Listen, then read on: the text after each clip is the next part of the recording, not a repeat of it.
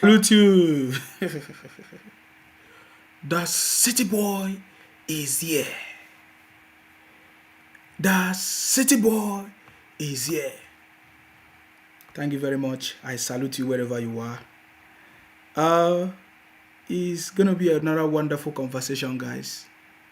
And I'm just gonna throw the mic open, guys, because there's a lot that we have said that is already happening. So I just want to respond. I'm gonna open the mic, guys. I don't wanna talk too much. I just wanna open the mic. So many of you have begun to see what we have been talking about. So I salute you wherever you are. Thank you very much for joining us. You see, we are in the winning team. And those people that have lost, they are already losers. But you know what? They have made up their mind to cause problem. They have made up their mind, you understand me, to say all kinds of things, to do all kinds of things. I salute you guys. So I'm just gonna open the line because I want to hear from you guys. There's the news is everywhere. Everybody is like, okay, this is what we have been talking about. I salute you. Thank you very much for joining us. It's gonna be another wonderful conversation, guys. Trust me. We are gonna open up the line. You can call in and make your contribution as normal, of course. This is the City Boy movement, guys. You are free to join us. The City Boy movement. What we are doing here is to make sure that we continue to preach the message of salvation. We preach the message of peace, unity, prosperity, development. So if you want to be part of the City Boy movement, you are free. You can just send a message to the number on the screen, and I will be able to send you the Telegram link. That link is just temporary for our Telegram group. But the City Boy movement, our major focus is to support the president-elect, His Excellency Asiwaju Bola Tinubu. Our major aim is to support the presidency of Asiwaju Bola Tinubu. That is our major aim. So we are going to promote the message, the programs, and we talk about everything about Asiwaju Bola Tinubu. That is what we are here to do. And then we also debunk the lies, the fake news, the propaganda of some of these terrorist organizations like IPOP, Biafra. Today, Labour Party is IPOP. I told you guys before, I believe that you have confirmed it. I believe that you have confirmed everything we have been saying. That Labour Party, guys, is IPOP. They are Biafra people. They are the same people. As you can see all over the place, the only people complaining, shouting, I don't know whether they are protesting or whether they say interim government, they are all Igbos. Igbos are the one running IPOP. They are the one running Biafra. They are the one running Labour Party. Are you getting me? So I believe you have confirmed it.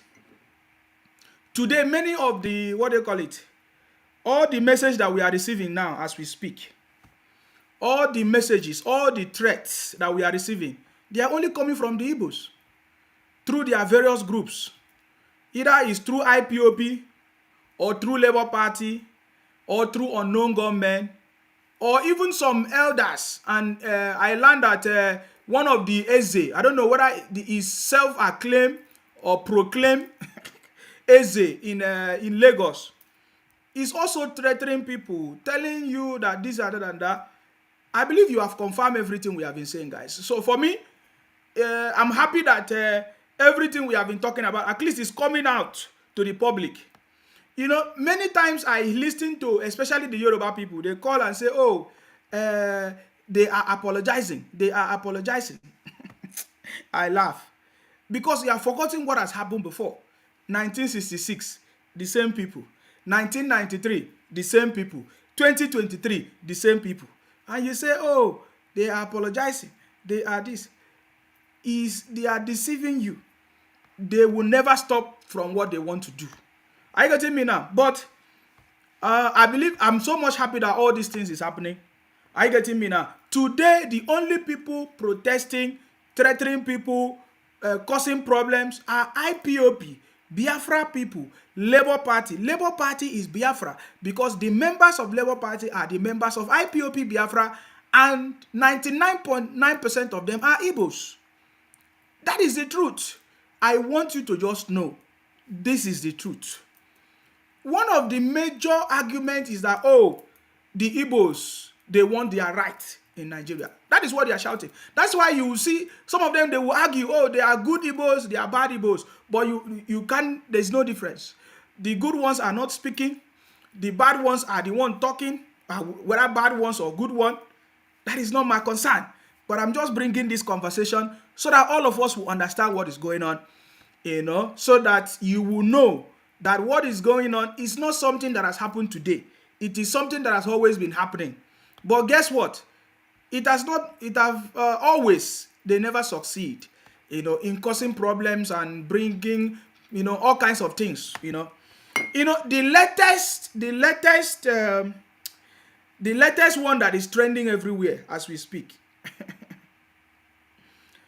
The latest one that is coming out as we speak, many people are sharing it to me. I said, why are you people sharing it? There's a video that all of them are sharing. I said, why are you sharing it? Somebody say intelligence report. I laugh. Because when we said it many times long, I believe the videos are there. All the videos we have made, all the videos we have made on this is still there. Go and check the time, the date. We made these videos long time. So now it's getting very, very obvious. Everything we have been saying, guys. I don't know if you have seen the video that is trending now. People are talking about it. I salute you. I see all of you. Fumi Yiwa, Ugo Chinyelum Prince. I salute you. Abdullahi, Mamadu, Mamada, Kennedy, Olowale, Temple. I see all of you. Thank you very much, guys. I will not be able to mention all your names. Yakubu, Rasak, John King. I salute all of you. Are you getting me now? I salute all of you. You see, for me, one thing that I'm happy about is that the federal government is now becoming proactive. They don't wait until something happens before they react. They are already taking steps. Are you getting me now?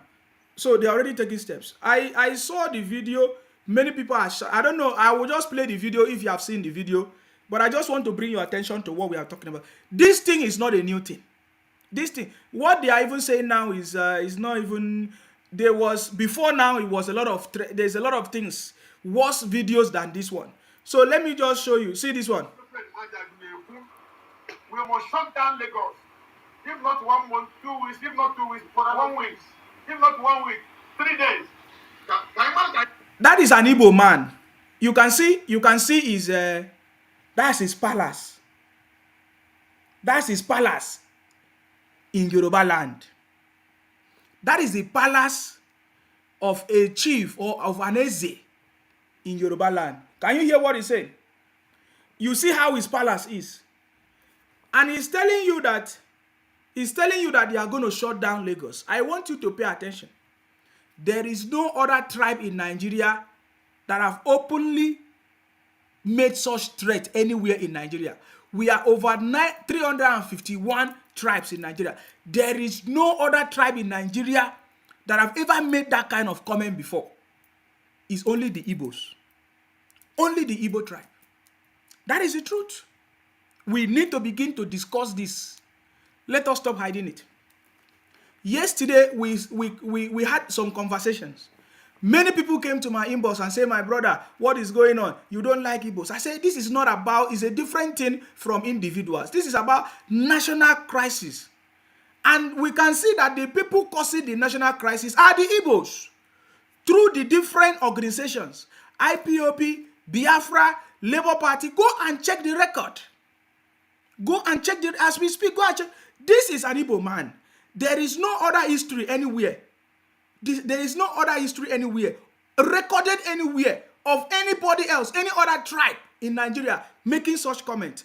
And guess what? This chief, Eze, in Lagos, in Yoruba land, is living in Lagos. But did you hear what he said? I want you to pay attention to it. But I believe that the federal government is already on it because all of them are under investigations. we want to identify them. Sometimes they don't understand.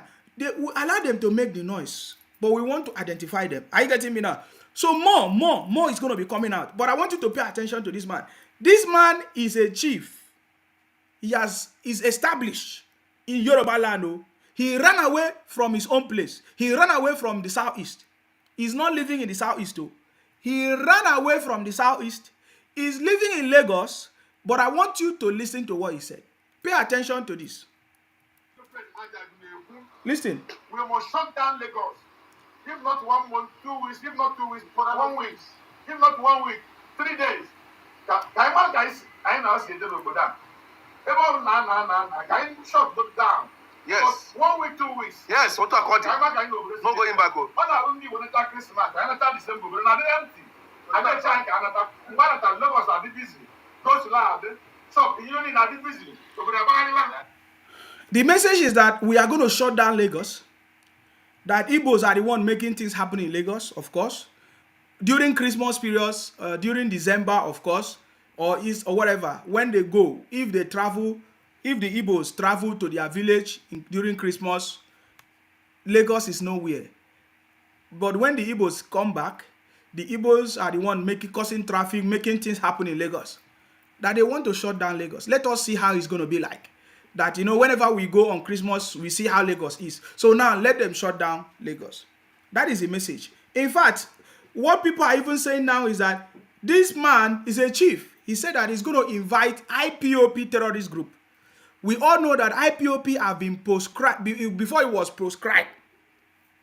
Now it has been declared a global terrorist organization. Number 10 deathless terrorist organization.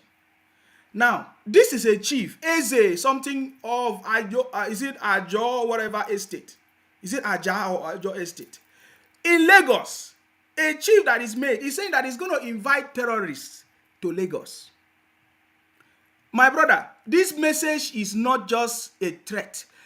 What it means is that the terrorists are already in Lagos. The IPOP people are terrorists. They are already there. They are the ones that burn down Lagos. They are the one that burned down the BRT buses. They are the one that burned down TV stations. They are the one that burned down, what do they call it? They say let them go and burn down Tinubu hotels. They are already there. The terrorist group are already the IPOP. I want you to pay attention when the man is good. He said, we are going to invite terrorists into Lagos. What is the aim? They want to shut down Lagos. They have succeeded in shutting down economic activities in the southeast. So now they are bringing it to Lagos. You see, when I made this video yesterday, the video I did last night, I didn't even see all these ones. I didn't even see this one. More is coming, guys. And just know that more is coming. But what I want to let you know is that Asiwaju Bola Tinubu is also coming. You understand me? None of these things can stop it. But the reason why I'm saying it is because of the innocent Igbos of the Igbo that will suffer the consequences of what is happening right now. Because what is going on now, they might be taking it as play. Are you getting me now? But the consequences will be very, very detrimental. The consequences of making such statement like, oh, we want to shut down Lagos, it will be detrimental. As I'm doing it, they say, oh, Isima, you don't like the Igbos, you hate the Igbos. But that is not true. I am the one that like the Igbos more than every other person. Even the Igbos themselves, because I'm letting them know that what few of these people are saying, because the Igbo will argue that, oh, it's only some few percentage of these criminals on social media that they do not represent the interests of the Igbos. I want to ask you, this is an Eze, an elder in Igbo land, making such statement, my brother. We have seen several elders. We saw, Chief Anwanyahu and everything. In fact, so many people are saying that what this chief is saying in Lagos is a confirmation of what Chief Anwanyahu said last time, or was it last week?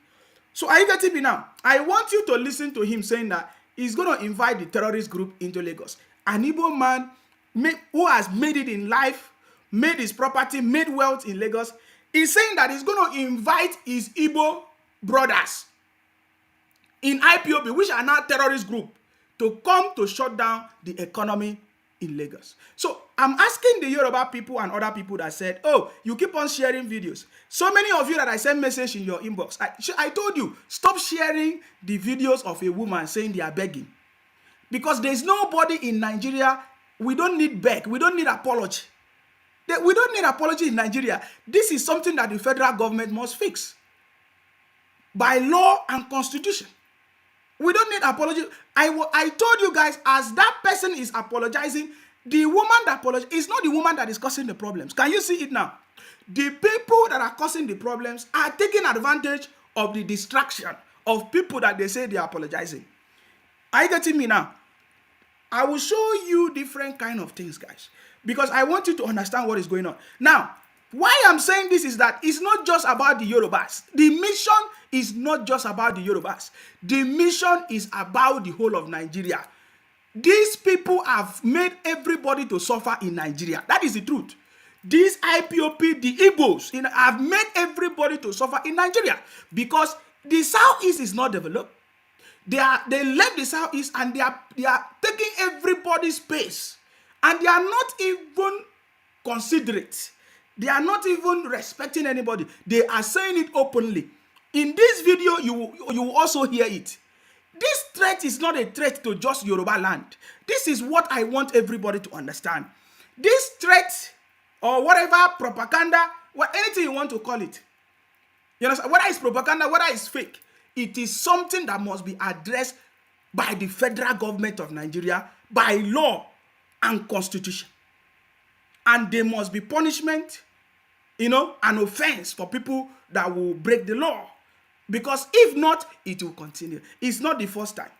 So this issue is not about just Lagos. But you see, the target here is Lagos. But the focus is not just about Lagos. I'm going to allow this man to say whatever he wants to say. But I want you to pay attention to when he said that he's going to invite the terrorist group, IPOP. Everybody have seen that IPOP is a terrorist group. It has been proscribed. And not just a terrorist group, the most deathless terrorist group. Are you getting me now? The number 10 most deadliest terrorist group in Nigeria.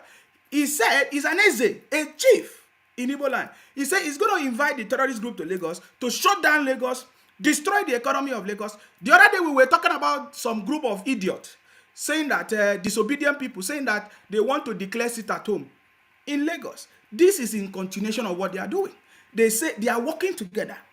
This came after, just a week after Chief Anyanwu or Wanyanwu said that the Yorubas in Lagos, they are rascals. They are just political rascals, that we are going to deal with them. After that week, they declare sit at home. They say, oh, they want to declare sit at home in Lagos. I want you to understand this thing. Don't take it for granted, guys. And every other tribe in Nigeria must learn and understand what is going on in Lagos and know that you are not exempted. It doesn't matter wherever you are. This has always been something that has been going on for years. 1966, it happened. 1993, it happened. 2023, the same people are doing it. Are you getting me now? Now, when we say this now, they say, oh, Insima, you don't like this person. It's beyond that. It's about our national interest, and that is what we are talking about. Are you getting me now? Pay attention to this. We must shut down Lagos. If not 1 month, 2 weeks, if not 2 weeks, for 1 week. If not 1 week, 3 days. Guys, I know say they go down. Everyone can shut down. Yes. 1 week, 2 weeks. Yes, what according. No going back. What are only when it's Christmas? I understand December, but now they empty. I don't think Canada. Lagos are busy. Those who are there, shop in Union are busy. Over the Biafra, and not the Corona sign now. We will stop this. This will stop. Period. This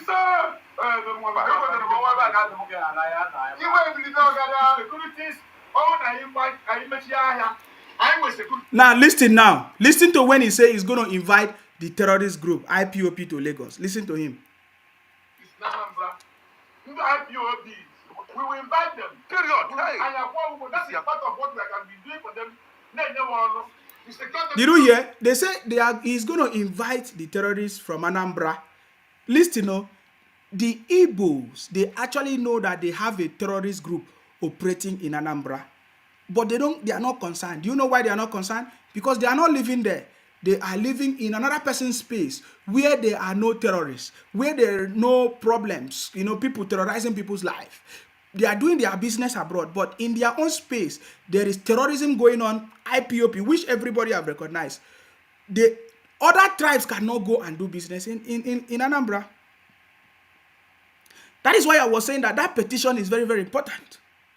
Are you getting me now? The petition to the federal government of Nigeria, why they keep sending federal allocation to the state in the southeast, there is no development. They are not trying to stop the criminality. Why the people from the southeast are migrating all over the other part of the country, causing nuisance. Even a chief in Lagos is also causing nuisance. He said he's going to invite his brothers from Anambra, he specifically call it. So it's not that it's something that is they don't know. They know about it and they are proud of it. If you are not proud of it, you won't do this. They are proud. I want to play it again. He even said that yes, maybe even if they don't have job, at least we can create job by inviting them to come to Lagos, so that they will come and protect their shops. That is what he said. He said so that these IPOB people can come and protect their shops. I want you to pay attention to this. Securities, I was securities in Anambra. IPOBs, we will invite them. Period. That's part of what we can be doing for them. We secure them jobs. None of IPOBs have done. They have no jobs. Those IPOBs, we all attend all our shops and we have to pay them. We have to mobilize for that. We have to do that. We must have our own security so that they will stop attacking us in the midnight, in the morning, in the afternoon. They will stop attacking us in emergency. Yes. When they discover that we have our own security, before they will come, they will know that we have our own men there. So did you see it? Now, the conversation that he's trying to put across now, because I have to make sure that I explain it, because I'm not, so that people will. Now, what he's saying now is that their shops in Lagos is under attack. That because their shops in Lagos is under attack, that they need to invite IPOP from Anambra to come and protect their shop in Lagos. Now, I want you to understand what is going on. We have said it earlier on before that the aim of IPOP, their aim is to destroy the economy of the country, run a propaganda, fake propaganda, blackmail the government in order for them to have something to use as an excuse to continue to propagate their criminality. Now, they have seen that they have been causing disruption in the southeast, or disruption or economic whatever. Nobody is talking. Nobody is interested in what they are doing in the southeast. Now, what they want to do is to take it to Lagos. Now, they want to take it to Lagos by telling you that, because our shops are under threat. So, therefore, they are bringing terrorism into Lagos to gradually turn Lagos into Anambra. They said it by themselves. They say that the purpose of bringing either sit at home or IPOP to Lagos is to, what do they call it? Collapse the economy of Lagos. The reason why I'm saying this is because I know that there's a government in Lagos. You might take all these things as empty threats, and some of you say it's empty threat. You know, the government in Lagos must understand that IPOP is a terrorist organization, and they don't just care of anything. Their major aim is to destroy the country. They believe that when they destroy the country, that this is what is going to help to get Biafra. That is why Mazi Nnamdi Kanu himself, the leader of IPOP, say that Somalia will be better than Nigeria. I can play it to you or for you if you don't understand. So I want you to begin to understand. Don't think that they care about anything or their business, because I'm hearing some of you say, they are the one, they have business. Let us see how the Igbos are going to live. When I listen to you, I understand that you don't know what you are doing, but I just keep quiet. The Igbos, they set up IPOP. What did they do first? I want you to get it now. Listen to my conversation. They set up the IPOP. Where did they start from? They started from their own land. If they can destroy their own land, destroy their businesses, burn their shops, do you want me to show you the videos?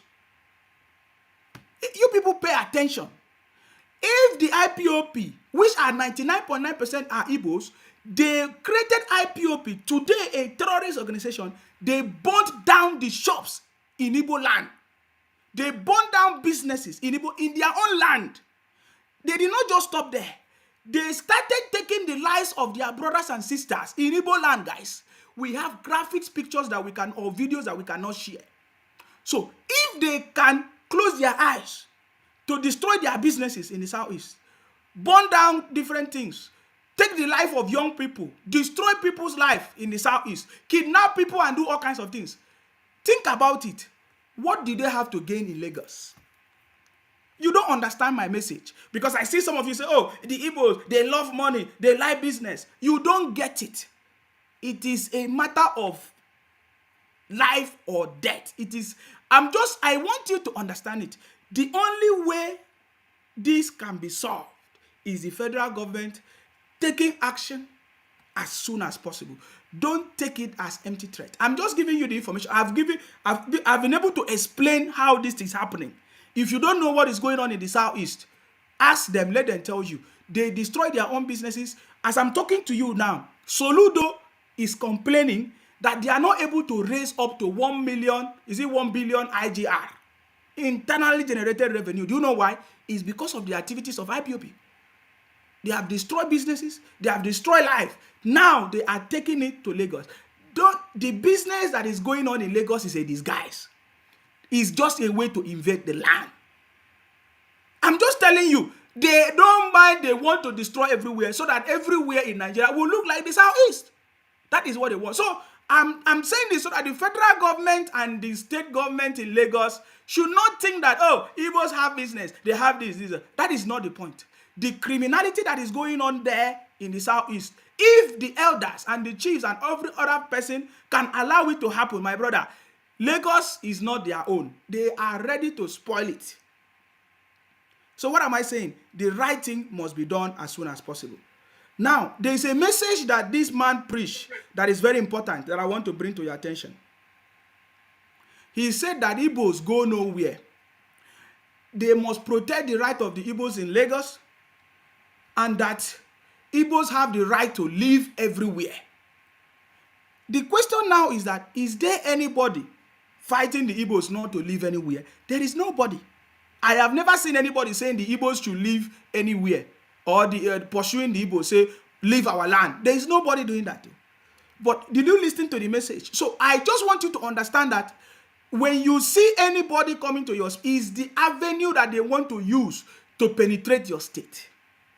Today, these people, this group of people today are shouting, these Igbos now, this specific type of Igbos in Lagos are shouting that, oh, they must protect their right in Lagos, is because they are living in Lagos.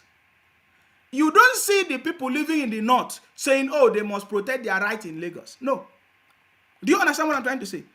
I want you to pay attention. So, this other part of this video is to let others in the country to know that this is not just about Lagos. It has always been like that. Are you getting me now? And then what is the solution? Are you getting me now? You never fight Yoruba. Listen. Not two people that are Yorubas. When we decided to vote where you want to vote, you cannot force someone to vote where you don't want to vote. You cannot force yourself to be a leader. When you want to be a leader, the community, the entire town, the entire state will bring you out and say, come and lead us. When you are forcing yourself to lead, that means you have a state in your command. So I want a party to collect money anytime from anybody. And a party to become one Nigeria and let people come to stay in Lagos. Any part of Nigeria, people must be there. Yes. Did you hear that? Any part of Nigeria, Igbos must be there. I see comments like I see comments from Kingsley Oshman. My brother, he said, in Sima, you are a disgrace, but your doom is near. No problem. Why are you crying on my page? Can't you see that you are a criminal, you are a thief, you are a terrorist? Why are you crying on my page? You say my doom is near. You are still typing and commenting on my page. Can't Can't you see that this is a proof that you're a criminal? Now, this one said, Nolly boy. He said, I'm helping you because just for you to know that what I'm doing is not, you cannot even stop it. He said, my Yoruba brothers, please go to this guy page. You will see when he's praising Biafra. One day, this same guy will be against you. You see, it is my page. Oh. The videos are there. That is how I tell you, these people are a bunch of criminals. They are terrorists. They don't even know it's my page. If I'm hiding anything, I'm supposed to delete it. It's my page. I want to show you that they are criminals. You see, what they do is running propaganda from here to here, looking for how they can use people's head to join together. You understand me? That is what they have achieved. That is what they have been doing for ages, from generation to generation. I get it now. So, Nolly boy or whatever, you can't even use your real name because you're a criminal. He said, my Yoruba brothers, please go to this guy page. You will see when he was praising Biafra. One day, this same guy will be against Yoruba. You're a criminal. You are a thief. You understand me? I want you to show, because do you know why they are crying? Because they know that Nsima know everything that they are doing. I was working with them. Until when I discovered the criminality. I was working with the IPOP people until when I discovered the criminality. When I discovered the criminality, I came out and exposed it. They sacked me 4 times. So they know that I know what I'm talking about. Are you getting me now? That is why you see all of them panicking. This chief said that Igbos must be allowed to stay in every part of Nigeria. Ask yourself why. But they are the ones saying they want to go. They want Biafra. But now they are telling you that the Igbos must be allowed to stay in Nigeria, any part of Nigeria. Tell me, why are they not interested to go and develop their own region?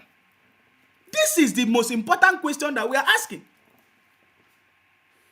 When we are bringing the attention that, look at the Southeast. What is going on in the Southeast? The reason why you are spoiling the country, running propaganda about Nigeria, that Nigeria is not good, is because your own space is not working.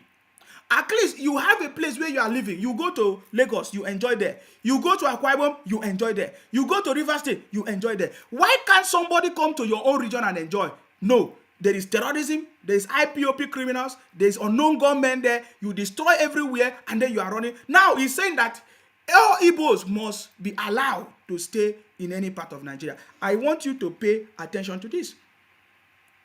I'm not the one saying it. I'm only analyzing what is going on here. You understand me? I'm only analyzing what is going on here. I am not the one that advised him to say it. This man said it by his own mouth. I was not there. Even the people that are listening to him, they are even hailing him. These are all Igbos. They think one way. There is nobody trying to correct them. There is nobody that thinks outside of it. That is why they continue the same way. People like Ijele, people like Blessdon, when you see them talk, they say they are saboteurs. Just like today, they are calling me saboteurs or betrayer. Because they just want you to think the same way that they are thinking. Criminal thinking. Criminals and terrorists. You see now, listen to this man, what he's saying. He's saying that Igbo should be allowed in every part of the country. The question is, are other tribes allowed to live in their own space? The answer is no. Because they use IPOP terrorism, they use unknown government to destroy people's life in the Southeast. Yet, they want to live in any other space in Nigeria. Yet, some group of them are saying they want to go. Who is stopping them from going? Pay attention to this. Listen, the party to collect money anytime from anybody. But the party to become one Nigeria and let people come to stay in Lagos. Any part of Nigeria, people must be there. Yes, he said. Did you hear that? Any part of Nigeria, Igbos must be there. So why are you causing problems in the country? Today you will say you want to do you want interim government. The same Igbo. And you want us to keep quiet.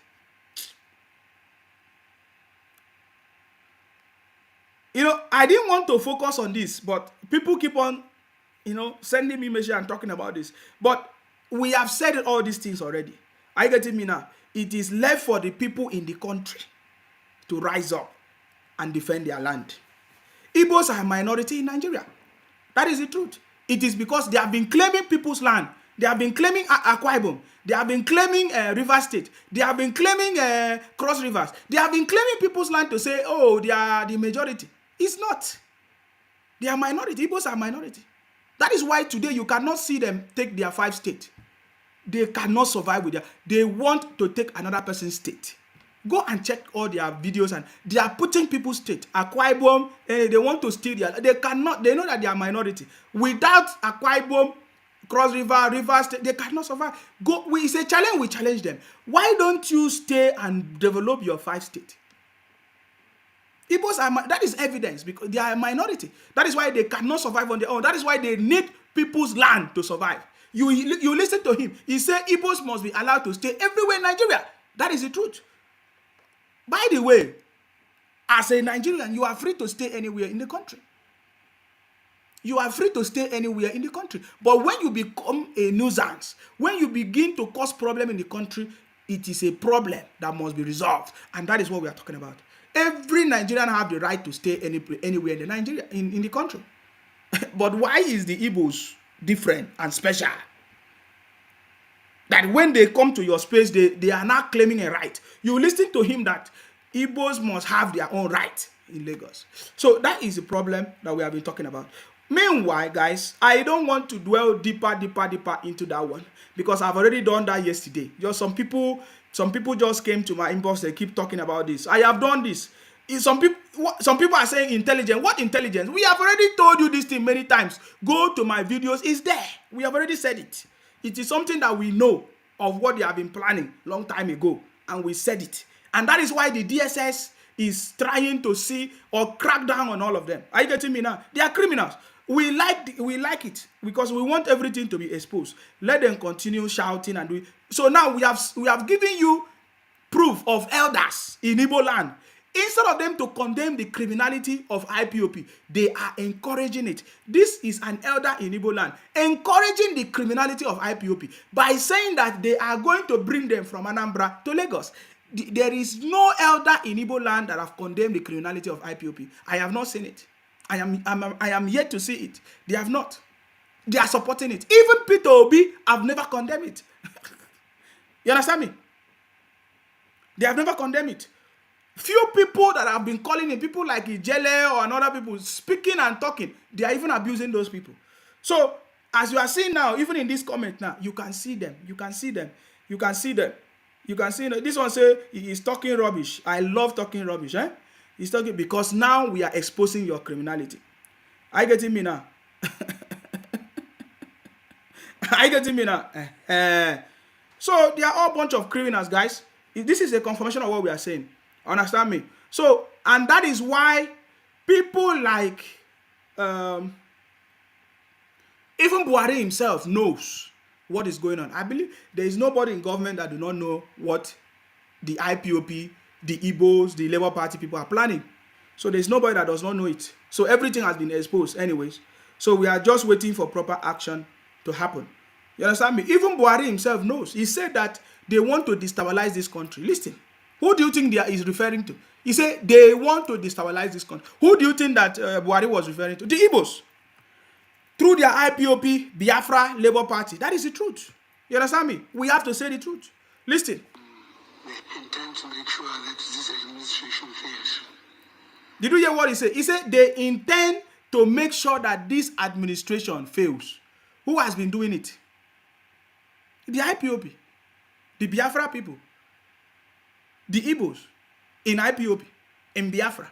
In Labour Party. Yes. He said they intend to make this administration, make sure that this administration fails. Buhari knows. Everybody knows. So it is you that is just reading it as if it's news or intelligent report. It's not something that happened today. And to some of you, I don't know whether you are Igbo or whatever, you say, oh, Nsima, you are supporting Yoruba. This is not about Yoruba. I'm not talking about Yoruba. I am talking about what is happening right now in Akwa Ibom that we know. I am talking about what is going on in Akwa Ibom as we speak.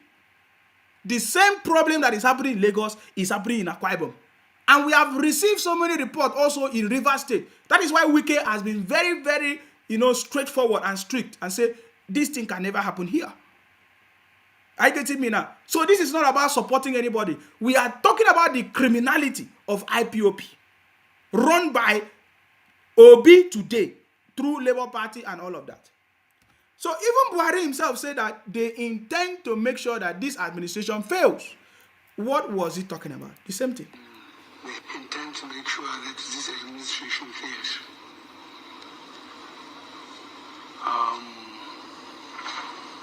I'm getting good intelligence report on daily basis. The question of insecurity in the country is being mentioned all over the world, not only here in Nigeria. But I believe there are Nigerians that will attempt at least to be fair by what I believed, that I will run the country according to the Constitution. Now, with all these people who want power, whoever they are, have they proved that I was not following the Constitution? Am I not leading the country according to the Constitution? What do they want? So whoever wanted diversion or destruction of the system at this point, I think will soon have their shock of their lives. I think we have given them enough latitude. They have made their case. They just wanted to destroy the country. Simple. Because what do they want? And we are concentrating on infrastructure because no country or institution can be developed without infrastructure. Now, for those of us who are unfortunately in the field for the 30 months of the Civil War, to see the carnage of how we kill ourselves, at least 1 million people, I think those that are misbehaving, they were either too young, they didn't know what happened. But for those of us who went through all these things, we can't understand. So we will treat them in the language they understand. So That is what I wanted to bring to the point. Buhari said, you understand me? Buhari said that we understand their intention. Their intention is to destroy the country. That is what we have been saying this for a very long time. Their intention is to destroy the country. That is what I've just said to you. I say, don't worry about the business. They say Igbos have business. They don't care. That is not what he's talking about. Their intention is to destroy the country. That is the point. That is what you must understand. Forget about every other thing that anybody is talking about. The major point is to destroy the country. It to cause problem in the country. But what I love the most is that, don't worry, you say we understand them. That we are going to surprise them. We are going to give them the shock of their life. We will treat them in the language that they will understand. That's it. That's all I want to tell you. Are you getting me now? And then, there is somebody that says something here. I want to bring it to the screen so that you understand what I'm talking about. These are the things that they learn in their secret meetings. Everything I tell you, just understand it. Okay? These are the things that they learn in their secret meetings. Now look at it. That is why whenever you hear them, they say United Nations to come and speak for them. Let us take it to United Nations. Look at it. Look at what they discuss. This is Biafra. You see? Interesting. White man do not buy your bullshit and your Boko Haram rubbish. You see? White man. They believe that it is the white man that will come and give them Biafra through United Nations and all of that. That is what if you listen, I'm going to bring the video. They say that, we cannot, Jagaban cannot be our president. Someone that cannot speak to the United Nations. Listen to my conversation, guys. If you are watching my program, I give you authentic information. You will hear the Biafra criminals, the IPOP criminals say, Jagaban, how is it the way he's going to speak in the United Nations? That was when the Bala Blue, Baba Bla, what they call it, Bulaba came they started talking about the Bolaba, Bala, Blue. They will not, after they finish, they say, oh, is it this one that will go and speak for us in the United Nations? They so much have this interest and believe that one day it is the United Nations or the white man that will come and destroy the country in order for them to get Biafra. Understand my message? Are you getting me now? This is what they discuss in their secret meetings. That is why you are seeing him coming to talk whatever he's talking about here. You understand me? You understand me? So that is what they discuss in their place, in their secret meetings, deceiving themselves. That is why most of their videos, you will see they put a white man. I showed you before. One of the videos, they say a white man is, even as I'm talking to you, some of them are even preaching it. They say what they respect a white man more than enough. The same white people that they have been accusing, but they believe that they are the one that is going to come and save them. Are you getting me now?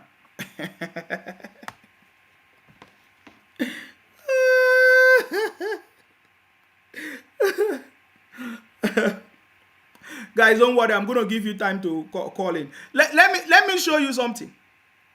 Let me show you something. I don't know. Most of you have seen this. Most of them have seen. We have told them that they don't know how to run politics. They will soon realize it. We are just waiting for the inauguration of the city boy. Are you getting me now? Look at the people that want to give you. See the people that want to give you a new Nigeria. There is already crisis among themselves as we speak. There are lots of crises among themselves as we speak. So these are the people that want to give you a new Nigeria.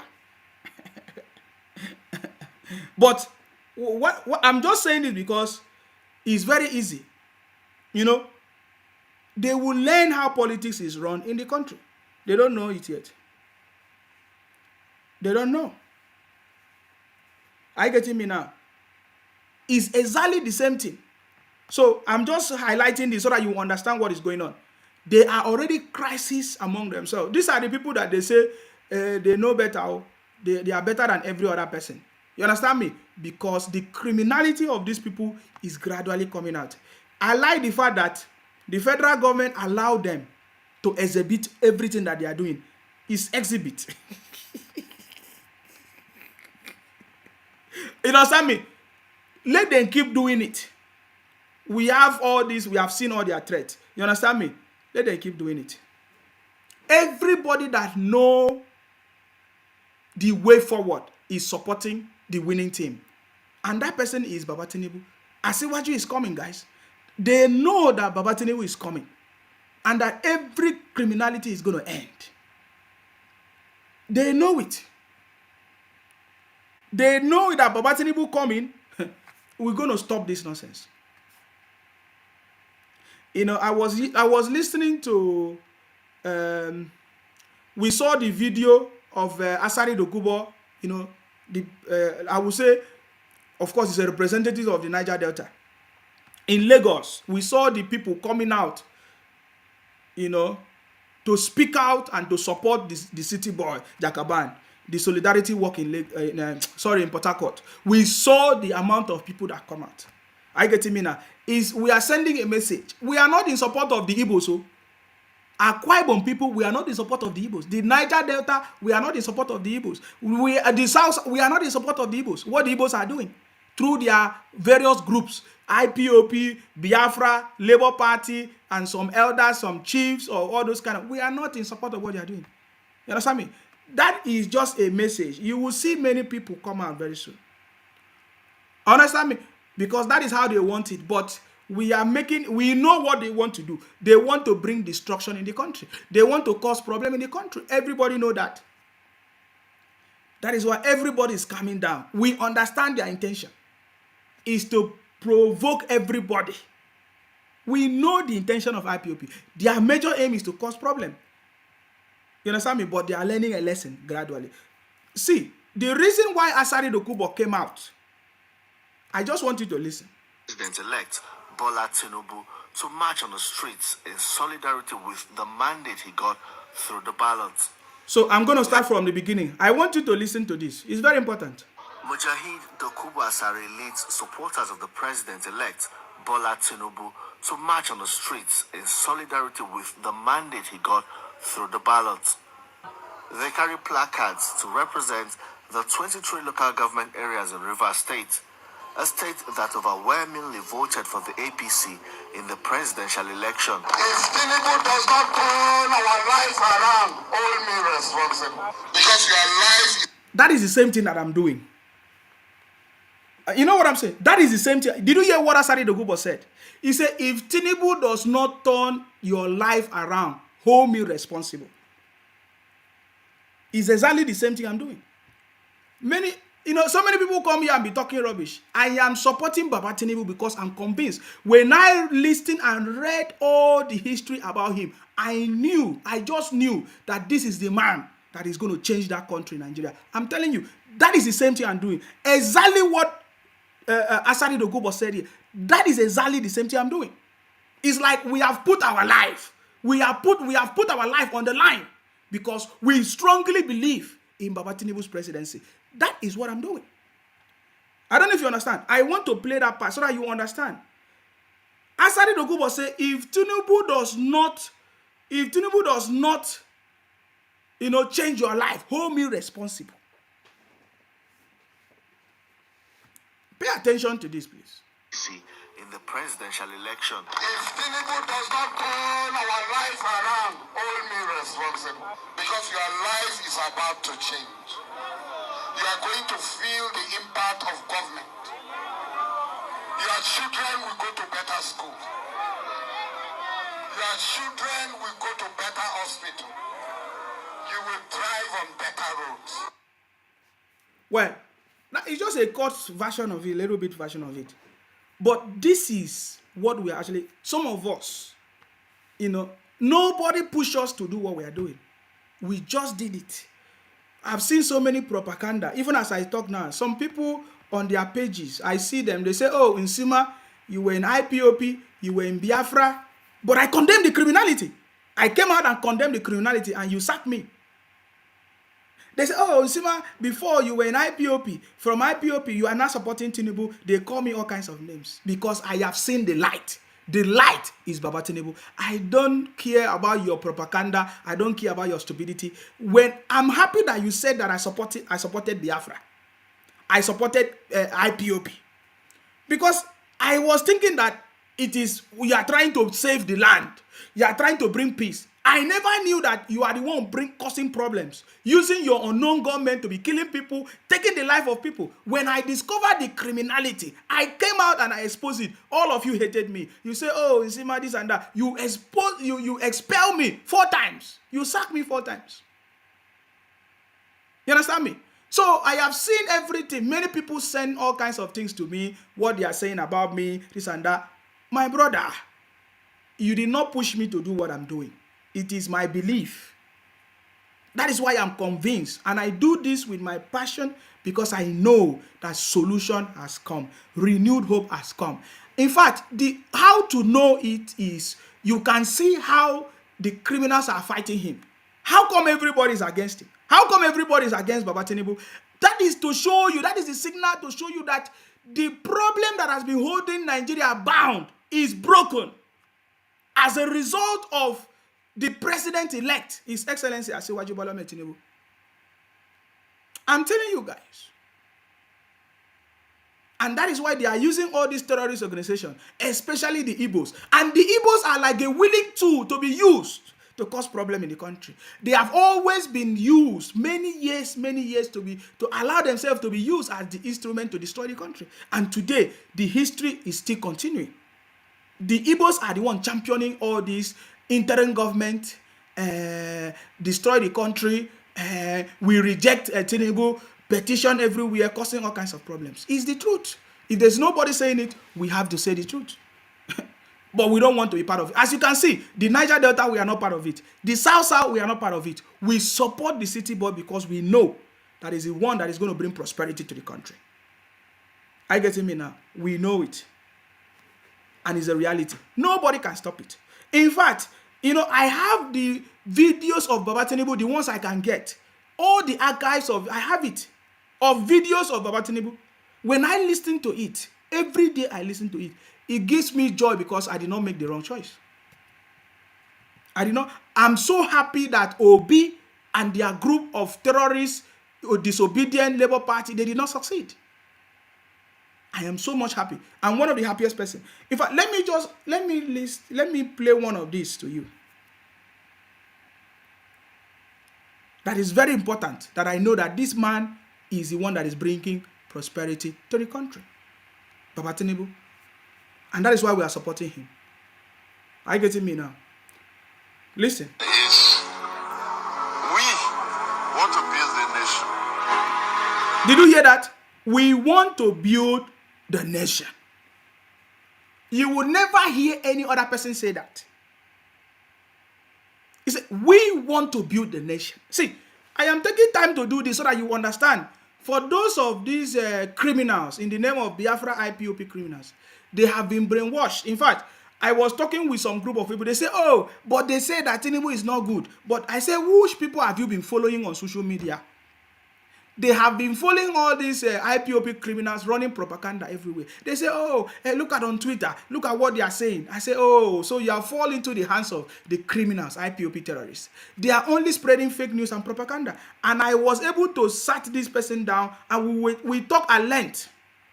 And I believe that we were able to convince this person to know that all the things that they have been listening and reading on social media are fake propaganda of IPOP terrorist organization. Most of them don't even know that IPOP is a terrorist organization. You understand me? The city boys say, we want to build this country. He has been doing it consistently for 30 years. That is a man that is consistent, guys. And it was these same obedient people that draw my attention to Baba Tinubu. And that is why we are also saying that all these their criminalities, all these their propaganda has helped us to read more, to study more, to research more on who Baba Tinubu is. And that is why you are seeing me convinced the more to do what I'm doing. Every day I'm being convinced because every day I read and I discover the things that he has done before and I listen to him. It is not just forming. It's not just telling you now because he's contesting for election. It is his principle and he has always been standing on it for a very long time. Even when he did not have a lot of support from people. You understand me? So the city boy said, we want to build this country. That is why we are supporting him. Are you getting me now?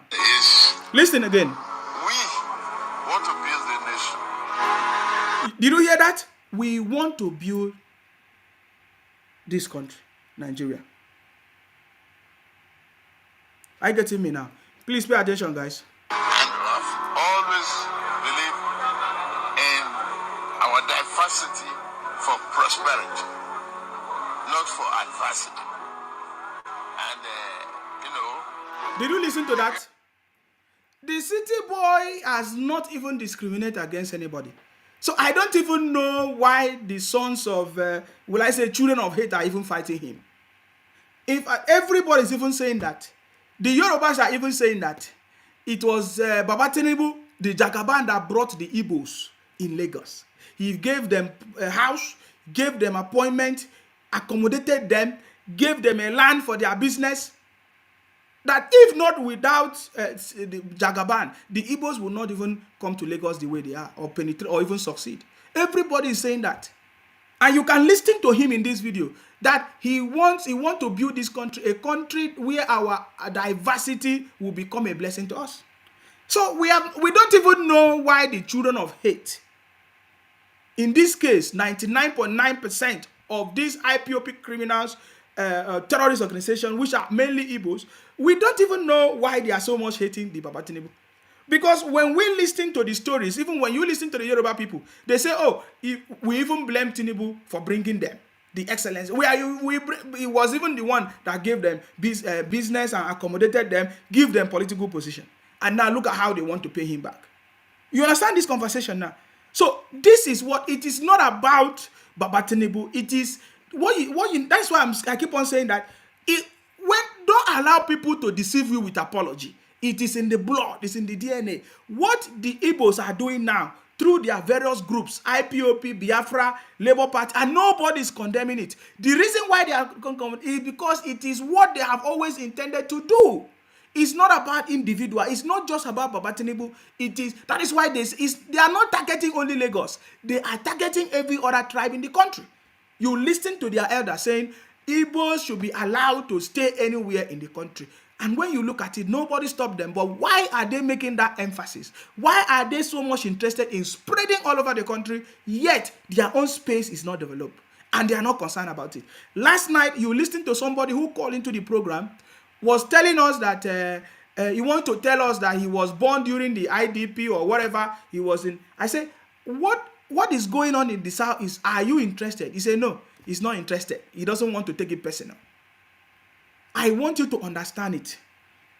So don't just think that it's about Baba Tinubu that they hate. It is they want to destroy the country. That it has always been there. They want to destroy the country, except they become president in the country.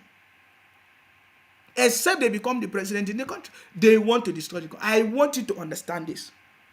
And the problem is that the more they keep doing this, is even making people not to trust and focus on it, or give them opportunity, because we have what has happened before. Nobody wants it to happen again. Are you getting me now? So the city boy is telling us that he wants to build this nation, this country, where our diversity will bring development to the country. So I don't even know why they are focusing on Baba Tinubu, when he has said that he wants everybody to live everywhere, embrace our diversity, And then when you look at what has happened in Lagos, it was even Baba Tinubu that gave the Igbos the opportunities that they have today in Lagos, together with other people, of course. But it was Baba Tinubu that introduced the Igbos into the cabinet of Lagos. There have never been any hatred of Baba Tinubu on the Igbos before. So, but why? It is beyond what even them they can explain. It's in the blood. It's in the DNA. Their major aim is to cause problem, dominate everybody. If you are not strong, they will dominate you. You understand me? Just like what they did in the north before. Look at this one now. This one said, Obinna, you can see, is another terrorist. He said, just using us to make money online. You understand me? He said, just using us to make money online. Because that is what their brothers are doing in the name of their Biafra. They know it.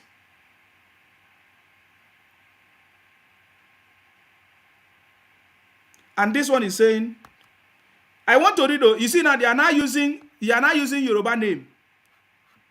Are you seeing it? Abiba Alayu or whatever. He said, I wish people would press ignore button for this guy is sick and need help. You can see that every day he's on this chat doing that. If nobody answer him, he will go to his Oga, Minister of Dirty. I don't even know what they are talking about. Are you getting me now? They are a bunch of criminals. You see all their comments. It's about money, job, money, hate. Will threaten you. You will die soon. You will see. Nothing else. I'm giving you example so that you will understand what I'm talking about.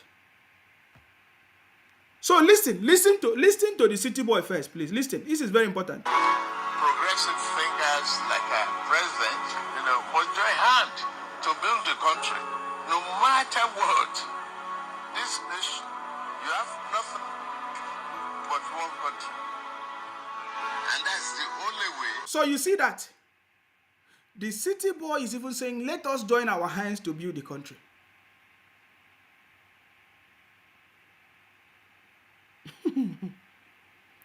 That is the intention of the city boy, guys. This is the same message he has been preaching. This message I'm playing now is not during this 2023. It is something that the city boy has been preaching for a long time. It's not Obi that just came out the other day and is telling you want to change the country from production to consumption to production. Yet he couldn't do anything when he was a governor. So these are opportunists. Obi, that one is a failure. Obi is a boy. We don't even talk about that one because we know he failed woefully. They fail woefully, and the only way to cover up the shame is to bring fake people on social media and say, oh, I gave them money. I gave this lady money to go and start cake business. When we discovered it, we know that it was one celebrity, a well-known celebrity that will be used to cash cloth, or I don't even know, or it was deceiving people.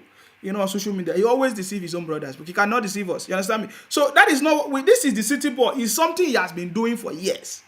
It's not just pretending or forming. You understand me? So this is what we are talking about, guys. And I want you to pay attention. Somebody say there is no sound. Go and check your sound. Go and check your sound. These guys are criminals. I'm telling you, any tribe in Nigeria must not take it for granted. It is not just about the Yorubas. It's about your own space. If you are from Akwa Ibom, just know that the Igbos, through IPOP terrorist group, Labour Party today, disobedient, they want to take over your land. That is their mission. You listen to the Eze. He said it. They should be allowed to stay every place. Okay, fine. Nobody has been pursuing them. Stay wherever you want. So, but why are you coming to say you want to claim your right in somebody's own land? That is how you need to understand. You understand me? That is their intention. It's nothing else. And their brothers know.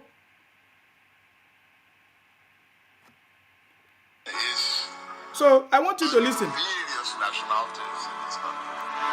It's not that. Wait. He said various nationalities in this country is not bad. He even support it. Listen. Way that can stimulate growth and understanding among various nationalities in this country.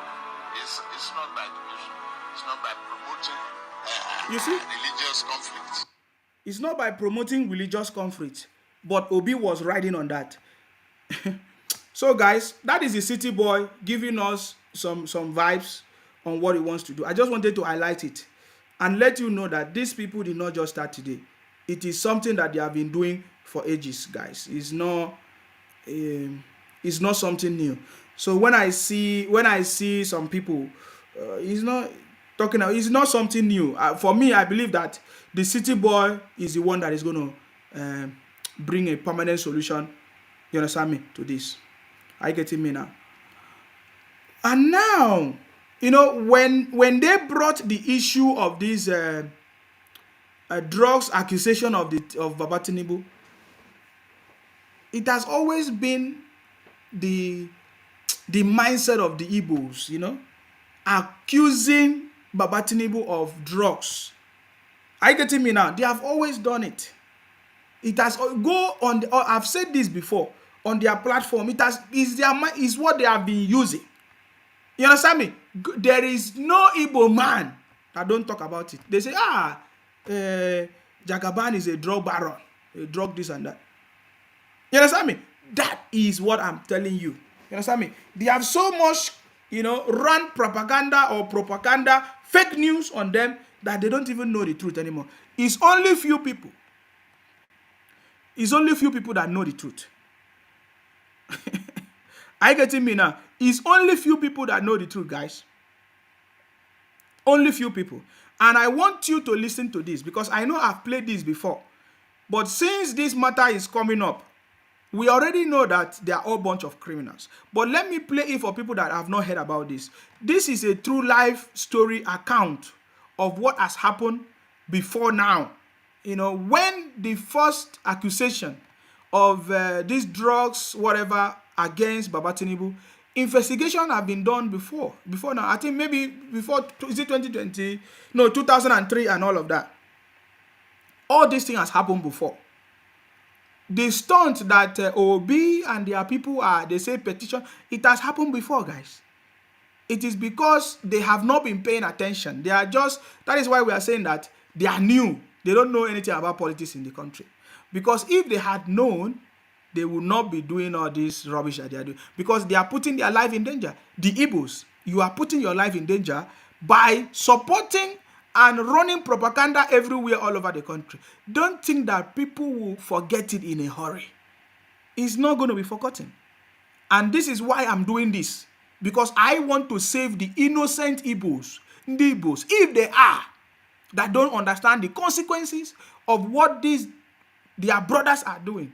through IPOP, Biafra Labour Party, what they are using, what they are doing. You might not know the consequences of what they are doing. I want you to listen to this account. This is a real life story, not just, will I say, eyewitness story of Baba Tinubu, who Baba Tinubu is and everything. I want you to pay attention. This is a man that knows or that knew Baba Tinubu a very long time ago, and I want you to listen to the account of his own account of the story of this drugs accusation or whatever. I want you to listen to him, please. Hi, my name is Akiba Biola. I would like to indulge your audience for a minute or so to weigh in on the current controversies about His Excellency Asiwaju Bola Ahmed Tinubu. I can tell you categorically that all the talks about Asiwaju involvement in drugs and money laundering in the US are pure nonsense. There is no iota of truth to any of them. How do I know? I was the one who facilitated Asiwaju's asylum visa with the State Department in 1994. I was working for a U.S. intelligence agency in Washington, D.C. at the time. I was also a special agent for the FBI.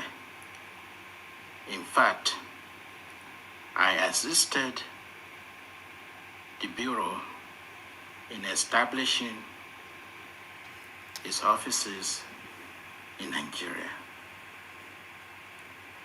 Due to my position at the time, I helped several Nigerians who flew Nigeria due to the political crisis and came to the US. I was able to obtain entry visa for so many of them, and some with asylum visas. That was a very dark period in the history of our country. I met with my colleague, Mr. Ed Atkins, who was the desk officer for Nigeria at the time regarding His Excellency Bola Ahmed Tinubu's case. Mr. Atkins dictated a letter to me and asked me to put that letter on our organization's letterhead. Our organization at the time was Nigerian Democratic Movement, in which I was one of the founding members. He directed me to fax the letter to the US ambassador in UK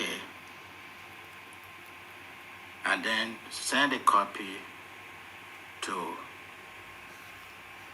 Asiwaju himself. Right there in my presence, Mr. Atkins picked up the phone and called the US ambassador in UK and made an appointment for Asiwaju for 9 a.m. the following day. He told me to call Mr. Asiwaju and tell him about his appointment with the ambassador. When I got home, I tried to call Asiwaju. I was told he was in a NADECO meeting. And that meeting went on until about 3 a.m. UK time when I finally got hold of him. I told him about the appointment and I sent him a copy of the letter by fax. That was how dedicated Asiwaju was to democracy as one of the leaders of NADECO. Most of them that were in London at that time will have meetings almost every night to late hours. The same thing with those of us in the US. There was no information of any kind in Asiwaju's file with the State Department about drugs or money laundering. No warrant has ever been issued against Asiwaju. He has never been arrested for drugs or money laundering. He has never been charged. He has never been prosecuted. He has never been convicted for drugs and money laundering in the US or anywhere in the world for that matter.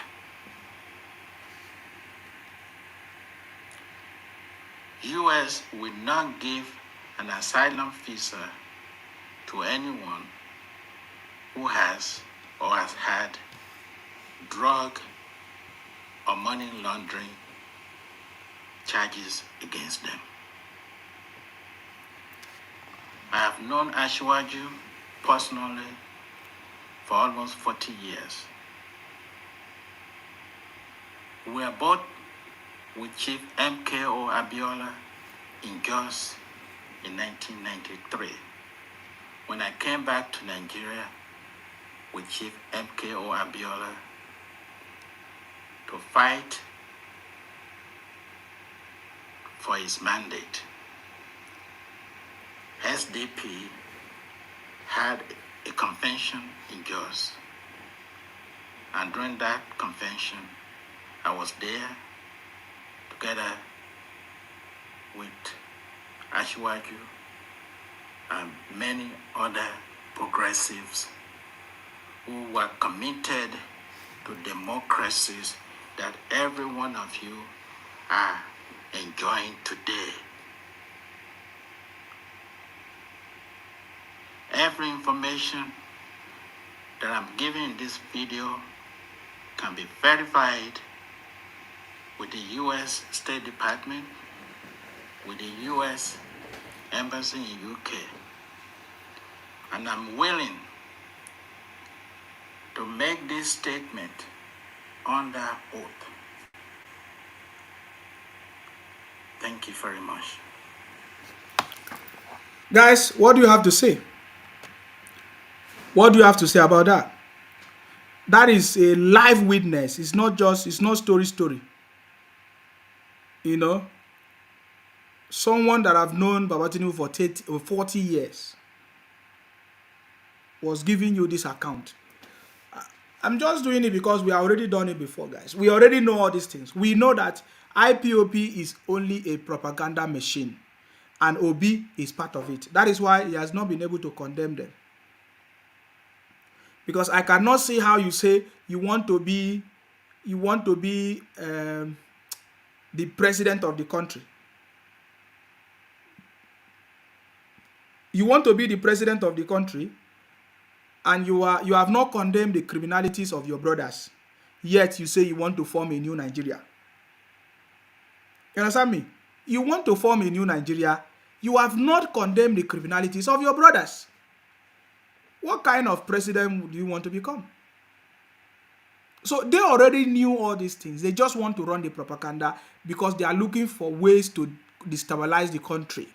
And they have failed and they continue to fail. Even Buhari himself knows. Everybody knows that the Igbos, through IPOP, Labour Party, they want to cause confusion in the country. That is why they are the only ones shouting. They are the only ones shouting. Nobody is supporting them. Are you getting me? Nobody who is supporting criminals. I listened to this video. They say they are calling on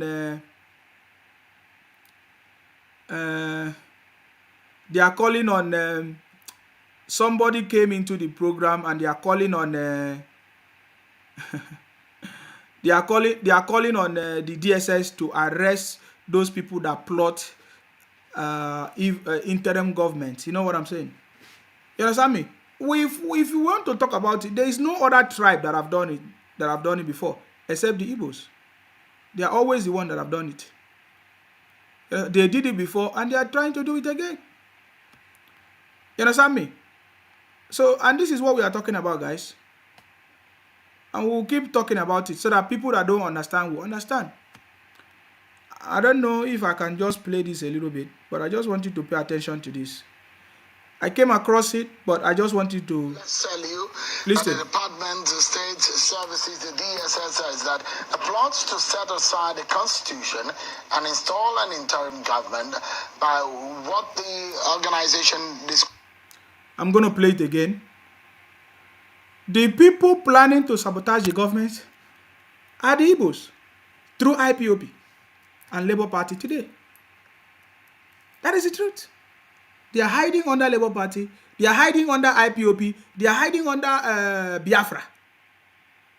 Today, they are even coming out to speak that they will invite Biafra, Labour Party to come and destroy the country or IPOP, whatever. So this is the news. This is not... Who is this news that came out? Who is responsible? Who are those responsible? The Igbos. Through IPOP, through Biafra, through Labour Party. And Peter Obi is the champion. He's not saying anything about it. He has never condemned it. Did you see Obi write any statement condemning the interim government or whatever? Because he is part of it. Listen to this. Thank you so much, everyone, for staying with us. So let's tell you that the Department of State Services, the DSS, says that the plots to set aside the Constitution and install an interim government by what the organization described as misguided political actors is real. The DSS spokesperson today, Peter Afunaya, released a statement where he says the DSS has vowed that the secret police will use all arsenals at its disposal to frustrate such plot. The secret police is also saying that some key players in the plot for an interim government in Nigeria have been identified. In a follow-up statement... Did you see Obi condemn it? Obi is not condemning it. It's not... If not, only criminals would demand for interim government in the country. And I like when somebody called into the program yesterday, say, look at the people that say the armies and is it the army? They are the one killing them. Now, they are the one that is telling the army to come and form an interim government. And just like somebody commented here, an interim government in a democracy or in a military government, that is why we know that these guys are a bunch of criminals. They don't even know what they are doing. They are so desperate that their desperation is taking them. They are going overboard and they cannot see it. Tomorrow now, they will start saying that somebody is marginalizing them. Somebody do not love them. You understand me? That is why we are doing. That is why I'm doing this. So that at least some people will begin to think. You might begin to put the blame on me. So Nsima don't like the Igbos. You cut my videos. But I believe that they are genuine Igbos. Real Igbos that are listening to me. And they understand what I'm talking about, that this thing is something that they can never forget. The damage and the destruction, the consequences of all these things that you are doing is something that will be very detrimental, that even the young generation to come in the future, they will be the one to suffer the consequences of this. You understand me? They will be the one to suffer the consequences. That is why I'm doing it, because I want posterity to remember me. I want posterity to remember me of what I have, trying to correct the Igbos. Because I have not seen anybody in the Igbo coming out to condemn the criminalities of their brothers, asking for interim government in a democracy where election was conducted and almost 9 million people voted for the president-elect. And just because their own brother lost election, they are plotting all kinds of evil. Only the Igbos are the one plotting it. Why? No, it's an important question. It's an important question. We should not ignore it. This is the reality. Why must it always be the Igbos championing it? In 1966, the Igbos, through Agu Ironsi, collapsed the regional government that things were working. 1993 again, when MK Abiola won, in fact, the most free and fair election, the June 12th struggle, it was the Igbos that secured a court injunction to try to cancel and nullify the MK Abiola's mandate. In 2023, 30 years after, the same story is about to repeat. The most important question that we should be asking is, why must it be Igbos? They will not think about that too. They will not discuss that. What you'll be hearing them talking, say, oh, in Sima, why is only you are talking about the Igbos, but you are the one causing the problem in the country. We have to talk about it. Very important, guys. So why must it be only the Igbos doing it? Today, they say they want Biafra, only the Igbos. And when they say they want their Biafra, they have their state where they speak Igbo or Biafra language. Why are they Colombine? They want to Colombine. They want to steal people's state. Akwa Ibom. Akwa Ibom have nothing to do with Igbos. But they want to steal Akwa Ibom and join with their Biafra. They want to steal River State and join with their Biafra. Why? This is the question we are asking. We are asking this question. Why are you stealing people's land? And the elders are not speaking up and say, this thing is not correct. Can you see why the criminality is going on? Because there is no elder that can stand up and correct them. The DSS had said that they did not quite mention any politician, but they say that some key players have been identified in the plots to cause an interim government in Nigeria. The DSS is also saying that the plot being pursued by these entrenched interests is not only an aberration but a mischievous way to set aside the constitution and undermine civil rule in Nigeria, warning that such will plunge the country into an avoidable crisis. In a statement by the DSS, they say, quote, the planners in their many meetings have weighed various options, which include, among others, to sponsor endless violent mass protests in major cities to warrant a declaration of state of emergency. Another is to obtain frivolous court injunctions to forestall the inauguration of new executive administrations and legislative houses at the federal and state levels. This particular matter raised by the DSS gets us talking tonight is a major issue that should concern everyone. What are the intentions of these people who are having these clandestine meetings to achieve an interim government? What does this mean? What are the possible implications of these, and what is the state doing to be able to ensure that there is peace in the land?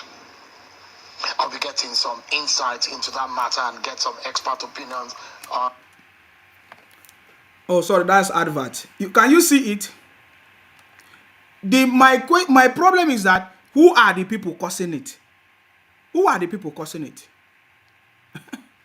At least we can see them saying it. We saw the protests, the videos they did. Igbos. Why? The question is why? Why must it be only Igbos? Why must it be only Igbos talking about Biafra and putting other people inside their Biafra? That is what we are asking. We need to dig deep into this conversation. Let's get some insight now. I'm being joined by security expert, in fact, a scholar in violent extremism.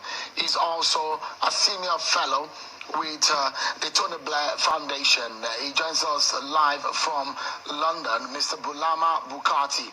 Thank you so much, Mr. Bukati, for joining us tonight. Give us a sense of what this means. Does this raise any kind of worry or tension in the land? Thank you very much, Sean. This is a very, very serious matter. As you alluded on the top of your introduction, what the DSS is saying is essentially that some people are planning to wage a war against Nigeria. This move is undemocratic, it is illegal, it is unconstitutional. Section 1 of our constitution is very clear that no, Nigeria cannot be ruled, neither any part of Nigeria can be ruled other than through constitutional means. And the only means recognized by the constitution is for people to win elections and to be duly inaugurated by the authorities stipulated by law. And therefore, it is unconstitutional. It is also criminal because what these individuals are planning is potentially what is called treason under our criminal laws, and it is punishable by death. It carries the death penalty, which shows that it is one of the most heinous crimes in Nigeria. Now, of course, the fact that this statement is coming from the DSS gives me hope, but also gives me concern. The concern is that the fact that the statement is coming from the DSS means that this is a very, very serious matter. It is a damn serious matter because we know that the DSS has never been reckless with statements like this. They are always serious, they are professional in what they are doing, and now that they are coming out with this statement, it shows that they do have hard evidence that some individuals are unfortunately planning to do something untoward, which will throw our country into chaos. Now, the positive side of the statement coming from the DSS is that since it came from them, it shows that the DSS and other security agencies are on top of the matter. And we know that the DSS has always been very good in gathering information and sharing it with authorities. And therefore, what we will call on security and law enforcement agents is to take this intel very seriously and to take all steps within the bounds of the law to rattle this illegal, unconstitutional, anti-Nigerian attempt. So, I mean, if you look at what this means, so you look at it, they stated it in that statement and said, part of it, the DSS clearly stated that these meetings have been going on for some time, and there are options. Guys, pay attention to what I said. You know, I said something before, but you are not getting it. I just want you to pay attention to everything we have been saying. You listen to the report. Even the DSS said we have been monitoring them. So when you see them come on, we are monitoring them. For the first time I said that I'm so much like for the fact that the DSS are taking action. They are very proactive. You know, they say that these meetings have been going on for some time and they have been monitoring them. I don't know if you understand me. As I'm talking to you, all of them have been identified, guys. It's very obvious. All of them have been identified. They have been monitored, and all of them are Igbos. That is my message. That is what I'm trying to say. And they are not even hiding it. You understand me? They are not hiding it in their criminality. All the videos that they are doing through IPOPO, through Biafra, through Labour Party, you check it. All of them are Igbos. I saw somebody, it's so funny. Let me just forget about that. The message is that the DSS knows. He said, these meetings have been going on for some time and they have been monitoring them. And we have already said a long time ago when they started plotting it, a long time ago, we said that these guys, this is what they are planning. You understand me? They have been doing it. They even said it by themselves. What's his name? That Ahmed came out and said it on television. He did not know when he said it. He did not know. Because somebody came and said, oh, he was briefed. You know, he's Hausa man now. Hausa people, they don't know how to lie. Or is it Hausa or Fulani? They don't know how to cover up. They don't know how to cover up. The Fulani, they don't know how to cover up. Hausa man, he don't know how to cover up. They briefed the man. They briefed him. And the man came out and said it on television. That if they swear in the city boy, or yes, during the inauguration, that there will be no Nigeria. It is what they have planned. You saw all the chiefs, what they have been saying. You have seen another one.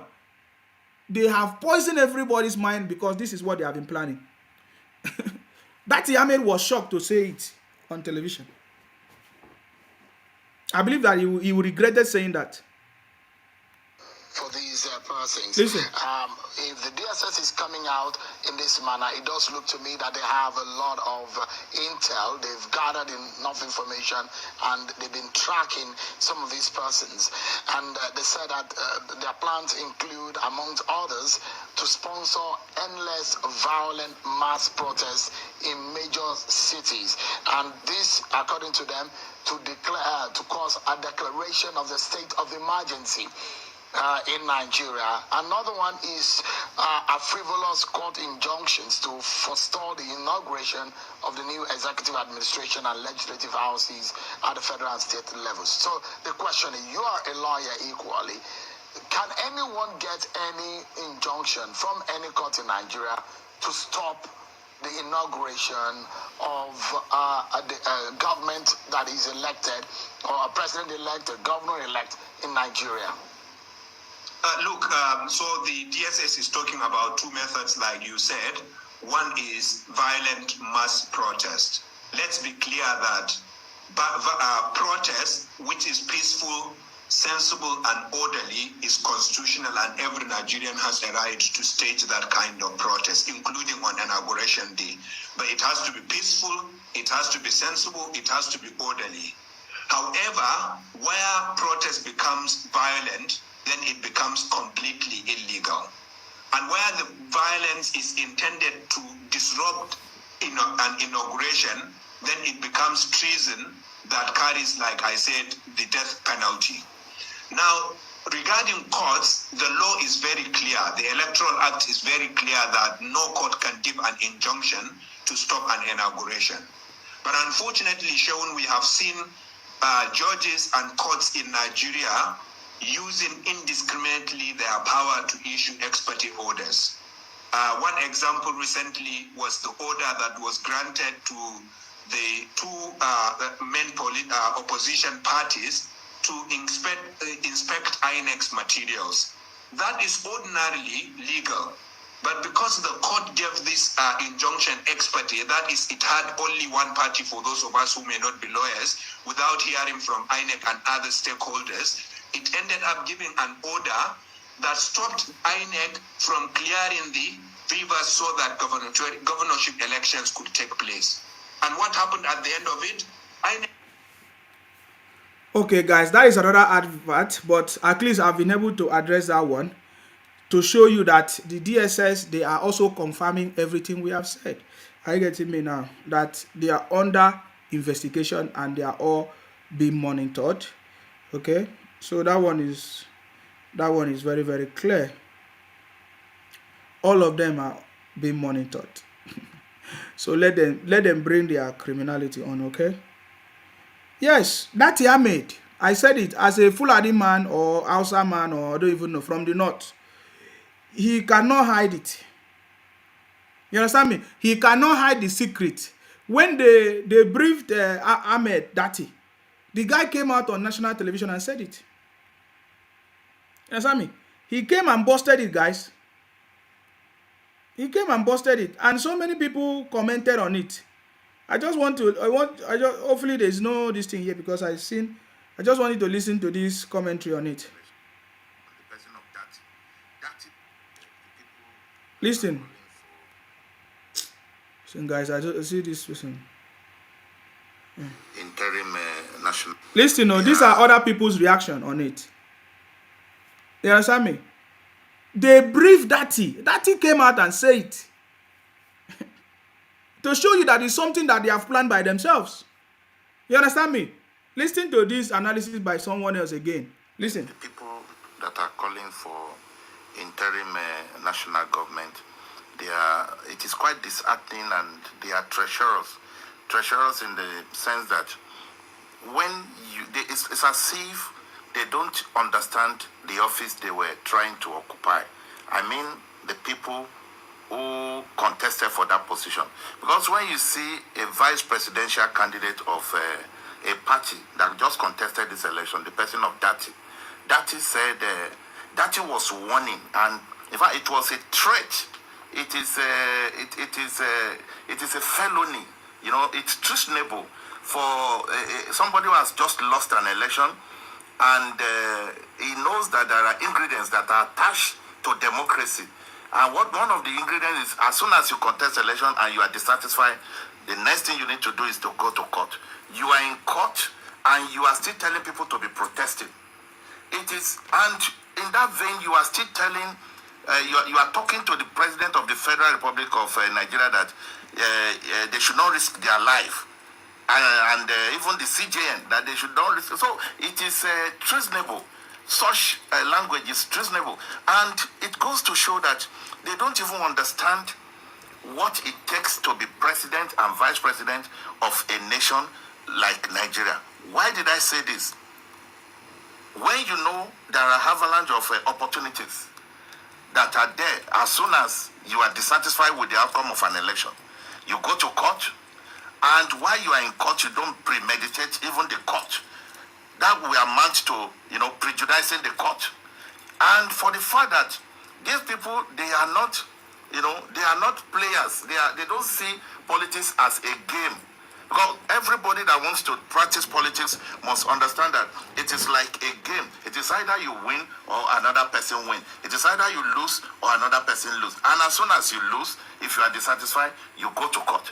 And you did not stop at even going to court. You are beginning to tell people to be protesting. They have done quite a lot of nonsense thing as far as this election is concerned. And this will make me to conclude that APC as a party, having won election, they went into slumber. How did what do I mean by this? These people, it's as if they have taken over the space of even the media and everywhere. APC is folding their hands as if maybe they are, these people, they are justified. They are not doing anything to even counter all these people. Because how can somebody tell us that there is even rigging in this election where about 20 governors, incumbent governors, lost their state to the person, to the president-elect? You see the mighty Ganduje, he lost his state. You see the mighty El-Rufai lost his state. The president, commander-in-chief of armed forces of the federation, lost his state. The director general of APC lost his state. The chairman of the party lost his state. Even the president-elect lost his state. What are we talking about? So if you presume rigging, then we have to ask. You alleges must be able to prove. We saw people that during the coalition at the national level, they were there. They were saying, why did you not upload? Why will INEC upload and make mistake? And I will make you to say he has made some mistake. And you can capitalize on that. And we have stories, even the minister for technology, Patami said more than close to 200 times INEC server they attempted to hack it. And so what are we talking about here? Okay, the reason a lot of these people, they don't understand what politicking is all about. What they want is they just want to contest election under 6 months and they want to win. Where we have the like of Atiku that has been contesting since 1992. He contested against Abiola, MK Abiola. They did convention together in 1992.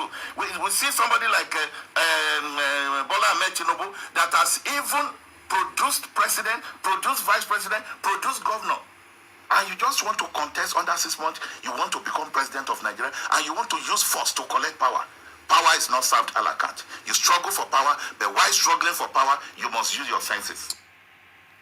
That was a nice conversation. Exactly, guys. That is all we can talk about. Exactly as that. So I love the comment of somebody. Say, oh, the reason why the APC is keeping quiet because they know what is coming for them. Okay. All right. No, I like it. Let the people continue. Are you getting me now? Let them continue talk. Let them continue doing this thing. Because if had it been APC acted or did, they would have, we wouldn't have listened to them and know all these things in this. Who could have believed that year made? Who could have believed that year made will come on national television to say that he's going to stop democracy in Nigeria? I wouldn't have believed that he would say that. That Ahmed that could not win his polling unit, he came on national television, he was crying. I never knew that man will have the mind to come and tell us that he's going to stop democracy in Nigeria. How many people did you people pay attention to that? I say for the first time, I was shocked, to be sincere. I was shocked. I was shocked that day. I said, so this man that was crying on national television,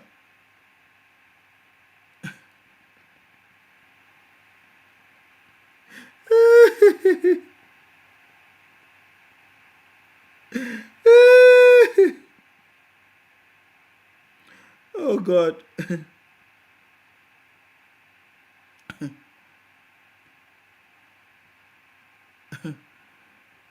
I did not believe it. What I'm telling you guys, I did not believe it. That a man that was crying on the national television that because they insulted him will come on television to tell you that there will be no democracy. There must be something that he knows.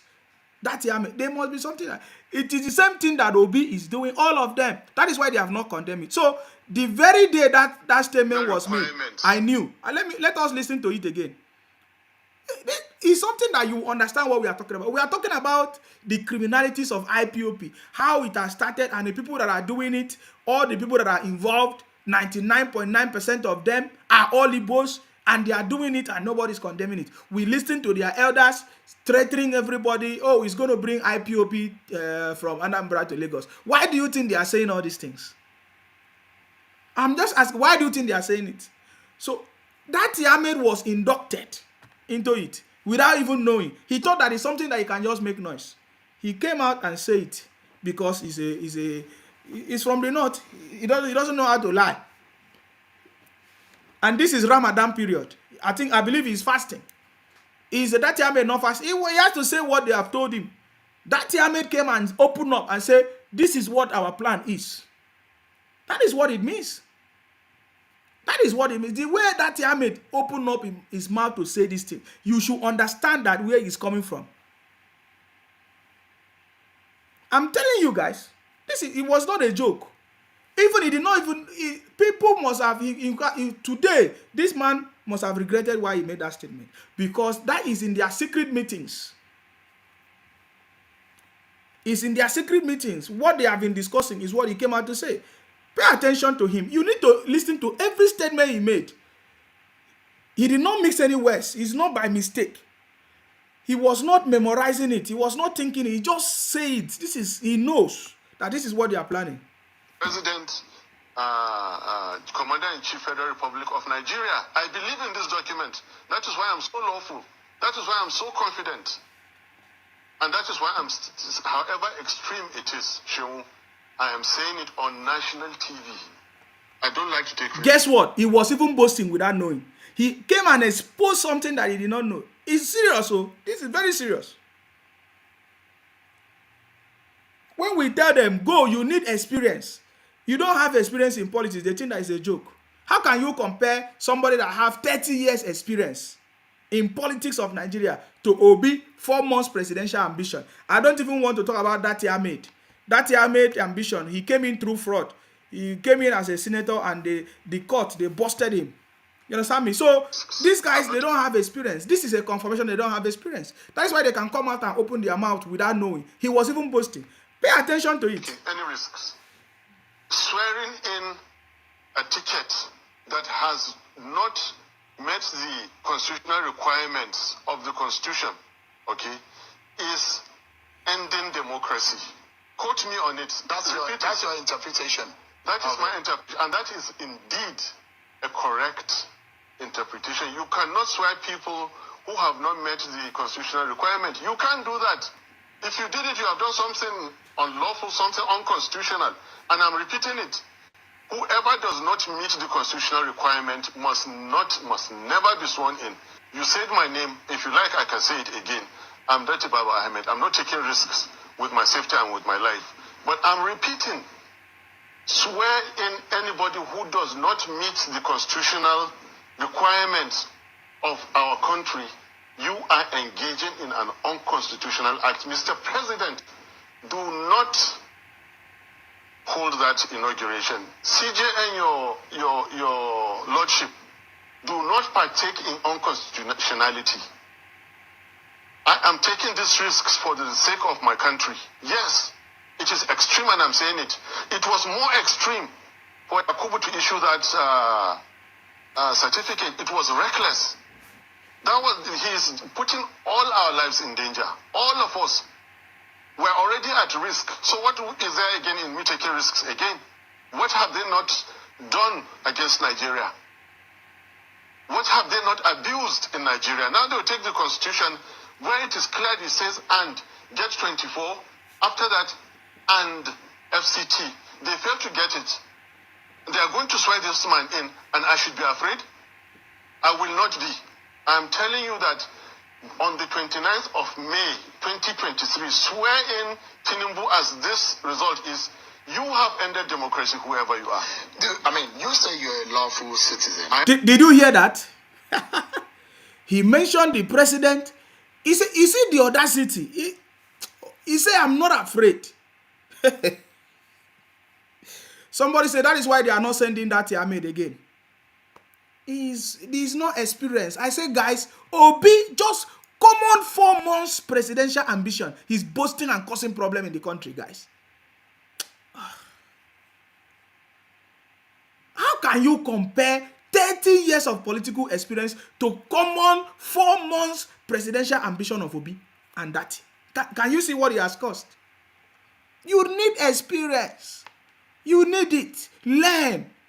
But they don't want to learn. Can you see what he has cost? The statement that Ahmed made. It's a very, very dangerous statement. And he knows. He said he's even taking the risk. You understand me? He knows this is what they are planning. When that Ahmed said he's even taking the risk, what it meant is that this is what they are doing. They say we will take the risk. We will do whatever. That is what they are planning. I'm telling you, they want to destroy the country. They say as long as they don't give them presidency, they want to destroy the country.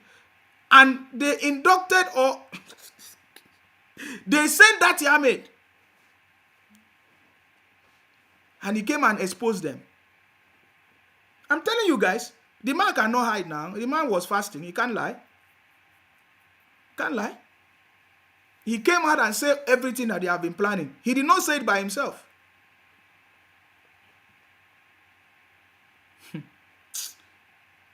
It's a terrible situation, guys.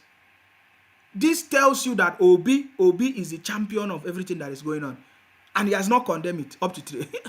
So we know it.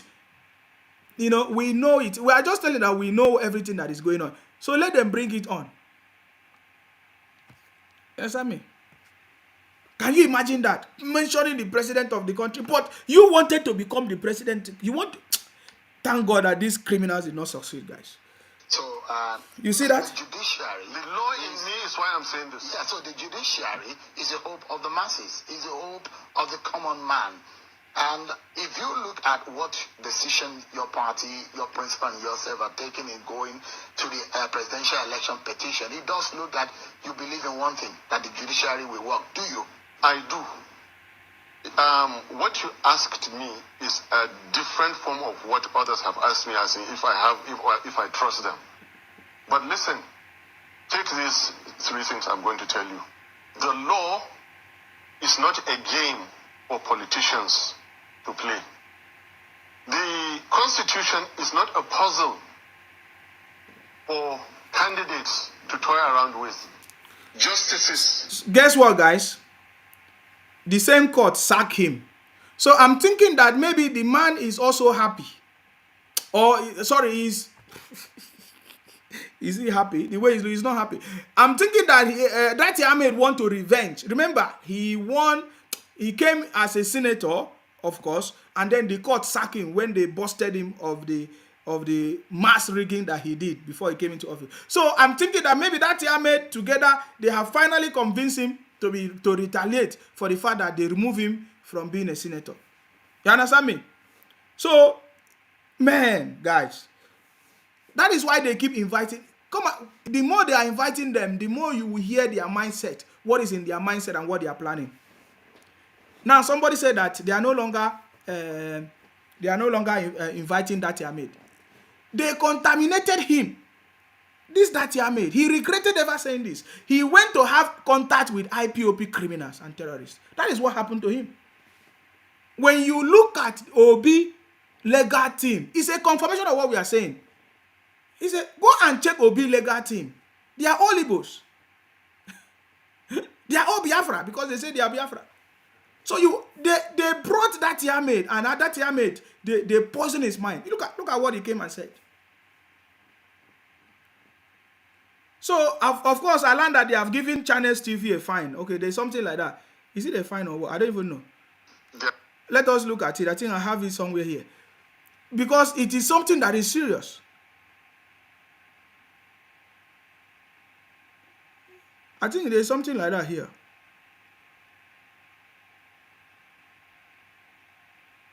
Sorry, guys. Yes, they gave, I think they gave Channel some fine or something like that. There was a fine or something. Yes, because that statement is not a joke, guys.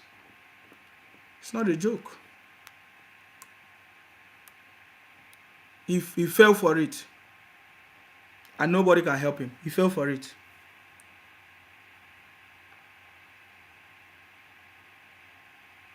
He fell for it. When you come in contact with IPOP criminal, that's how you will do.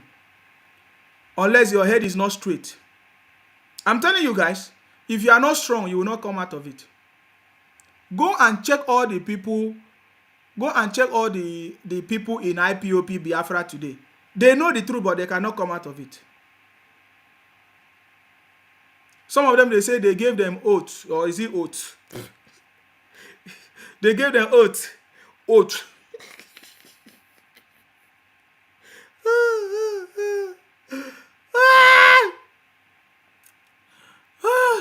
They cannot come out of the criminality. Go and check them. You will see them crying and weeping. Some of them will say, oh, we believe in DOS. Some people say, we don't believe in DOS.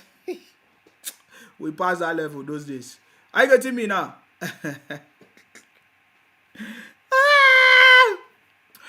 Oh my God, guys. These are a bunch of criminals, guys. And they will not hide it. They are doing it. You know, I'm so much happy that the federal government is, through DSS, is cracking down on all these things, guys.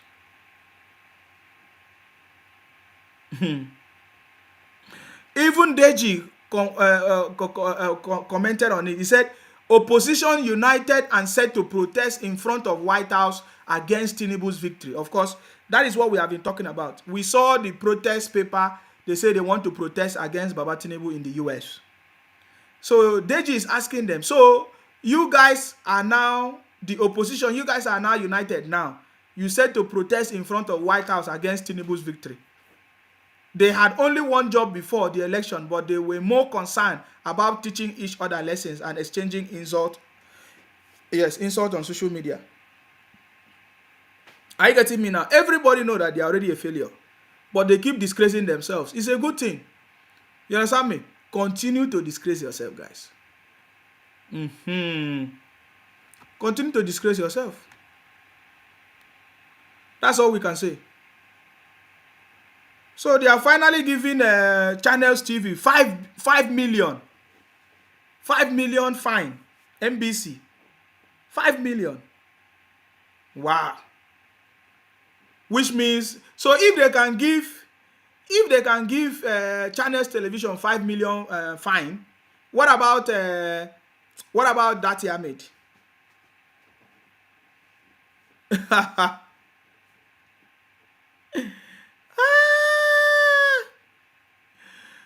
I think that is why all this thing is coming out now.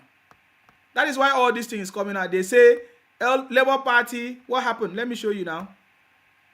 Labour Party dismisses national chairman's suspension. Now, they say they have suspended the Labour Party chairman. But now they say Labour Party dismisses national chairman suspension. Are you getting me now? Hey, God of gods. Now so would they do am? Would they do am once and for all? I want you to listen to more confession from them. You understand me? They are criminals. They are coming out one by one. Everything have been busted. Listen to this one. Exposing themselves. You know? But he was still arrogant about it. He was arrogant about it and he was still plotting some things Uh-huh.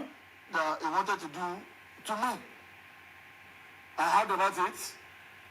And I also had, even as the immediate past state chairman of the party, I heard that the current caretaker chairman of the party, Dayo Ekong, Mrs., who I personally handed over to, I personally picked to take over for me because of our relationship, was in a kind of, plan with GRV to either expel me from the party or portray me as the problem of the party. So I sought the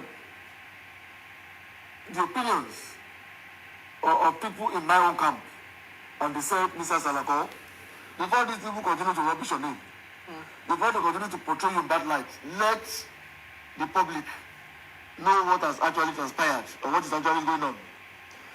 Express yourself, speak out.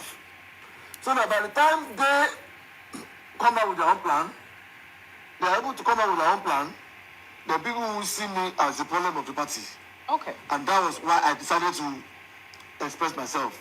Badebo Roosevelt was planning something against me, especially when he thought he would become the governor. So he thought he would become the governor. So he was planning something, and I heard about it, and I decided to speak out. All right, so let me take you up on this, because even though you don't necessarily use the phrase anti-party, when you look at that write-up, there's a lot of accusations. You accuse them of not listening to party elders and listening to the PDP's party chieftain, Chief Bode George, and his wife, which would make it seem very anti-party. But you also confess that you actually voted for the APC's governor, incoming governor, Babajide Sanwo-Olu, and you were very happy with that decision. Doesn't that in itself speak to anti-party behavior, going directly against what would have been in the best interest of your party?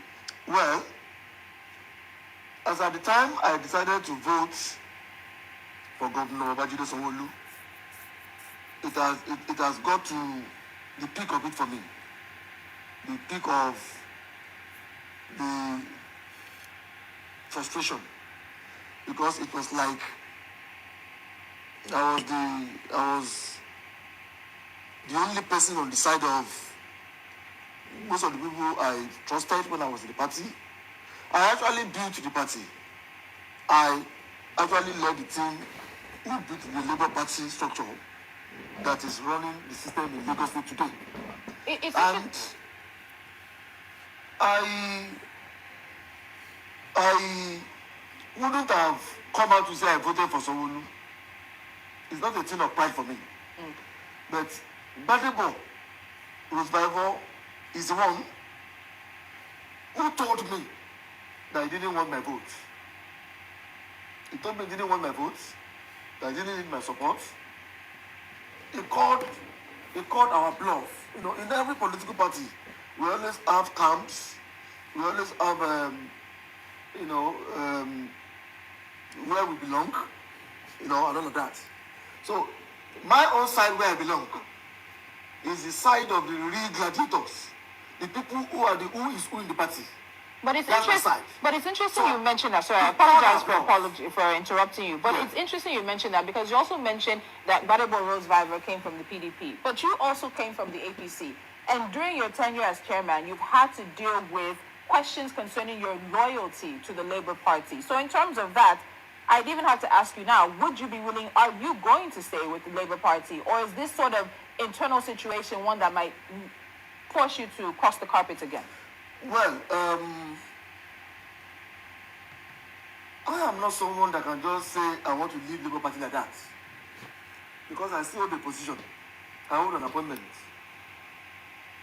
And which has made me to be the leader of the party in the States. I am more or less the supreme leader of the Labour Party system in Lagos State right now. What does that really mean? I am the special advisor to the national chairman of the party on Lagos State Labour Party operations and Labour Party affairs and its liaison operations. So by virtue of that appointment, I wouldn't have just woken up in the morning and say, I am dumping Labour Party. But I am not the only person who voted for Governor Babajide Sanwo-Olu. No. It was like we were ostracized, we were sidelined in the party by the current people that are running the party right now in the state, at the same level. And that is the Dayo Ekong, state leadership of the party.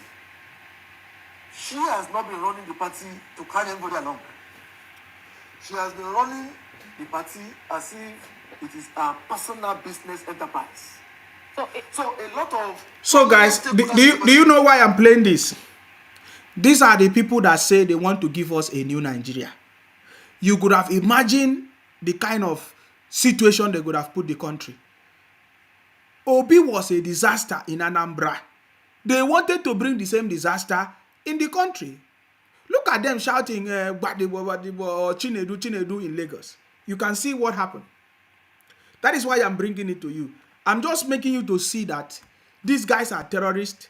They have no experience. 4 months presidential ambition. All of them, they are just criminals. You can see what happened. They are already, fighting themselves and exposing themselves of their criminality, guys. So you can imagine the kind of rubbish that could have happened to the country.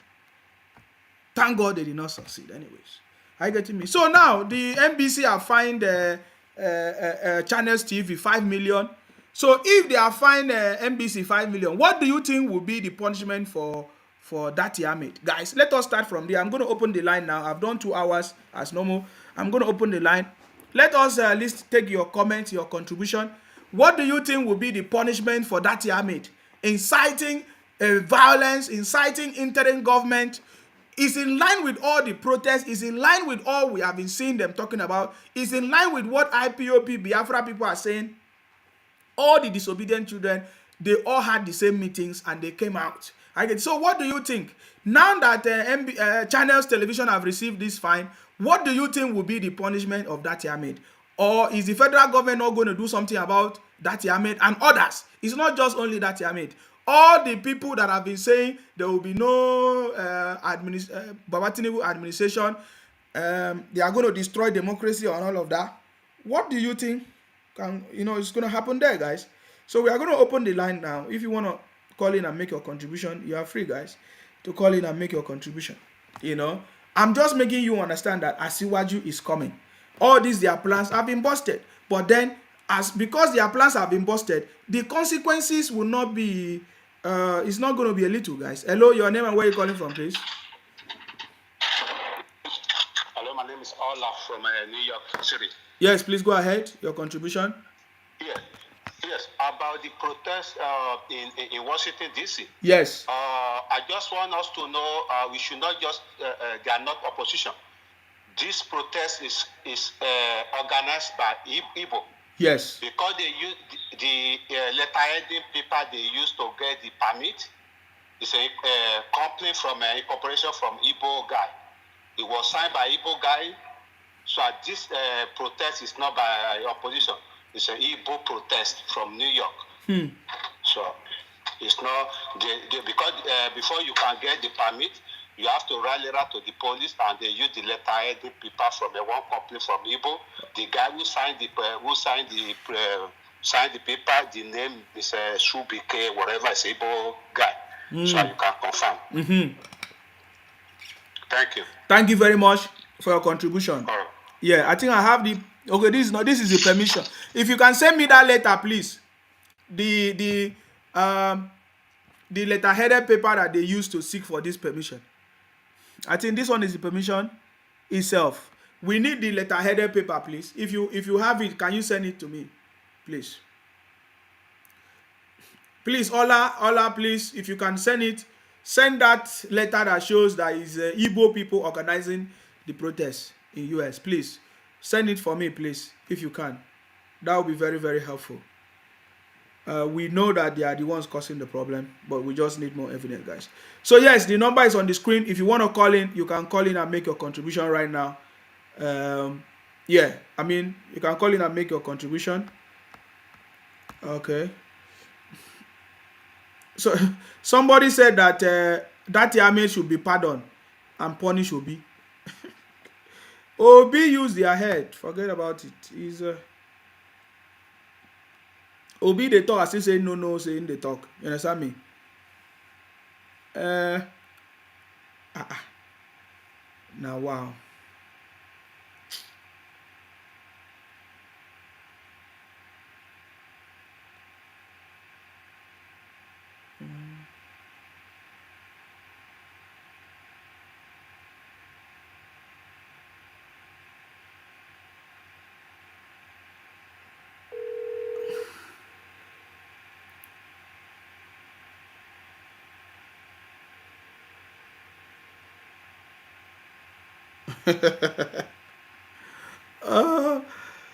Don't worry, more things is gonna review, guys.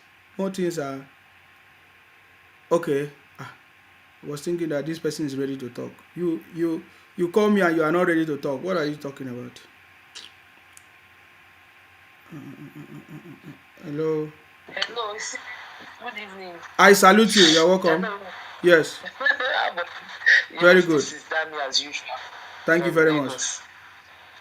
Yes, Isima, please, I want to ask a question, and I need an answer, please. What is this Igbo? What is their problem? What is their problem? What are they looking for? They don't want to cause another war and put innocent people in pain and in trauma. What is their problem? Are they the only person in Nigeria? What do they want? What is their problem?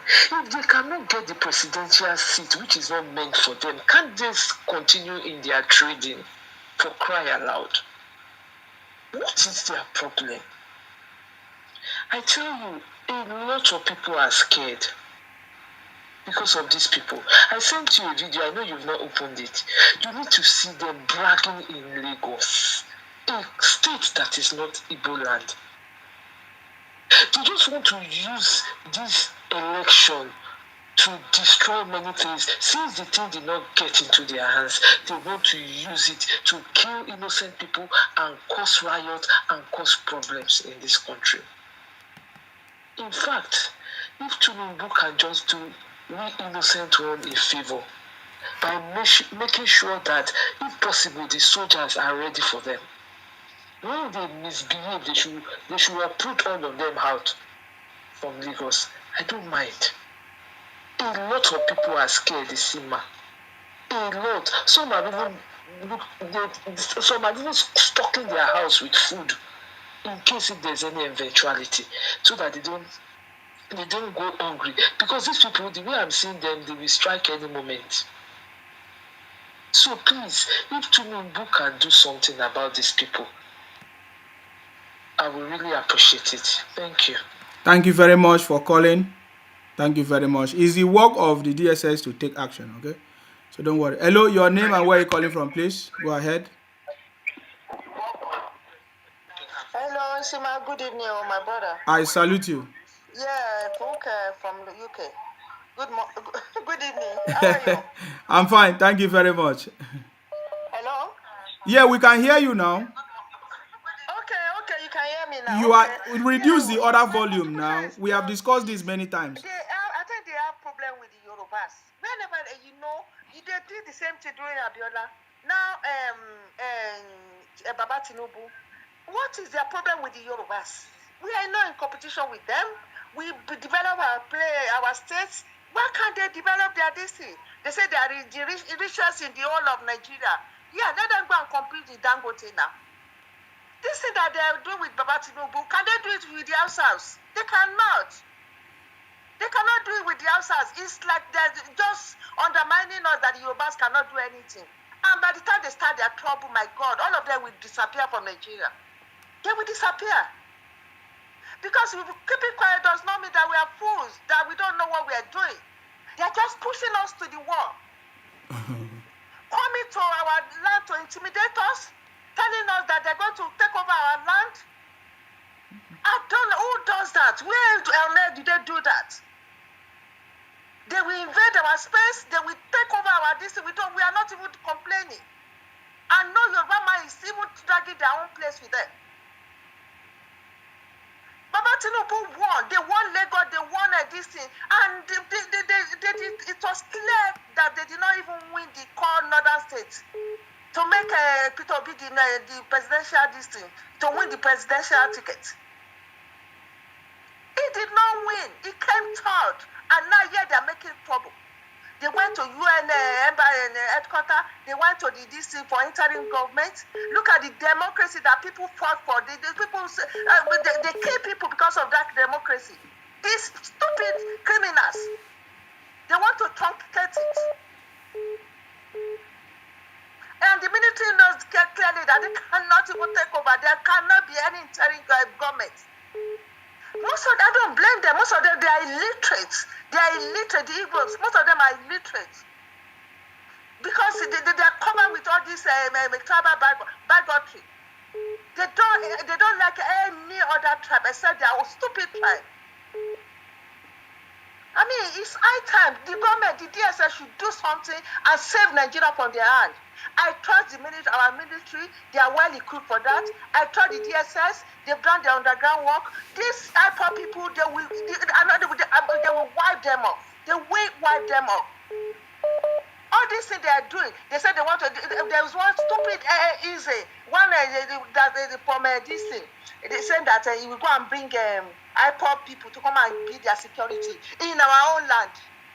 Let him go. Let him go back to Southeast so that they can guide him there. We don't want him in our land. In Yoruba land, you go and bring IPOP people to come and be your security to guide your business. Well, take your business to your land. Take your business to your region. We don't need your dubious business. We'll be doing businesses before you invaded our place. You took over our businesses and we are not complaining. And yes, you are intimidating us. This is getting too much. This is getting too much. All Yoruba people should just rise up and deal with this bastard. Most of them, they don't have parental care. Most of them are from this baby factory. No respect for elders, no respect for anybody, no respect for humanity. Killing does not mean anything to them. They cannot come and intimidate the Southwest. They cannot come and intimidate the Yorubas. We will finish them. Thank you, my brother. Thank you for the good job. Thank you very much for your contribution. I appreciate you. Hello, your name and where you're calling from, please. Yeah, hello. I'm calling you from Lagos State. How are you doing? Fine, thank you. What is your name, please? My name is Aloysius. How are you doing? Very good. Go ahead. What's your contribution? My contribution, now have been following your program, but my contribution is because of the people calling you. Now, I just want to let you know that Nigeria is not in war. I get it. This is political issues, and it doesn't concern we masses. I get it. All you need to do is make Nigeria work, nothing more. But in getting that some people are trying to fight war, trying to do this one, is creating more fears in the countries. So why I'm calling you that let them stop putting those issues. These people invaded these people, these people invaded these people. It doesn't make sense because we are in Nigeria, and everybody that is in Nigeria is a partaker in Nigeria. Are you Igbo man? Are you Igbo man? I'm an Igbo man. So for your brother living in Lagos making the statement that is going viral now. No, I want to ask you a question. Listen to me. Listen, you call my bro. Listen, I'm the one regulating. For your brother who is an elder, a chief that has made it in Lagos, making a statement that is going to bring a terrorist from Anambra. We know the situation that is going on in Anambra. He wants to go and bring that terrorist to come to Lagos. Do you expect the Yoruba people that own Lagos to keep quiet? Do you expect that is a political statement? Can you mention the name of the person that said so? Okay, you don't know the name of the person that says so. You must be one of the criminals. Stop calling my program. You are a thief. You are a thief. You're asking me to mention the person that says so. You don't know? You're a criminal. That's how criminals do. They lie. They say they don't know. Thieves. Until when they punish you, your truth will come out. Hello, your name and where you calling from, please? Hello. Yes, I salute you. Yes. God will strike you and your generation to death. Yes. He's already striking all of you. He's already striking all of you dead. Why do you need to call my program to say God will strike me dead? Bunch of criminals. You want to steal people's land. Thieves. Hello, your name and where you calling from, please? Hello, this is T on the line. I salute you. I salute you, Sima. Good evening, sir. Good evening, sir. I'm so sorry. It's so unfortunate that this Igbo guy suddenly developed, will I call it partial, whatever, or love for Nigeria. They are not saying they have love for Nigeria. Yes, because they know Baba Tinubu knows the history. I'm telling you, they know him. You people, you will turn deaf ears to all what your brothers are inciting. Even if you did not hear the one that said he would bring IPOP from East to Lagos, aren't you hearing the one Simon Ekpa has been saying? Haven't you heard the voice note of, the voice and video of this idiot in the prison? What's his name? This stupid Ekperima guy. Their Lord and Savior in the East. Hasn't he seen all the inciting videos, burn Tinubu's building down, kill them, do this, do that? Are you people deaf to hear all this coming from your own kinsmen? And you expect people they are inciting against to just look like mumu and be looking and just be waiting for the day they will come and execute all this their plan. It's just so unfortunate, and I really expect more from the DSS. The DSS, I expect more from them because statements have been, violent statements, careless statements has been made by pastors. Because this issue of interim government have been coming early or late last year, that all these pastors have been suggesting and saying they saw whatever, probably they saw vision that these are the steps, and they are trying and they are working so hard to ensure that all this their live vision comes to pass, so that people will believe them, that they are seeing, which is all a scam. So I expect the DSS to be calling all these pastors and inviting them to say what they know, because they know more than what we know. Because these guys, they are in collaboration with all these pastors in doing all this havoc and this nonsense they are all doing. And also, the contestants in this race, any contestant, not only channel should be fine. All contestants making inflammatory message statements, careless messages like Baba, that they need to be seriously sanctioned. The ones that need to go and spend some days in the prison, they need to make example before May 25.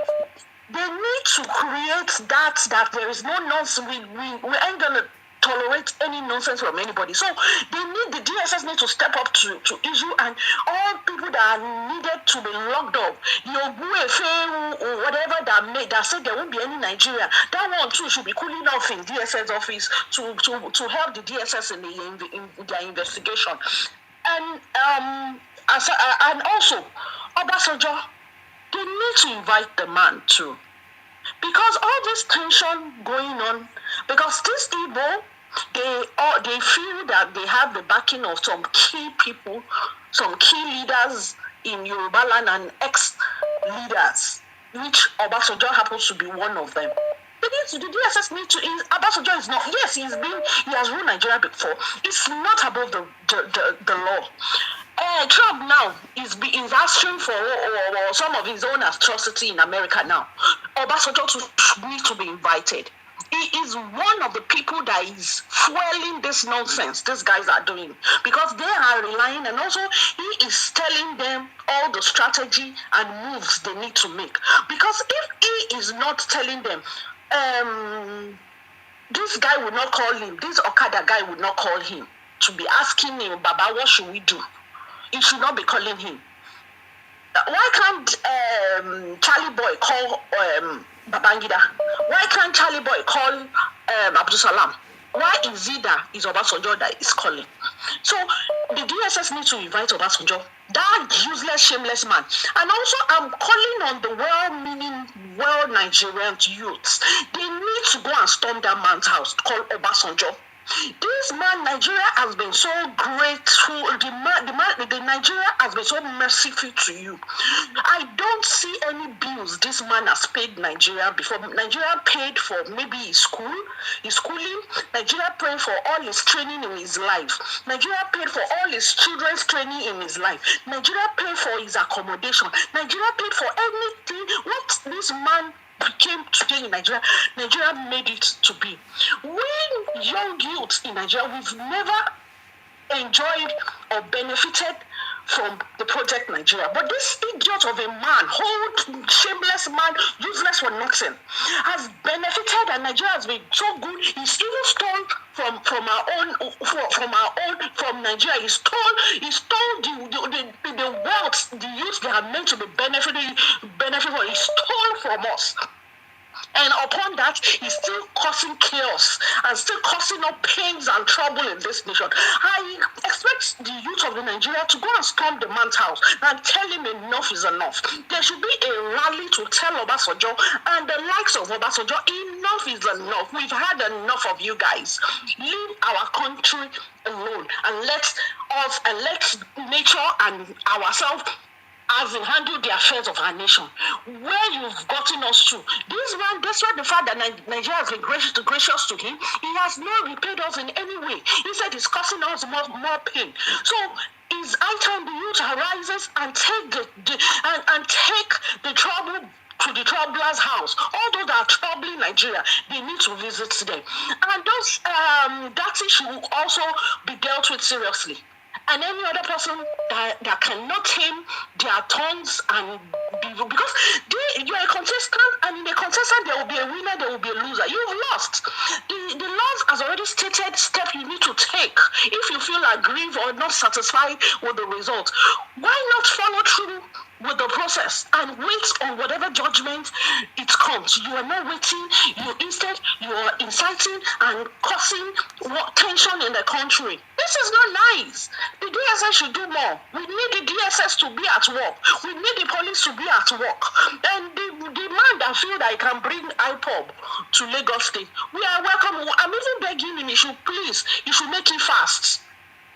And which I'm sure the Lagos State government will not watch him. I also expect the DSS by now that man should have been invited and be in their office at this moment. Because you can't imagine as a bringing a parallel security to another state that you are not even from, saying you want that security to come and secure us in this. These people are doing too much. They are doing too much. Thank you. Thank you very much. Thank you very much for your contribution. Hello, your name and where you're calling from, please. My name is Victor, calling from Geneva. I greet you. I salute you. Go ahead. What's your contribution, please? Yeah. The other one that is a bastard, foolish idiot. Okay? It doesn't matter. It is Obi or nobody. And in Lagos State, we are on ground. Instead of the Igbos to vacate Lagos State, Yorubas will vacate. Go and mark it. You understand? And he said that the man said we are bringing IPOB. Is IPOB a criminal? IPOB is not a criminal now. They failed to give them security in Lagos State. Now they want to bring security. The legislator is complaining. He's an idiot. He's a fool. They tell her that we're already in Lagos State. You understand? They should come out. Okay? It's not about making out of media. And for this presidency, it is Obi or nobody. You cannot afford to allow a drug baron to become a president. It is impossible. Okay? Thank you. Very good. Thank you for calling. Let us see the game. Hello. Your name and where you're calling from, please? Hello. Yes. Hello. Can you reduce your volume? Hello. Oh my God. Can you reduce your volume when you are calling, please? Hello, your name and where you're calling from, please? Hello. Yes, your name and where you're calling from, please. Go ahead. Mr. Shema, yeah, I'm calling from Germany. I salute you. I always call you up. Thank you for the program today. You're welcome. Yeah, I just listened to that IPOB member. We'll just finish talking trash. These people are really funny. There's something missing in their brain. That's what I've come to conclude. What I just wanted to ask, to be sure about something. There's a video you showed earlier of a chief, I think an Igbo chief or something, speaking from a local palace, or I don't know. Yes, yes. I want to know where that palace is situated. Is that Lagos? Yes, now it's Aja Estate, Lagos. And that palace is still standing as we speak till now? Well, we don't know yet. If it's still standing, then I think my Yoruba brothers, people, really don't know what to do. That palace by now should be burnt down. But that is what they want. So I think the Yoruba people don't want to use that way. No, yeah. That's where you are making the mistakes. This is what these people understand. Do you know how much they fear the Fulani? Why do you think they fear the Fulani? The Fulani have dealt with them, fire for fire. These people only respect you when you deal with them. This is the language you understand, violence. These people understand violence. They are not sane like you. They are not sane. They are not civil. You don't treat them with civility. You give them violence. When you treat them with violence, they will run. They will respect you and leave your space. That is all. It's not all Igbos involved with this. I will never classify everyone to be equal about this. But these criminals, they've infiltrated Labour Party already long ago. They've infiltrated that party already. And Obi knows that. But Obi himself is scared of them. Obi himself is scared at this point in time now. He has lost control of that party. These people have taken over. He needs help. And what's the only way to do this is violence. Yeah, but I'm just telling you that the Yoruba people don't even need to burn down anything. It's just to close it. They need to, anything. It's just to close it. To be in a bus, night bus. Yeah, but that is what is going to happen now. That is why we are doing the program. I mean, you know the year. I mean, you know, see what thing they happen. Exactly. That is why we are doing the program. Yes. Exactly. So, yeah. Thank you very much for your contribution. Yes. Yeah. Yes. Hello, your name and where are you calling from, please? Go ahead. Yes. Thank you very much for your contribution. Yes. Hello? Yes, your name and where are you calling from, please? Go ahead. Hello, I'm Lekon. Yes. I'm calling from UK, yeah? Yes, your name and where you calling from? Can you reduce your volume now so that we can hear you? You are speaking through your phone. Go ahead. Okay. Can you hear me now? Yes, please go ahead. Okay. First of all, I would like to say not all Igbos, I'm Yoruba man, complete Yoruba man, but not all Igbos are hyper, not all of them are violent. I would like to just let's be using the word some when we are, but a lot of them. The first thing I would like us to say is that all these, they are going to take off Yoruba land and all those nonsense that they are talking about. Yoruba don't act. We don't talk too much until the action time. You understand? So all those words are just what everyone is prepared for any eventuality. So they need to know that. Secondly, I would like us to know that, like the other gentleman that just spoke now, that said, Obi has lost control of that party because many Yoruba were actually following Obi. We all believe we need changes. We are tired of all these politicians. We need something else. However, the fact that Badebo or Chinedu, whatever, that said he doesn't think like a Yoruba, the Yoruba has rejected him, made a lot of them to think that, oh yeah, Yoruba must be tribalistic because we rejected that man, because they want to impose or think we should elect anybody that has Igbo blood in them, must be everywhere. And these, some Igbos, like I said, I won't use all Igbos, always think, oh, they hate us in Nigeria, and I won't blame them, maybe historically because of the war in the past. A lot of them are paranoid. My brother, I will end your call very soon. You must be a madman. You're a thief. You're a criminal. I don't waste time. You're a stupid goat. Is it the only boss that fought the war in Nigeria? Who caused the war? You're a criminal. If you call my program again, thunder fire you. Hello, your name and where you calling from, please? Hello. Yes, your name and where you calling from, please? Go ahead. Matches, I'm calling from France. Yes, please go ahead. What's your contribution? Yeah, my little contribution is, you see, first of all, let's sing our usual song. As it dey sweet us, it go dey pain them. As it dey sweet us, it go dey pain. It's paining them. It's paining them. Can you reduce the other volume so that we can hear you very well? Go ahead. You see, the problem is, you see that Baba Sojo, You heard Iwanya when he was talking that during the war, Obasanjo is the one that came to them, that pleaded to them, that made them to surrender. Obasanjo has been a traitor for a very long time.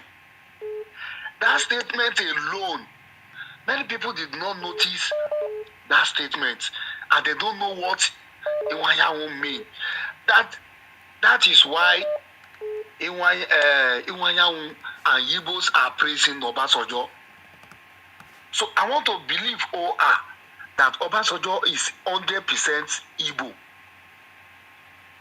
His mother can be from Ogun State Ogun State or but Obasanjo is a complete Igbo man. My brother, we are discussing something here. Forget about Obasanjo. We are discussing about the threat. He did not listen to our program. Yeah, I watched it, and that is where the threat started. Because Charlie Boy called to seek advice from Obasanjo. Baba, what can we do? I thought you played the voice some certain time. Yes, we have it. Yeah. Yes, that is where they started. It was the advice. He said they should go on the streets. They should be protesting. That is his response. Okay.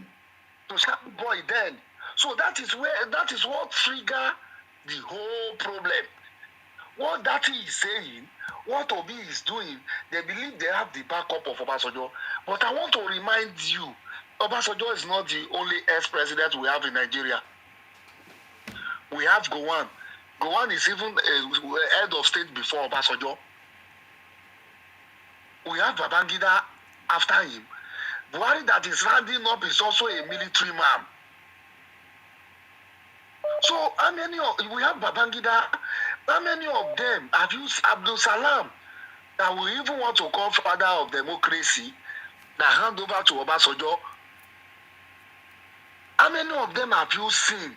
My brother, going around with them? Yeah, we are, lots of callers are coming. So when you are calling, just go straight and make your contribution. You know what I mean? My contribution is the threat they are coming to Yoruba land to threat. Yes. I am begging them they should make it very snappy. Okay. We are well prepared for them. Okay. Where Lagos is, they are going to pass through many Yoruba land before they get to Lagos. So the whole Yorubas are waiting for them. Let them come and see where they are going to escape. That is all I have to say. Okay. That was very clear then. Thank you very much. I appreciate your call. Thank you very much. Hello, your name and where you calling from, please? Hello, Simon. Yes, please. Can you reduce your volume, please? Go ahead. Your name and where you calling from? Okay, Simon, it's your brother, right? I salute you. Go ahead. I greet you, brother. Yes, go ahead, please. So, Simon, you and I have at least worked together for a while for Biafran agitation, okay? And of course, everybody wants to make any society where they come out from better. And the situation we find ourselves today in Nigeria is very complicated, and the issues arising, we are trying to solve this issue. You see what is happening in Lagos, that it is very, very unfair. Some individuals have been targeted and their businesses have been burned down, And this is not right. Of course, Lagos state government have the right to say, okay, because of so and so thing, we are shutting down shops. If you lock down shops, they have the ability to lock down the shop. They didn't do that. They use these thugs to burn down people's shops. This is not fair. Even if you have a direct hatred to some individual, probably because of their activities or probably because of political interest, you can just lock their shops. Of course, Lagos state government can lock any shop he wants to lock. Maybe he can say declare a public holiday because of activities that are going on. He didn't do that. Those shops are, some of them worth millions and billions of naira. Some of those guys can never ever get their life back. This is not good. And these things are being driven because of some certain sentiment and misunderstanding. People have the ability to live together if they have understanding. But when somebody once they mention anybody's name from this, remember, I have somebody who is affected. my family from Delta State is being affected in Lagos, and we are not Igbo. Once we leave Delta State, going anywhere from Edo State to the side of Lagos or Abuja, they call us Omo Igbo. And now, how are my family going to explain that no, they are not Igbo or that they are Igbo? So this is not this is very, very unfair, and we must figure out a way to fix this without hurting anybody else. I want to ask you a question. I want to ask you. You say your brother from Delta State is in Lagos, yeah? Mm-hmm. And they're the only ones that was a victim. Are there other tribes in Lagos? Of course, there are. So why is Delta need to explain that they are Igbos are not Igbos? I want to understand that. Do the Hausas need to explain that they are Hausas? This is the sentiment I'm telling you that. My brother, there is no sentiment. The Igbos are causing. Listen to me. The Igbos are causing problems everywhere. It's not only in Lagos. I can tell you that one. They are causing problem. They are causing problem in my state. I don't want to. Then support the criminals. Then you are looking for ways to explain whether you are Igbos or not. They are causing problem in my state. Do you want me to show you proof? Hello. Yes. Hello. Your name and where you calling from, please. Yes. My name is Fumi. I'm calling from US. The caller is not saying. Don't worry, I know him. He's one of the criminals in IPOP. They are terrorists. I know him. I just allow him to speak. Yes. What caused the fire? It could be electric problem. Why are they just company to? It's not. It could be. It has already been investigated, and the proof is that there is a what do they call it? There's a name they give it to. It's not somebody that burned the market. It was a electrical problems. So. Electrical problem. Shoba, if you notice, Shoba has been burning in Lagos before election. It's not only in Lagos. Shoba have been burning other places. Yeah. What about the one that is burning in Onitsha? What about the one that they are burning in Onitsha by themselves? These guys are criminals. The bride that called into this program, I know him, he's a thief. All of them are criminals. I know he's a terrorist. One thing I don't understand about these sea boys, they are too aggressive. They might be the one that burn it just to cause chaos. They cannot be trusted. Believe me. They cannot be trusted. Then another thing is the police needs to pick that guy up. That guy is a member of IPOB. That is their intention. This thing that this statement that this man said is a number of whatever. If we need to start, I've already started looking for a number of the DSS or whatever to call. We need to tag them. We need to tag all these. The DSS have already seen it. The DSS is on social media. You guys don't even know what is happening. Yes. Okay. They need to pick him up right away. He knows he's a member of IPOP. So since he's a member of IPOP, they have already get one of their commander. They need to tell him to fish him out. All the IPOB in Lagos needs to be rounded up. He will provide them. Very useless man. Something needs to be done. That Igbo that shop that has been burning, it's an electric problem. I always tell my sister, I say, a lot of shops will burn in Nigeria because the way they build it and all the electric problem will cause problem. Nigeria, Yorubas are in Balogun too now. Their shop is affected. Why did we say it's Igbo? Thank you very much. No, when their market burn in Onitsha, who burn it? I beg. Hello, your name and where you calling from, please? Go ahead. Hello. I salute you. Obefi, I salute you. Yes. The weather. First and foremost, see that guy that talk about burning lights. That guy is. I don't like to abuse somebody, but that man is very stupid. I know him. He's a thief. I tell you, forget. Didn't you hear when he called into the program? He said, "It's me, your brother." He knows me now, so don't worry. Yes, Go ahead. Yes. You know the reason why he's stupid is that he's the one in Onitsha, which means it's Yoruba people go and that born the one that happened in Onitsha just of recent. Yes. In Ochanja, yes, in Ochanja. Maybe the one that born in Boronu. Maybe it's the same Yoruba people go and born the one that born in Boronu. They don't think. They just open mouth and say whatever they like. Moreover, the major thing that makes me call is that, you know, Igbo people, they follow Ojukwu. Until Ojukwu run, they leave him. Follow Wazirike. After Nandi was Rike, they leave him. They follow Nandi. Now Nand is in the pit, waiting to be covered, buried. Now they have turned to Obi. Where they catch Obi now, they are nearly pushing Obi now. Where they arrested Obi now and lock Obi down, they will look for another person to follow. That's what they are doing. You see that man they call a king or no king. That's why they don't think. I don't know. They think from their anus, not from head. How can you stay in Lagos and say you are bringing ESN to Lagos to come and secure people? And you open your mouth widely. Open your mouth widely and say it that you are bringing ESN that makes every human being to run away from East. You say you want to bring it to Lagos to secure you because you are not secured. A place that you are and enjoying all things. You can go out then 11, 1 o'clock, 2 o'clock, go to club. Can you go to club in the East? Tell me the part of East that you go to club this time, since 2 years now. They don't think. I don't know why. That day they do birthday for Asiwaju. There is one man there that tell deputy governor. He said, he speak in Yoruba. I thank God I hear Yoruba small.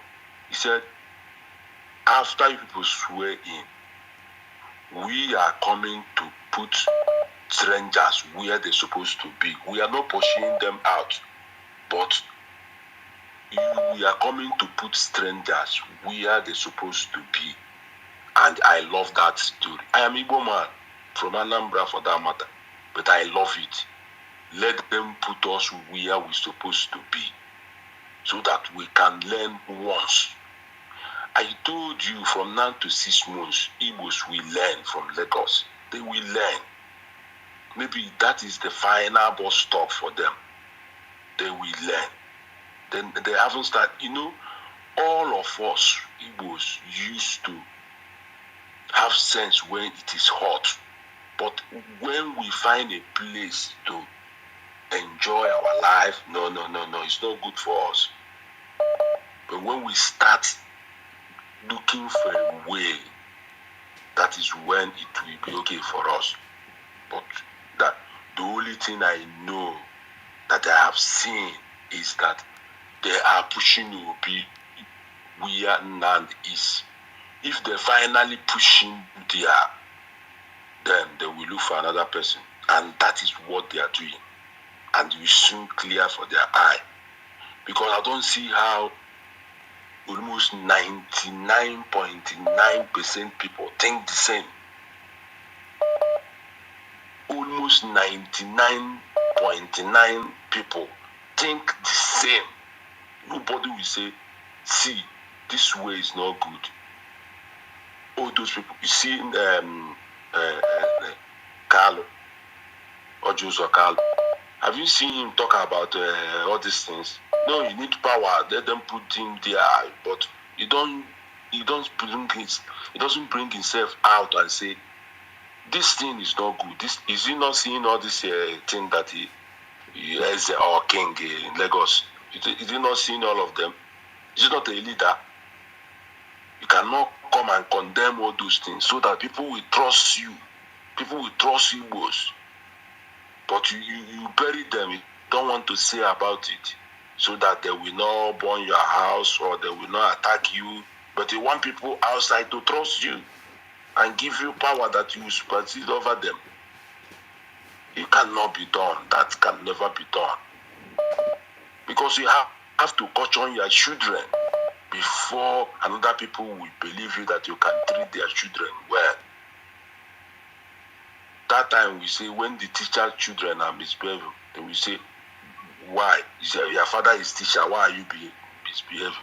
Because they know that teacher children, the children, they are used to caution their child. But all of them that elders, They don't want to say anything. That is why the thing continue. I pity for Obi. Me, I don't like him, but I know that they are pushing him inside well. And I will bring sound. I will follow to bring sound to cover him there. Just like they push Nnamdi Kanu. Yes. Yes. All right. Thank you very much, Maz. Thank you for calling, brother. Thank you. I appreciate you. Thank you for your call. Hello, your name and where you calling from, please? Hello, my brother. Yes. Go ahead. Today now, this is Burufi. Go ahead. Happy Muslims. Happy Ramadan to all Muslims. Happy Ramadan. First of all, yes. God bless my Igbo brother that just finished speaking now. God bless him. He spoke with wisdom. He has won my heart. In fact, I can see that he's the first Igbo man that talk with sense. First, let me address one stupid idiot that said he come from Geneva.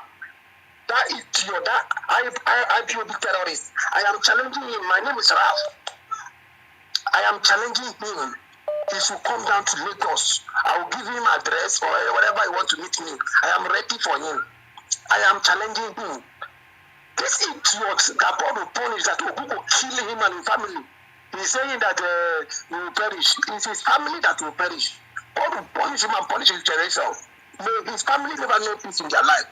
May he remain miserable wherever he is, whether in Geneva or Switzerland or wherever he is. God will punish him, idiot. Why should you come online to come and curse you? Because of what? It's a program for him. He should go to IPOB terrorist page to go and insult them. You see, I discovered two people that this stupid Igbos hate so much. One, there's a lady called Blessed Dom, and you. They hate you people because you boys telling them the truth. They should go to all these lazy Bini bloggers that promote all these pastors. These foolish lazy bloggers that refuse to find better job to do in Benin. Now, it that is calling from Geneva. Moga, my name is Raf. I just break fasting now. If you want it hot. See, me, I be confirmed Muslim. Anyhow it be. If God say God big, God take. Why can you come online to come and threaten somebody that's hosting this program? If you are not interested in the program, leave the page. Why should you call the person and be telling him God will strike him, God will beat it? God will strike him and his family. Idiot. Even if you are in Geneva, it's not toilet that you are washing. It's not toilet that is washing in Geneva. Idiot. Thank you very much. They will carry drug to Malaysia and come bring the money down to Nigeria to come and tell them that we are the most successful people in the world. We are this, we are that. Foolish set of people. Thank you, my brother. Thank you very much. I appreciate you. Thank you for your call. Hello. Hello. Yes. Good evening. I salute you. I salute you. Please, I want to say something. You know, during the sorry, because I don't know how to call her EndSARS. Yeah. So, hello. Kanu sent voice message to Lagos that they should destroy our many things in Lagos, which they did. They destroyed High Court, Supreme Court, Lagos City Hall, many things. The place they are parking buses in mainland, you know. So we didn't know that it's IPOB behind the EndSARS. Now they know that it's I don't know how to call it, IPOB behind the EndSARS. Okay. Now this guy, he said something in front of our elders here.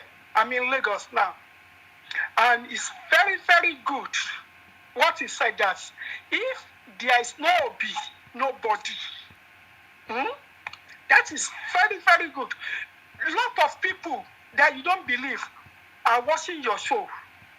Let me tell you, they are watching your show. I don't know whether Asiwaju is watching it. Asiwaju is not around. But our chiefs are watching your show. I'm saying it loud and clear now. Listen to my language. Okay? They are watching your show. So the guy said, if no Obi, Nobody. That is very, very good. In front of our people, our elders, and our guys. Now, Lagosians are well prepared. Lagosians are well prepared for IBOB. We are waiting for them. We are waiting for them to come. And let me tell you, people that are passionate for IPOB, that they are the one, it's IPOB that's burning their shop. No. I'm saying it loud and clear now. No. It's not them. It's we Lagosian. It's we Lagosian. Our people is burying it because they said that Lagos is no man's land. They said Lagos is no man's land, and we are showing them. This is 3 sub now, 3 market now. Wait, just be waiting and see what is going to happen. So we will prove that for them that we Yorubas, we are the owner of Lagos. We are Lagosian because we are accommodative. It doesn't mean that they should come and press our eye, put hands into our eye. I want him to hear what I'm saying. He should listen. I want the guy to listen carefully. Please and please and please. Our elders is listening to you. The white cat chiefs is listening to you. We are well prepared. We are well prepared because we help you, Igbo. You are a bunch of nuisance. Bunch of nuisance. Igbo, bunch of nuisance. You can't do nothing to Lagosian. You cannot stand us. It's because we are accommodative. Doesn't know that we don't know what to do. But for you, IPOB, saying this on social media, everybody heard this now. That is very good. We are well prepared. We are waiting for you. Not like answers. We are waiting for you. All our children that are following Obi, they are back. I am among the people that I told them to tell them the history. To let them do the history in the school now. I'm telling all my brothers in House of Assembly now, to allow them to do history in school. Yeah. So we are waiting for you all. We are waiting for you. Come to Lagos. We are starting burning the shop, and we will still continue burning it. And our boys will still continue to burn the shops down. So we will show you that Lagos belongs to Yoruba land. We are Lagosian. We are from water. We are Lagosian. Anything, we stand for you. Just come. Come. We are waiting for you. All right. Bastard, bunch of people. Àwọn olórí burúkú dèdè má ṣàǹfààní. Ẹ kú dànù ni ẹjọ́ náà. Wọ́n rọ olóko ọlọ́sàlẹ̀ yín lórí. Wọ́n rọ oníjàgìlẹ̀ yín lórí. Alárògbò wọ́n rọ ọlẹ́ yín lórí. Àwọn ẹni kò sọ ṣàlékọ̀. Ọmọ ẹ̀kọ́ ṣàwà lẹ́kọ̀ọ́. Tó jọ́ ṣàgídí. Àbọ̀ olórí burúkú lẹ́yìn Yíbò yìí ni. It will never better for you and your forefather. It will never better for you and your forefather. Our elders is hearing you. Our white cat chief is here. They are hearing you. Idiots. Bastard people. Bye. Thank you very much for your contribution. Thank you very much. Hello. Yes, can you reduce the volume of your listening device? Go ahead. Yes, brother, you know me. I'm a princess. Yes. So that's my sister that he called just now. She said we're going to make Olijegi, which is our Orisha in Isaliko, and Olokun to them. You know we come from the river. Now the battle just started, like my sister said. I'm calling from Ethiopia. You know me very well. If they want to bring their IPOP, we are ready for them. You know, I told you last time that they cannot try nonsense before the election. They're going to smell pepper. The person that he called from Oroland or wherever he called, I don't know where he's called, from where he called. He said they were coming. It's a lie. He cannot come to Nigeria. They are just propaganda. But like my sister said, the chieftains are looking at them. All the king in Lagos are looking at your program. Every one of Lagos are looking for your program. We are on your program. Don't worry, nothing will happen to you. But they will smell pepper. I want to know where their sheep, that sheep that is sitting down and telling rubbish, We don't know where it is. Maybe it's in the house. We don't know his house. He cannot do that one in Lagos. It's not possible. He's doing it in his house. We want to know where he stay. Please, if you can get where that man stay, you will hear from us. That rubbish chief that he said is going to bring security from East. The East that they cannot talk. If they talk, they will kill them. And we give them chance in Lagos to talk. We give them chance in Lagos for their children to have education. Obi that said them that education is for the rich people, it's not for the poor. But they will come to Lagos and the children are going to school. They go to the university where they pay their school fees. They eat. God will punish them. We are going to throw them in the water. Tell them that. If they start nonsense, you remember Ojuku, I watched one Ojuku something. He said Kata Bridge, they were throwing Igbo in the river at Kata Bridge in Lagos. That one is small. This one, we're going to throw them in the river. If they try it in the Delta or Lagos Island, they will go to the river. We from the water, we can swim. They should go and learn how to swim now because they will perish in our river. Only Jadi and Olokun, they will carry them into the river. Yes. Because we accommodate them. We give them everything. What they cannot enjoy in their stupid Enugu, they were enjoying it in Lagos. They have children, their children going to school. They got good life. They're sleeping in the nice house. Look at Anambra governor. When he want to go out, look at the place that man want to go out like a village. He's fought in the village. You can't even know that that place is still exists in Nigeria. And they come to Lagos and enjoy everything. They don't want us to rest. They just started. All Yoruba will stand up for them. All Yoruba land will stand up for them. We are waiting for them. Bunch of the criminal. Thank you very much, my sister. God, my brother, God will be with you. Thank you very much for your contribution. I appreciate you. Thank you very much for your contribution. Hello, your name and where you calling from, please? Good evening, my brother. I salute you. Go ahead. Please, the government of Lagos State should investigate the said video. If that video emanated from Lagos, true, please, the government should pick that idiot up as soon as possible. Because this thing can never happen in the East. These people are so tribalistic to the extent that, my brother, an Anambra man can never become a common councillor in Ebonyi State. An Enugu man can never become a common councillor in Abia State. But they want to tell us that Lagos, they can do whatever they want. My brother, I say, inshallah, nothing is going to happen to you. If they say they are prepared, the Yorubas too are prepared, we will mobilize fire for fire. He who dies. He who survives. Let the battle be gone. Because these people think they can. You see, do you know the reason why they are afraid of the Fulanis? Yorubas are more lenient. Yorubas take things easy. Diplomatic way of handling things. That's why they can look into the Yorubas' face and point their eye into their eyes.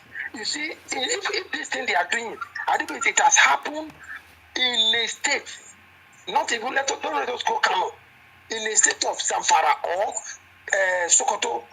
By now, we will see more trailers coming from the north, packed full with Igbo people coming down back to the east. Because Hausas will make sure that they deal with them. But because Yorubas are just seeing them as our neighbors, we should be taking things easy with them. These idiots are now taking advantage of us that they can do anything they like in Lagos. My brother, it's not going to work. The Lagos is what they plan to take over. But I'm telling you this, an Igbo man prefer to lose federal government, to lose Abuja and take over Lagos. Because they know what Lagos government is making. That's why they are eyeing Lagos. And it's a lie. Even in 2027, you will still reject them again in Lagos. Thank you very much. God bless you. Thank you very much for your contribution. I appreciate your call. Thank you very much. Madam, go ahead. We have other callers. So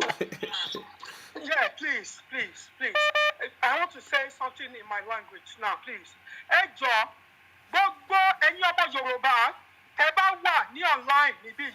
Wọ́n ní kí n sọ fún yín pé tẹ́ bá sì pè wọlé kẹ́ máa gbé wọn ṣépè. Ẹ gbé wọn ṣépè gidi.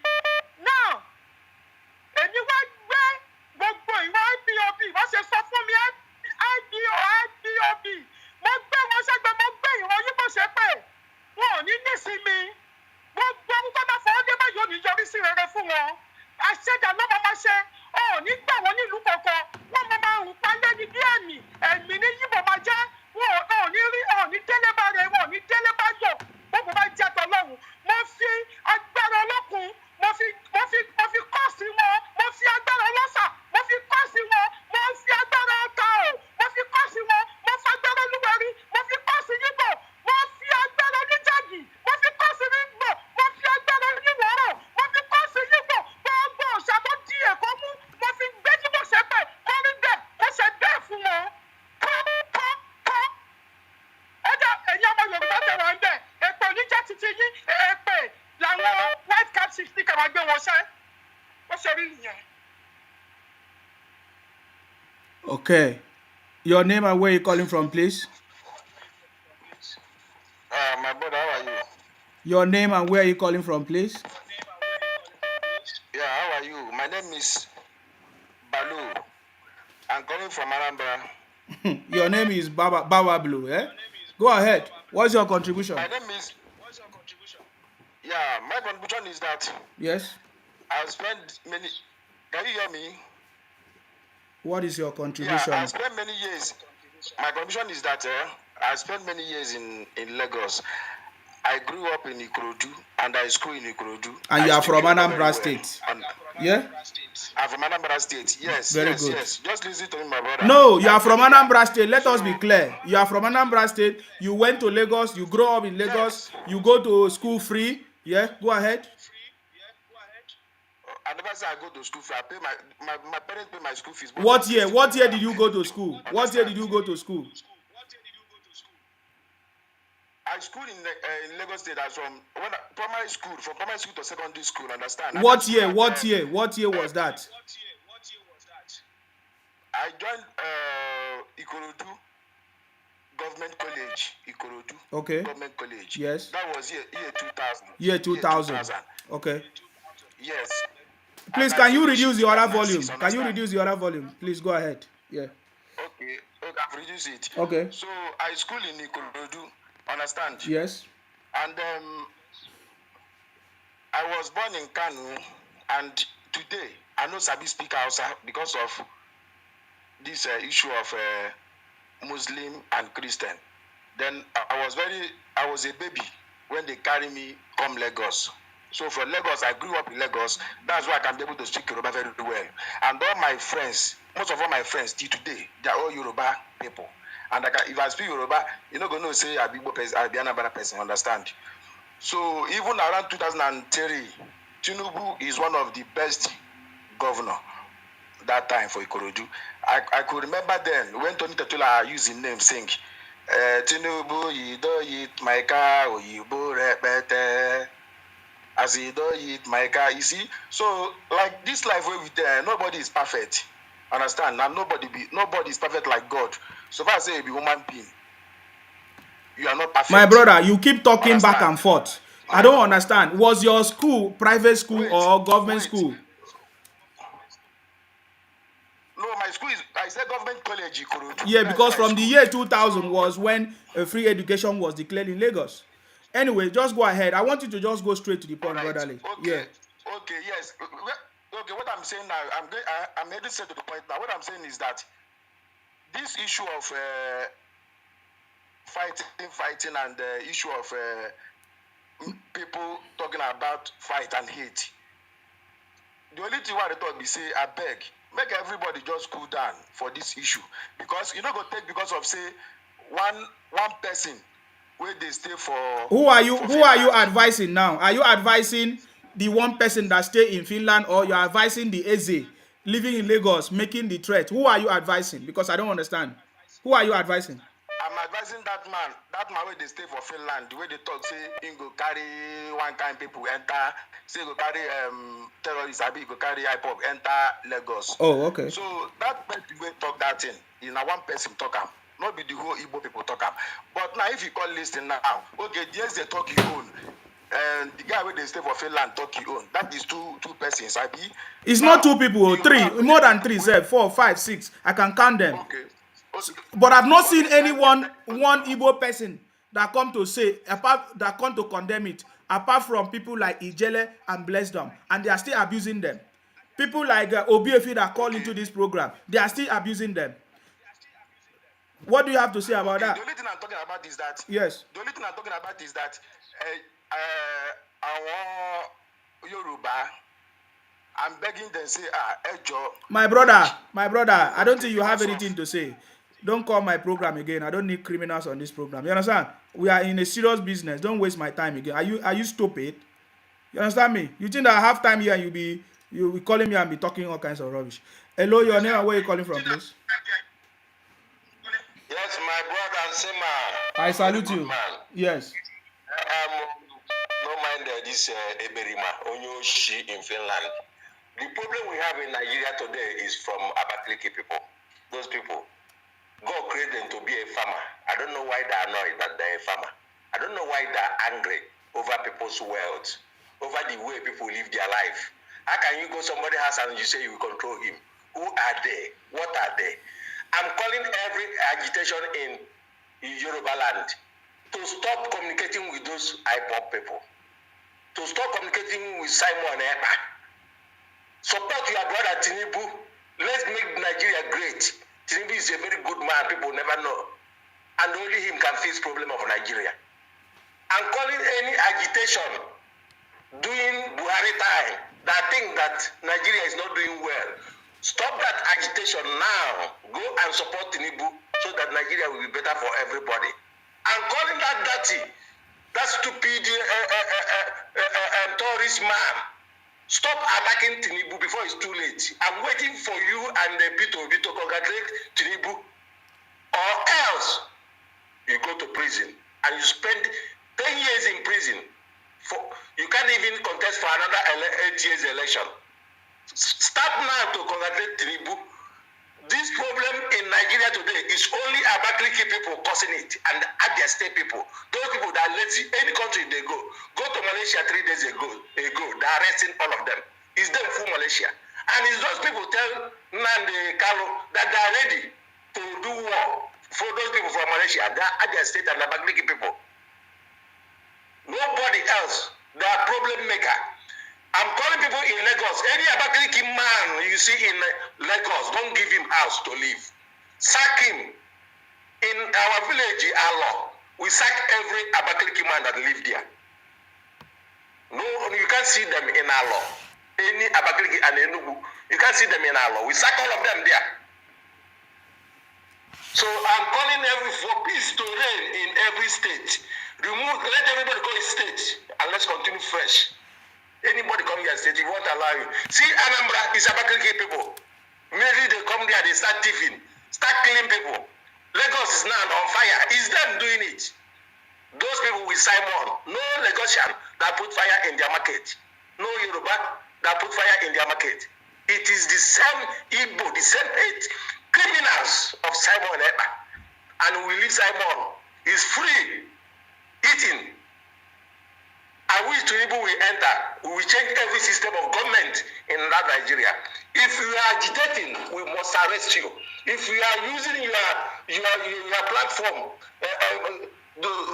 insulting our president, we must arrest you. All those things that are doing, do whatever you want to do. You have only now till 29th May to do it. We must arrest anybody that is incorrect in anything he's saying. In that Nigeria must be like Europe. We must join Tinubu to make sure that Nigeria is like Europe. You cannot just wake up and talk anything you want or do anything you want, or else the country you are respecting them. Go to Malaysia, they're jumping from 10-story building till down, they break their leg. All those Abakaliki people are the most same people. Police are arresting them because they're doing the same thing there, making noise everywhere. Whereas they have nothing. You will respect the country, another country's law, but you can't respect your own Nigerian law. What type of people is this? We leave them and making noise that seem to say they achieve anything, they can do anything. They can't do anything. People only fear them because they hide guns everywhere, attacking people inside their house. So this attack will stop. When we arrest about 100 or 200 of them, others will go. We must arrest them. Be you in any country. Once we find you with a weapon or you sponsor people to kill, we must arrest you. If you open your mouth to tell somebody to kill, we must arrest you. If you buy gun for anybody, we must arrest you. We can't leave them making noise in Nigeria. Spoiling countries. People cannot go anywhere they want. Why are you sitting people at home? Are you crazy? You see your mother and your papa at home and you went inside where you see them at home and kidnap them. Who is doing this? Only Abakaliki people. They full online messing up. Leave the farm they will be doing in their village. They come out to be making money through kidnapping. So my brother, I want the world to hear my voice and I'm ready to do hell out of them. Thank you. Thank you very much for calling. I appreciate your call. Thank you very much.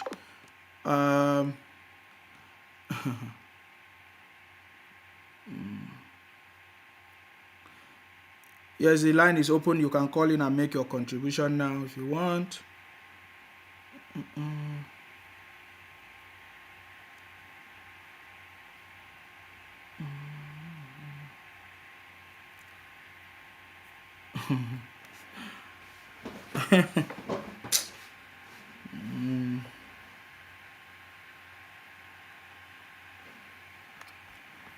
The line is open, guys. You can call in and make your contribution.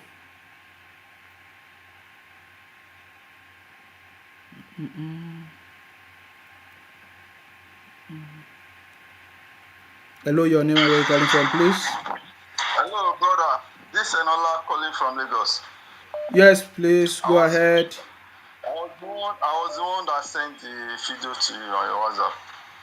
So I'm calling that guy that called from Finland that was, giving the threat that the Igbo, they are not going to leave Lagos and the airport is coming, this and that. They are coming to fight and attack Yorubas. That guy is a very crazy guy. He's a very, very crazy guy. I'm telling him now, we are fully ready for them. I get to me, like you said, we Yoruba, we are very good. We are very, very accommodating. Are you getting me? That is the reason why all these Igbos are taking us for granted. But now this election has already, everybody knows that now Igbos, they are Yoruba's enemies. Are you getting me? And the reason why they have this opportunity is that we have given them enough chance and opportunity. So we are just waiting for them. Anything after May 29th, we are waiting for Baba Tinubu to be sworn in. Are you getting me? Then after that, we are going to take action against them. There is going to be limits. We are going to limit all the opportunities that we have been giving to them to live freely in Lagos. They can't live freely in their own state. You are in somebody's land. You are living with peace. And you are still not okay. So what kind of human being is all these Igbos? Why are they causing problems everywhere? And look at Obi, who is their leader. I've never seen a single video, single comment from Peter Obi condemning IPOB in the eastern state. We've seen the video whereby the IPOB people beheading the head of their brother, kidnapping their brother, taking them into the bush and cut their heads. I've not seen a single video where Obi condemn all this. And the person who is not bold enough to even talk to his people wanted to become a president in Nigeria. Is that possible? So we are waiting for them. Let the May 29 come and go. Then from there, they will see the action. If Lagos is their land, then we will know then. So thanks for your contribution. Thank you very much for calling. I appreciate you. Thank you very much. Thank you very much. Okay, the line is open now. You can call in and make your contribution.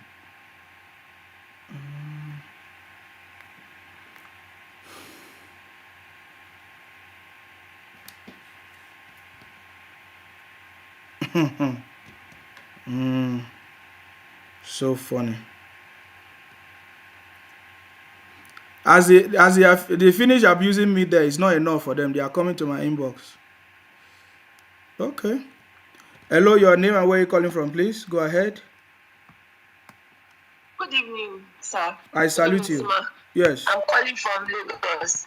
I salute you too. Go ahead. I'm calling from Lagos. This is Ade. I just want to make so this market burning that they are shouting. Number one, they are not the only one in the market. Yorubas too are there. So many other tribes are there. Do you understand? And that they were also affected. And that my own analytical mind and from my experience, hello? We are listening. Go ahead. Most of them, all these market money, I'm going to analyze it in three ways. Some of them are already indebted to banks.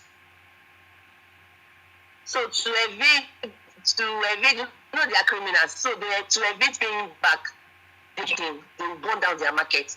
And number two, some of them are doing it because of insurance. Do you understand? You know, when you insure your goods and after some time you burn it down, the insurance will pay you double. They will set you up again. Do you understand? Mhm. So then the number three aspect is that they are doing this. It's their brothers too that are doing it. They are doing this so that they set up. Don't be deceived that maybe I pop and come. They are already in Lagos. Do you understand? So they are burning down those markets so that their brothers can move back to the east. And for the idiot that called saying that they will chase Yoruba out of Lagos, maybe they thought Lagos belonged to only Lagosians, or this fight is just for only Lagosians. And I'm very sure that the person that called should be in his early 30s or maybe early 20s. That's what I normally yarn all those doors, because I used to. Some of them, when they make comments, I will look at their profile picture and see that they are babies. Can you understand? So they are running with what the lies They that use fake account. Yes. Yes, the lie that they've heard from Nnamdi Kanu, they are running with it. They believe Yorubas are coward, they can't do anything. I want to remind them what happened in Kanu in 2017. They remember it was their governors that was evacuating them. I hope that will not happen to them here in Lagos at last, if they don't caution them. And that man that is talking rubbish that they must stay. You are imposing what you don't take in your own state. What they don't do in your own region, you want to come and impose it here in Lagos. Are they crazy? What kind of gene is in their mind? As in, is running? What kind of blood is running in them? So because we kept quiet, we've been looking at them, we gave them all the chances, they should do anything they like, we are one Nigeria. I want to put it there, we are no longer one Nigeria, we are no longer one. And they have severed the relationship that we have with them, and it is permanent. Even our children, we can never have anything to do with each other. But this Lagos, nobody can take it away from Yoruba land. As it create try it, failed. So they have been failing. Ojukwu tried it, he failed. They will also fail this time around. I think their madness always come every year. Any year that you see that carry 3 at the back, that ends with 3. That's when their madness normally come. But this 2023, it's going to be the end. Let's Baba be born in May 29th. Then we will now know the people, the person, the tribe, and the person that really own Lagos. I want them to know that before they come from the 600 kilometers and come here to Lagos, they will meet their match. That is just it. Thank you. Thank you very much for your contribution. I appreciate you. Thank you very much for your contribution. The same thing that they are doing in Lagos, they are also doing the same thing in Akwa Ibom, everywhere. Hello, your name and where you calling from, please? I'm calling from Lagos. Good evening, lovely. Good evening. I salute you. Everything. Good, brotherly. Yeah. Let me use because I'm from royal family. My name is Prince. Let me use Prince. So anytime I call, you see, you cannot be thank you enough because a lot of secrets leak out through this your program. You don't know. May you never know your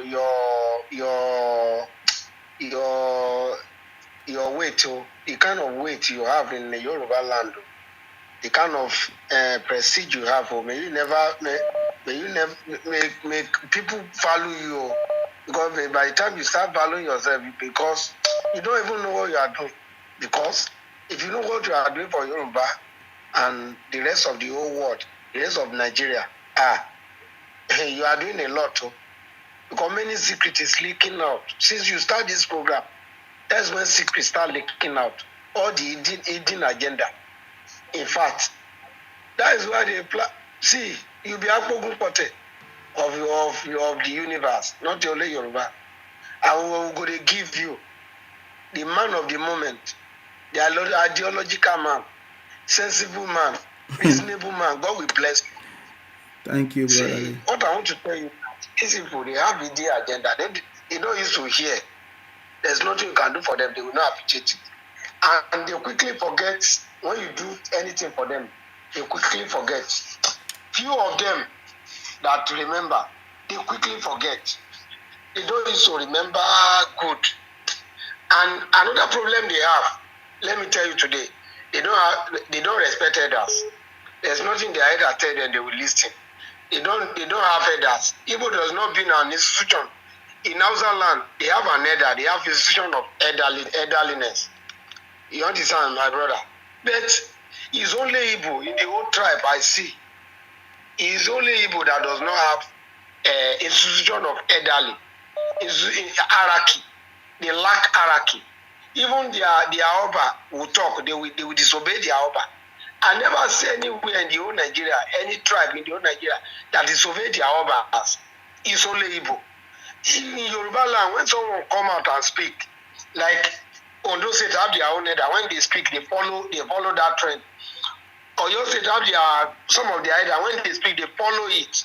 But these people, they will never listen to their elders. They don't listen to their fathers. They will do what is in their mind. That is the problem. And they want to turn Yoruba like that. You can see that macaroni are mellow. Because in Nigeria, in Yoruba land, you must respect our elders. That is the problem they face. And except they realize that they can never become anything in Nigeria. They must respect elders. They must have a leader. But they don't want to bow down for anybody. They prove arrogant. They are so very rude. They don't want to listen to anybody. When you have any deal with them, you give them an idea, they will throw your idea away. What they want to impose on you that will be the best on people is very wrong. It's very wrong. That the only thing that's affecting them, and it will continue to affect them in the church anywhere. They don't have an elder. They don't respect elder. They don't even respect person that does not respect elder. Cannot respect pastor. Cannot respect God. Because in Yoruba land we see an elder like our small God. We call them Oluwawa. They are our Lord. They are our small God. Our Father is our small God. Our elder is our small God. Then because we see God in them, they direct us. I no go fit talk more than this now. That is my point.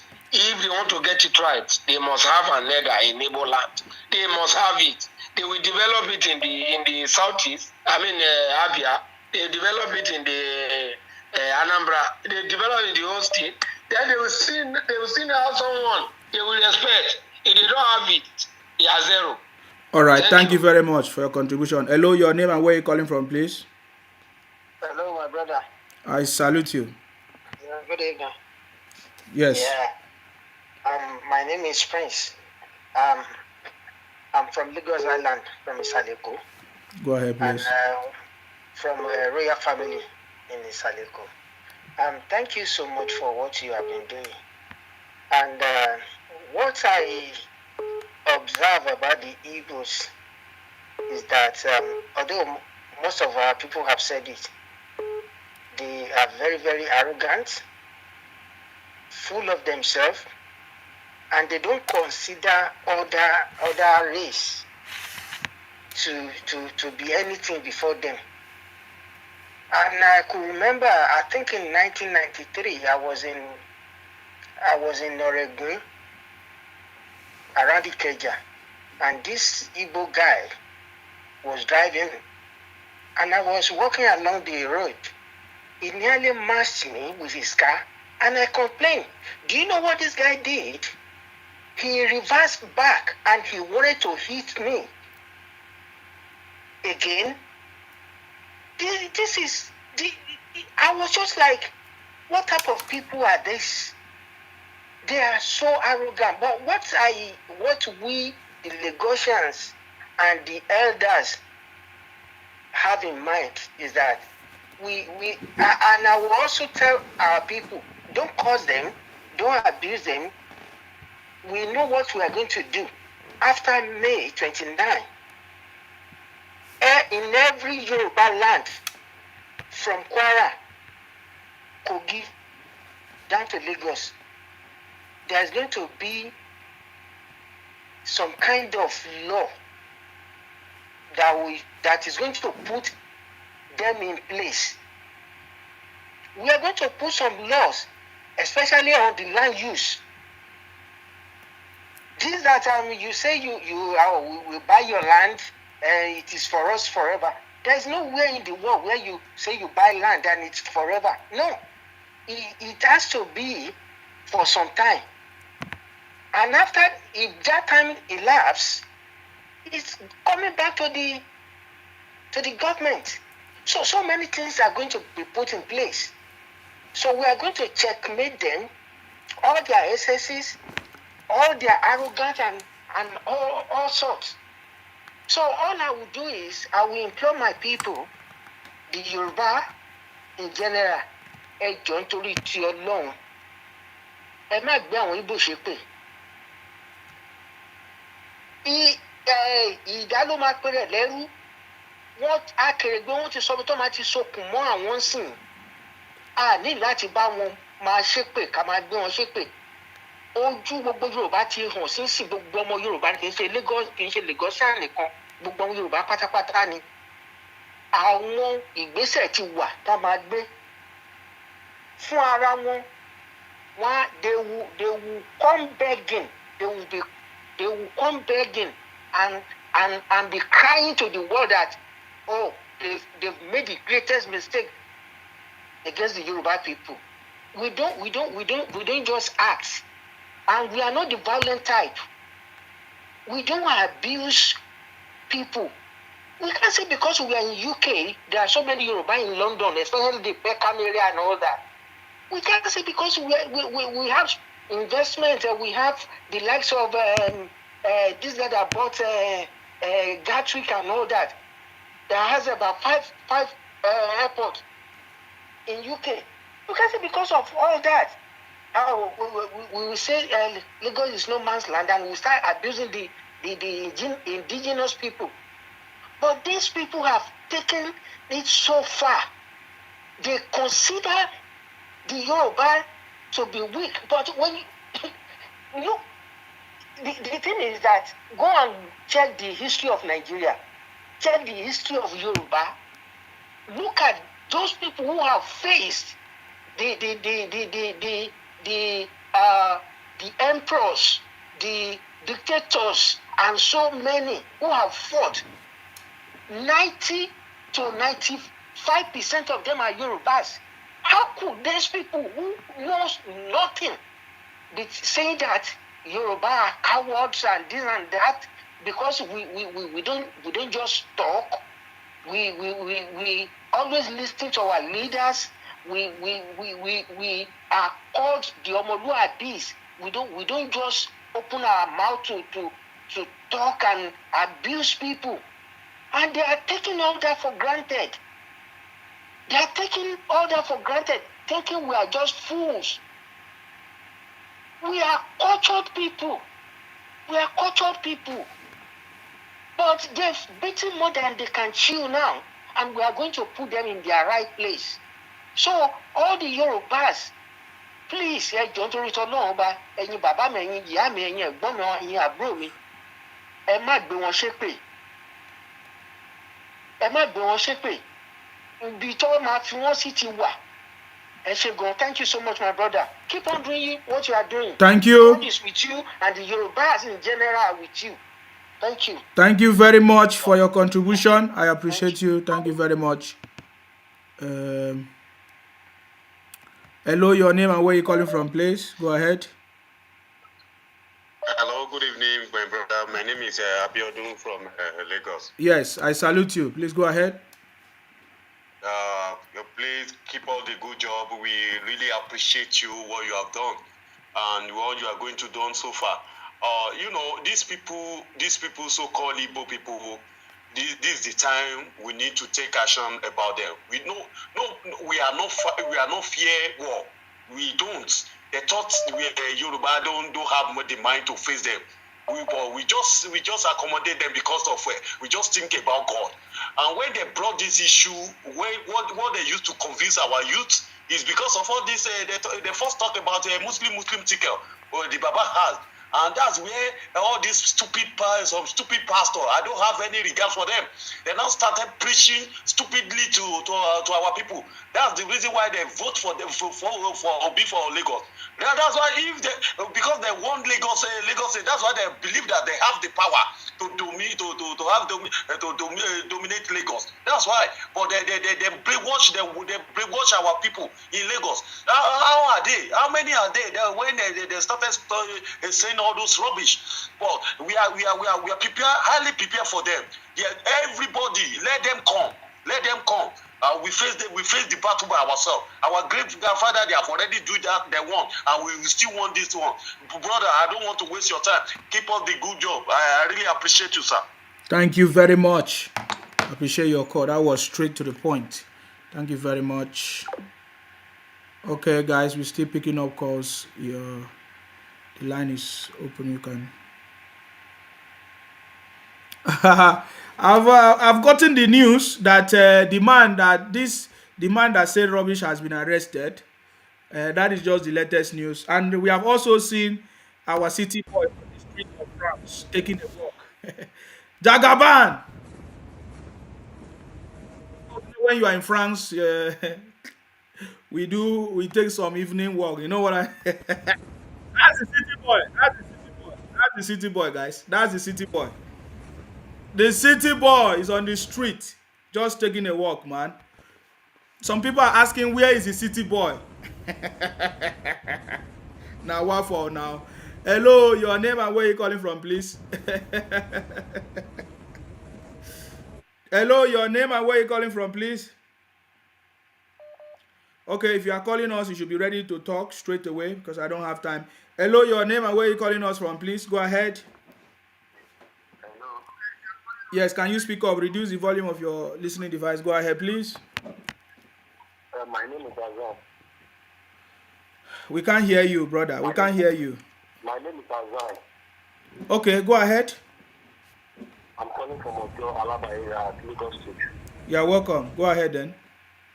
Okay, my brother, I appreciate you better for what you are doing.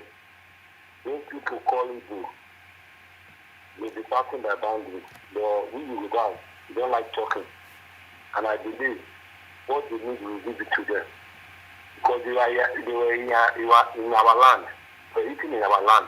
We business in our land. We cannot be in their own state. And they were still making us. Then, being free in our land and doing business in our land does not mean that we don't know what they are doing. So we accommodate people. But anything they want, we give it to them. This time around, we are ready for them. So we are ready for them. We are prepared. We are ready for them. Because I'm nearest to Alaba International Market here. That's why I'm calling. We are ready for them. If they do it anyhow, we will do them. And I believe many of them will do their purpose in Lagos. That's what I want to say. Thank you. Thank you very much for calling. I appreciate you. Thank you very much. Hello, your name and where are you calling from, please? Go ahead. Hey, bro. God bless you, sir. I'm calling from Niger State. I salute you. What's your contribution? Go ahead. This is Jagawa from Abuja, from FST. God bless you, sir. Bless you more. God, your family, you go make her this year by the grace of God. Just continue. That's what I want to talk. Thank you for calling. Thank you. Thank you, sir. That is the city boy. Walking and taking a stroll, man. That's it. Hello, your name and where you calling us from, please? Go ahead. Hello, good evening, my brother. This is Nike from UK. How are you? Very good. Thank you very for much. For the good job. Oh. Look at all their lives. Eh? Look at that man walking even like 20 years old. Even look at Obi, let Obi and that man, let us put two of them in a race and see how that man will walk. Shame on their president, their Facebook president. Obi is we have to give him his bandage on the face. Obi is a boy. He's a boy. Obi is a boy. Facebook president. Stupid people. They know that the glory of Nigeria is going to shine. Look at what they want to do. They've been planning all this, including the answers. They use our children. And now all our children are coming back. You know? All our children are back. They are back to their senses. Yes. According to one commenter that said, when they're going to change the system, they are not going to buy any land again. They should go to back to carry the Alaba and see if Yoruba will not come and do breaking cars in that Alaba. Let them go back to where they are doing their fake things. Yes. You could not go to Nigeria and come buy common paracetamol. You can't buy it. They do everything is fake. Things you have to put inside your tummy is fake. Go and buy paracetamol in Nigeria. You will know it's not going to work. And they said they brought wealth. They brought what? Go back to your country and your states and do your whatever you think you can do. We accommodated you and you misused the opportunity. We are going to show you. Let them come out on that May 27th. Personally, I've got my ticket. I'm on my way down there. Let them come. We will show them that we don't talk Yoruba, we don't talk. But we will show them that we are not bastard like them. They use their own foot to kick their father. Get up, dad. We don't do that. We kneel down to greet our father. Even the preachers we are here, go and look the way they greet the queen and the queen mother before she passed. May her soul rest in peace. They have to bend down. They have no culture. They don't have culture. We are there to tell Yoruba. You cannot even stand us. Forget about it, Igbo. Do you have money? What type of money do you have? This drug money. You say Tinubu carry drug. Go and check. They've never persecuted Tinubu in the US. They all lie. They live of lies. Come and just to dominate people. Then this time around, all states should arise. Anywhere they see Igbo, they should not sell no land to them. They should go and buy their own Aba land. Go and tidy your area. That's Obi. Go back to Anambra and sort your problem out down there before you think you can handle in Nigeria. Look at simple question they're asking him. If they ask him to do this, they ask him A, he's talking about B. He look like he has dementia, to be honest with you. Among him and Tinubu, look at Tinubu enjoying. Look at him. You are praying for death. You will see them dying by themselves. My brother, continue. Continue your work. Nothing they can do. Their prayer, it will back on them. Thank Continue. you. God bless you. Thank you very much for calling. I appreciate your call. Thank you very much. You're welcome. Bye. Bye. Okay. The line is open. You can call in and make your contribution. Please go ahead.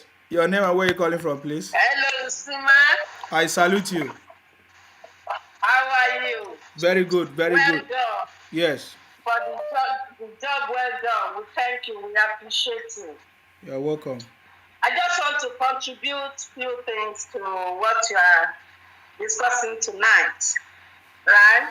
Yes. I saw it in the comments section that they've arrested that man, AC. That's good. It's because they're supposed to arrest him to come and explain how he's going to. Can you imagine that? Igbo elders, they are saying, so they want to be intimidating us with their iPhone. So they are proud of what their Igbo youth are doing, killing them in their country, in their land, and they cannot do anything to him. And he wants to be threatening us with those boys that they will invite Igbo boys to come to Lagos. What do they think Yorubas are? Because we are quiet, does it mean we are fools or we are stupid or they can ride us? You said they will invite the Igbos to come and be watching their shops. I don't know how the Igbos are just thinking. They don't think. The way their youths are thinking with no common sense, that's the way their elders are thinking. Look at the one, Iwonayo, what's the name of the one that said rubbish the other day too? They are called Yoruba rascal. Why are the elders talking like that? That's why their youths don't have common sense. They are very stubborn. You cannot talk to them. They will be insulting you. They will be cursing you. And I want to bring people's attention to this. You know the reason why this Obi and all of them are crying about and they are going out with protests, they are doing nonsense everywhere, because they do not want Asiwaju to be their president. You know why? You know Nnamdi Kanu is still in prison. And you know all the atrocities Nnamdi Kanu did to Asiwaju during NSAS. That because all their plans was to install their own president so that they can release Kanu. That was their plan. That is their agenda. They wanted to release Kanu themselves. They just want to be terrorizing everybody in Nigeria. So what they are doing is that and there is nothing they can do about it. If they do any nonsense, they will arrest them. All the things they are saying, they will just go for life imprisonment, including Obi too, because Obi is stupid. He cannot caution them. He's behaving as if he didn't see what they are doing. He cannot even come out to caution them, to stop them. But him too is happy because he's hypocrite. He's behaving as if he didn't see what they are doing. All their intentions, what they've planned, was to ensure that their Obi is there, and it's not possible. It is not possible. So that they can release Kanu. They know everything that Kanu did during NSAS. Instructing his boy to go and kill Asiwaju, to go and kill Sanwo-Olu, to go and burn this, go and burn that, go and bring this down, go and bring that down. So he must have heard now that Asiwaju won the election. So now what is he going to do? And all his boys. The man that you said they will go and kill, that you are planning everything to bring down, and now he's your president. What do you want to do about it? What do they want to do about it? They cannot do anything. They have no option. They have no option. Even if Obi do any nonsense, they will arrest him. Because that Obi is just a pretender. He's pretending as if he didn't see all these guys. He didn't see. They wanted to bring Nigeria on fire. They never liked Nigeria anyway. They never loved Nigeria because they are bitter, they are sadists because of their land. And do you know that Tafawa Balewa caused them? He caused them because their forefathers, what they did to that is why the Northerners can never vote for any Igbo to become the president of Nigeria. He caused them that they will never rule Nigeria.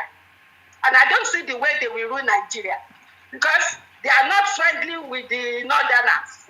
Now we Yorubas, that we are friendly with them. Now they are attacking us now. So how are they going to get there? It's impossible.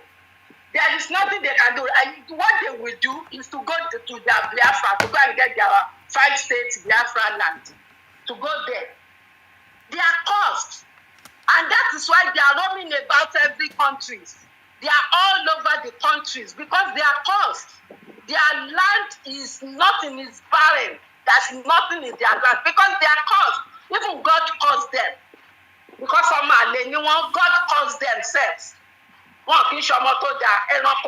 are animals. And the Nigeria that you don't love, the Nigeria that you are calling animal kingdom, the Nigeria that you are calling zoo. How do you want to become a president on a zoo?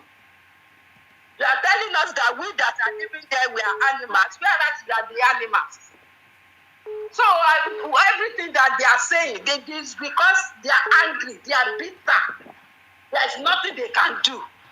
There is nothing they can do. They are only bitter. Also, you pay me tell my boss, can you cut on first and follow where she? There's nothing they can do. And they've seen that the whole Nigerians now have seen the bastard that is made of them. Now, let them come, let them bring their iPhone. If they do it, they will think it's like what they did in during NSAS. If they burn anywhere in Lagos, the whole of their properties will go for it. If they do any nonsense in Lagos, the whole of their shops will go for it. They came to Lagos with their slippers. By the time we start on them, they will go back with the slippers they come with. They won't take anything. Let them come to Lagos and come and bomb anything or come and do anything. All their properties that they think they built, it will come down. All their shops will come down. So if they like, let them call their IPOC the way they did to their east. Let them come to Lagos to come and do it. Mm-hmm. Thank you, Nsima. Thank you very much. I appreciate you. Yes. Thank you so much. Thank you very much. Thank you. Thank you. Okay. Let me pick up this one. Hello, your name and where you calling from? Please go ahead. Hello. Yes. Yeah, hello, my brother. I salute you. Yeah. It's Prince from Lagos Island, based in UK. I just want to make some statements regarding the history of Nigeria. You see, this is more reason why we need to go back to the history. They need to start teaching history. The Igbos have always been against Yoruba since we get our independence. In 1959, when they conducted the election, Nnamdi Azikiwe made alliance. Even when Baba Awolowo considered that post to him to be the prime minister, he went to the north. He made alliance with the north. In 1963 again, the same thing happened. During the war, before the war, the Igbos, they are the one that collapsed the regional government. And then in 1979, they did the same thing against Baba Awolowo. They made alliance with the north instead of the west. In 1993, when the whole Nigeria, even the north, voted for Abiola, Stephen Kiro, the southeast, the 5 states in the southeast, voted for the north against Abiola. In 1999, when the Yoruba have their choice, we have our own choice. In the person of Baba Olufalaye, the Igbos did the same. They voted against the wish of Yorubas, voted for Obasanjo, who is the candidate of the north. So, they've always been doing that to Yorubas. They've always been doing that to us. Yet, we've been kind to them, show them love. When the war broke out, the civil war,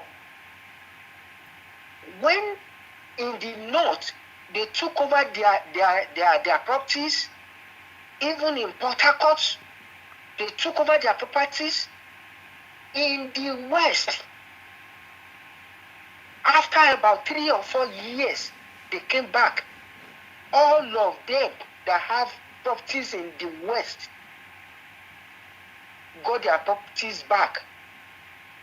with house rents they are collected. So these people are I just don't know what they wanted from Yorubas. I just don't know. We've always been kind to them, but all they've been showing us is showing us evil, playing us with I just don't know what these people want from us. And I am saying to all the Yorubas again, please do not curse them. Yoruba in general, the elders, our obas, and our government in the southwest are doing something. And after May 29, there is going to be a very good policy that will checkmate them. Do not cause them, lead them. They will cry out for help.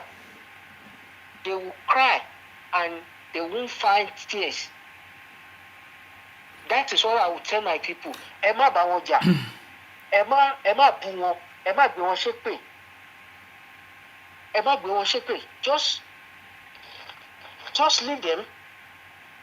When the time comes and the time is nearer, it's nearer, just about 2 or 3 months to this time, you will see some implementation. You see some policies, and they are going to find it very, very hard. Thank you so much, my brother. Thank Yorubas you. Are with you. Yorubas, we are with you. Thank you very much for calling. I salute you. Hello, your name and where you calling from, please? Yeah, my name is Christopher. I'm calling from Denmark. Go ahead. What's your contribution, please? Yeah, my brother, I'm from East Amibo. I'm from Anambra State, The thing is that, can you hear me? We are listening, please. Go ahead. Yeah, the thing is that Tinubu, to me, is the best candidate to turn things around in Nigeria, because his antecedents, what he has done in Lagos State, and I see Tinubu as somebody that does not play that will not play a tribal administration. He's going to bring every tribe in the table to move Nigeria forward. And I see Tinubu as someone that will not look at maybe what some Yorubas are saying or some Igbos are saying to incite tribal issue between region and region. He's going to bring everybody to table to make sure Nigeria work. I believe that Tinubu I know some years back that was governor of Lagos State is still the Tinubu I know now. I believe. But my own advice is that he has to checkmate all the people that is going to work with him, for them not to spoil his administration, for them not, because the reason why people are against APC, or let's say people are against Tinubu, is not because of Tinubu, but because of the past, the present administration that are about to hand over to Tinubu. Tinubu is a good man, but due to APC and the bad people that migrated from PDP to APC and spoiled APC name, were the reason why massive, during the campaign, everybody was supporting Obi, was against Tinubu. But Tinubu, the individual, is a nice man, understand? Because he has created that history to make him that nice person and the person that fits that place. I'm an Igbo man, and all my life I'm not into tribal, all this tribal thing happening up and down. See, let me tell you something. One thing I want to tell some of my Yoruba brothers is, you see this tribal thing, the politician has inside between the Igbos and Yoruba is very bad. Let's look beyond this. You know, and I hate when some Yoruba will come and say, all Igbos. No, it's not right. You can say some Igbos, but not every Igbo, you know. There's something they used to say, if one hand touches oil, it will spread to the other. No, it doesn't supposed to be that way. Even here in Denmark, almost all my friends are Yoruba, and we have been together. We don't even, if a white guy say, "Where are you? Is he your brother?" I say, "Yes, my brother." We don't. Is a Yoruba? Is Igbo? Or no. Like in Lagos, then, like a Yoruba guy that grew up with an Igbo guy from birth. All this thing that is happening now, will you tell the Yoruba guy? Oga, do you know I've been listening to you to see if you are going to make sense? You are not making sense. You are wasting my time, please. You are wasting my time. Yeah, you can end the call. You can end the call if you don't know what you are talking. As you stand, you listen to the video of a stupid man who say his name is Eze in Lagos. And you are not talking about that one. You are talking nonsense. Don't call my program again. Criminals. Nonsense. Hello, your name and where you calling from, please?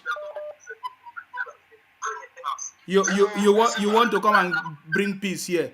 Mumu, you don't go and talk to your people to stop causing problems. Please, can you reduce the volume of the other device, please? Okay. Hello, Zima. Yes. Yeah, there is a lot of noise. There is a lot of noise. Reduce the other device. Yeah. Oh my God.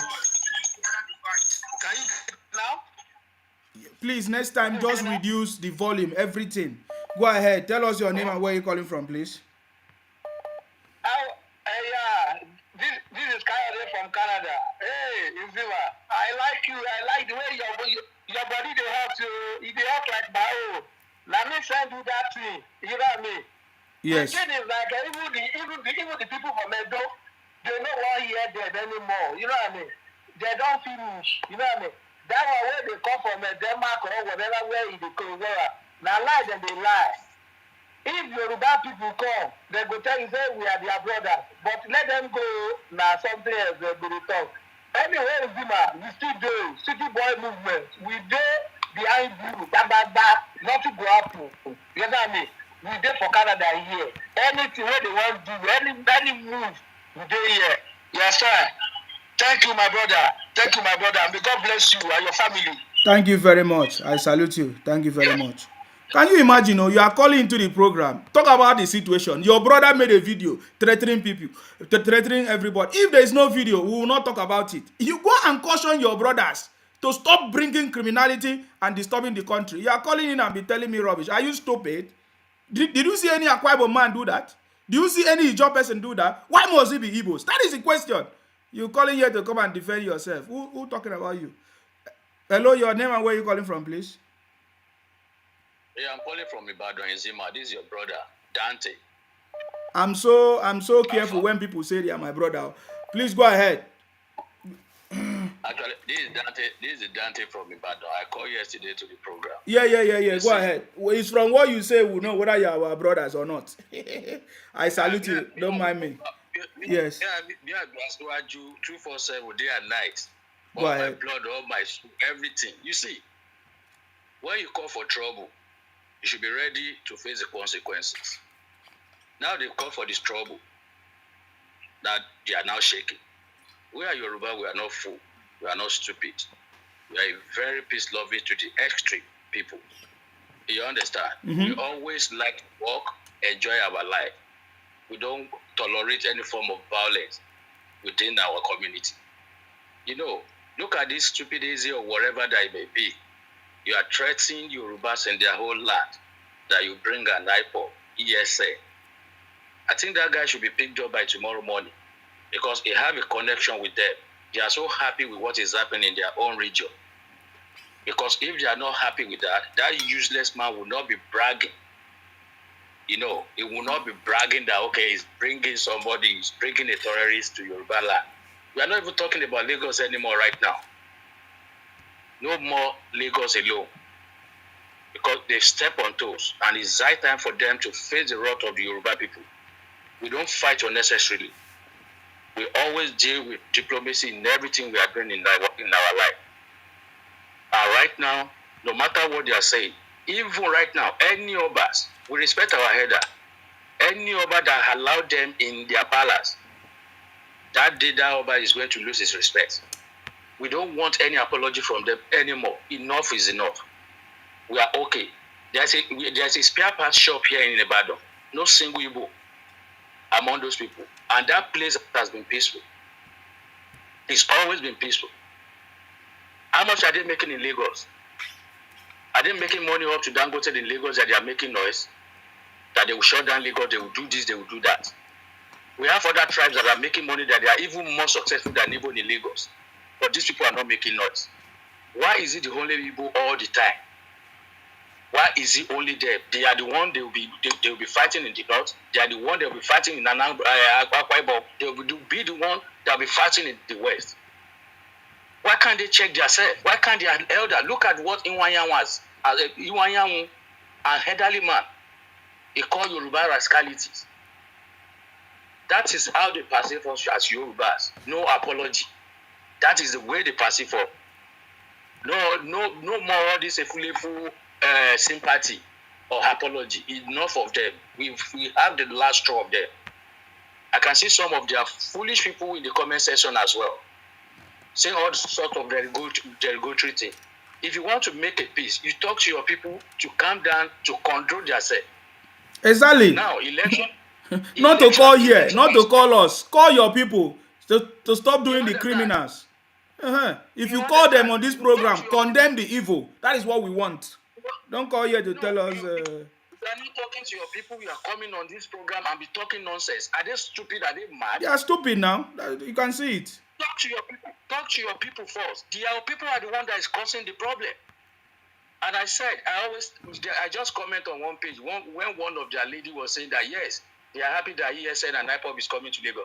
And I let the lady know. I said, you are going to be the one that will suffer most. Whatever you are trying to plan in Yoruba land, you will be the one that will suffer it most. Not the people that live in their own land. Because they accommodate you, they give you everything that you wanted. They make the region peaceful for you to exceed in your businesses, to raise your kid in our land. But we never see any wrong thing about you. But you always counting on every little thing that we did. You perceive her as someone that doesn't even want your progress at all. How can they have a progress in life? Look at their own region. You said you are building Nigeria. What happened to your own region? Why can't you build your own region? And you are coming online here and be talking rubbish. Izim, I would like you to do one thing for me. You see any one of them in the comment section, please block them. You need to block them. They don't need to even comment anything here because all things that they are saying is making my blood to be boiling. Honestly speaking, enough of this rubbish. They should go ahead and talk to their leader and talk to their header. Look at what this nonsense human being is talking about. Bringing ESN to Lagos. Uwanyanwu insulted us as well. Now you are now saying that okay, he's retracting the statement that it doesn't mean it. Does he think that we are stupid people? Is that the kind of the leader they have in the eastern part of Nigeria? No wonder they are having all the kind of menace that they are facing. Because when you don't have a good leadership, this is what will be happening to them. Everybody is a master on their own in the Igbo land. Everybody is a master. No leader, no elder. Because we are very, very well. We are waiting for their ESN and IPO. We know they've loaded a lot of guns inside some shop at Alaba and Ladipo market. We are waiting for them. Pete, people that is listening to me on this comment section, if they born now well, now papa, now great grandfather well, strike, make any attempt to even fire a shot, you will be an issue. It's a fast. This one is not a matter of making mouth. You understand? Because we are not threatening your whole region. You can't come to Lagos or Yoruba land and be threatening us. We've never bring anyone to you. If you bring anyone to us, you are going to meet your Waterloo. That is confirmed. Thank you very much. Yeah. You are welcome, my brother. Thank you for your contribution. Hello, your name and where you're calling from, please. Go ahead. Hello? Yes. Hello, Simo. Yes. Hello? Yes. Thank you, Shima. The Lord is your strength. So no evil shall befall you. God will empower you more and be with you, Amen. protect you. See, if not for you, do you know we will have lost that governorship election in Lagos? Because of you made so much noise and you woke the Yoruba people up. If not for these people, they don't have good plan. Imagine that stupid GV Arabi who doesn't believe in Yoruba to be our governor in Lagos. It would have been a disaster. All the place they would have they would just be telling us to move out of our house and bring all those stupid iPod criminals. You were the one. You were our messiah. Yes, you woke everybody up. You busted them. Stupid criminals. They don't even pay tax in Lagos, you know. They don't pay tax. All those people selling okrika, bendam-pig, you know, litter the whole of our city with bendam-pig, second-hand goods, and substandard good and fake products. Go to Balogun, you cannot come out with anything substantial. All fake. And let them go to their town, to their this region. Let them go and sell those fake things to their and start killing their people. The way they shouldn't be shooting for all the fake drugs they're selling in Lagos. Let them go and sell it to their people in the southeast. Let them leave us alone. Common diabetes for this, you cannot get it in Lagos. All fake. They've killed a lot of our people in Nigeria. All in the name of saying they are the this. I don't know what business. Can they compete with the Oloroguns? They said they are the one. They are the people that hold Lagos together. Who are they? Dubious people, fake, drug barons. Every day they get arrested. Commerce all over Europe and America. They are all in various days because of drug-related offenses. Every day they get caught. They will swallow drug, they will carry it, they will traffic drug, do everything. Go to Asia, go to Thailand. Everybody know that in Thailand that if you carry drug, it's by death penalty. This stupid criminal, they will go to Thailand with drug. They are so desperate with everything. During Jonathan regime too, they took over his regime. They sidelined all of that time. They think Peter Obi that couldn't even develop his state, couldn't empower his people to come and be their affairs, to come and be our president in Nigeria. So that they will have free day, they will do whatever they like and could take control of everything, drive all the civil servants and put stupid evil criminals there.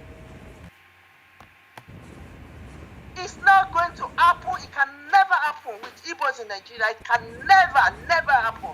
They are politically, they are dead. They can never lead us. They can never be the president in Nigeria because they are very tribalistic. They don't believe in other tribe. They don't believe in other tribe. Dubious business. They will open their shop in the morning, in the night they will go and carry arms and block road and kill people and collect their goods. Armed robbers, kidnappers, they kidnap. Imagine people kidnapping themselves for ransom. Stupid, useless tribe because of money. Let them bring our top to Lagos. They will know that we will finish them. We will finish all of them. We will finish them. And for their information, they know that they are watching with keen interest. They are watching them with keen interest. By the time they flush all of them from the north, they won't have anywhere to stay again. Because what they are doing in Lagos, they will go to other places, other town in Nigeria and go and do it. Imagine, they are armed robber thieves, want to claim other people's land.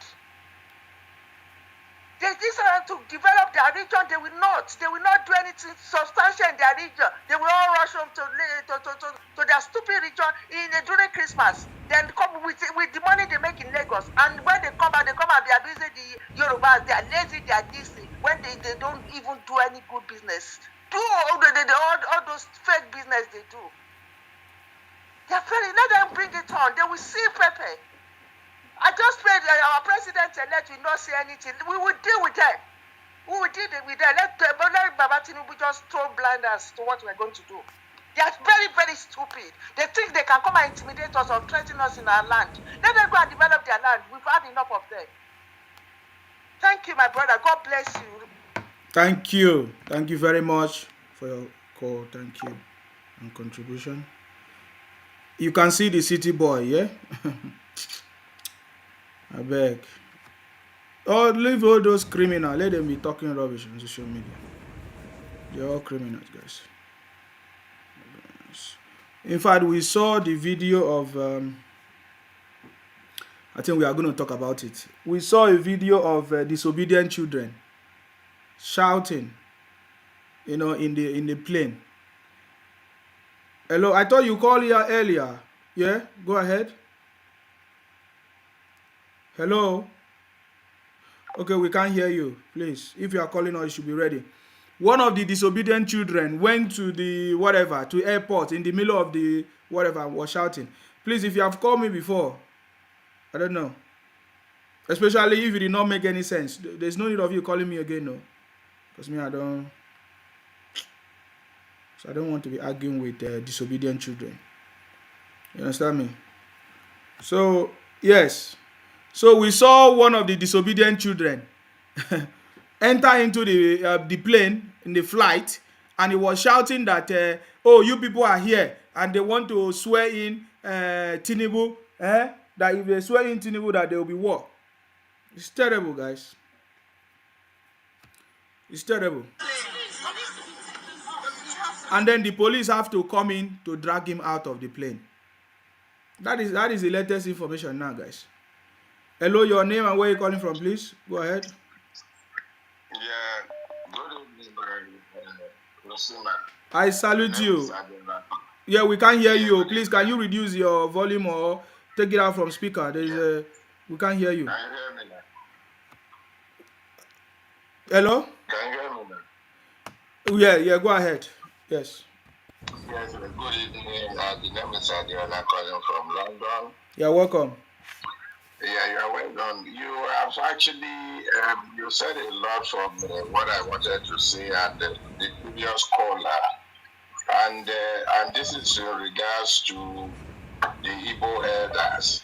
The gentleman who called earlier, who was talking about trying to make peace, Yorubas are not, they don't discriminate, they don't do tribalism and all that. The point is, where were these people when these guys were doing all those shenanigans they were doing in Lagos?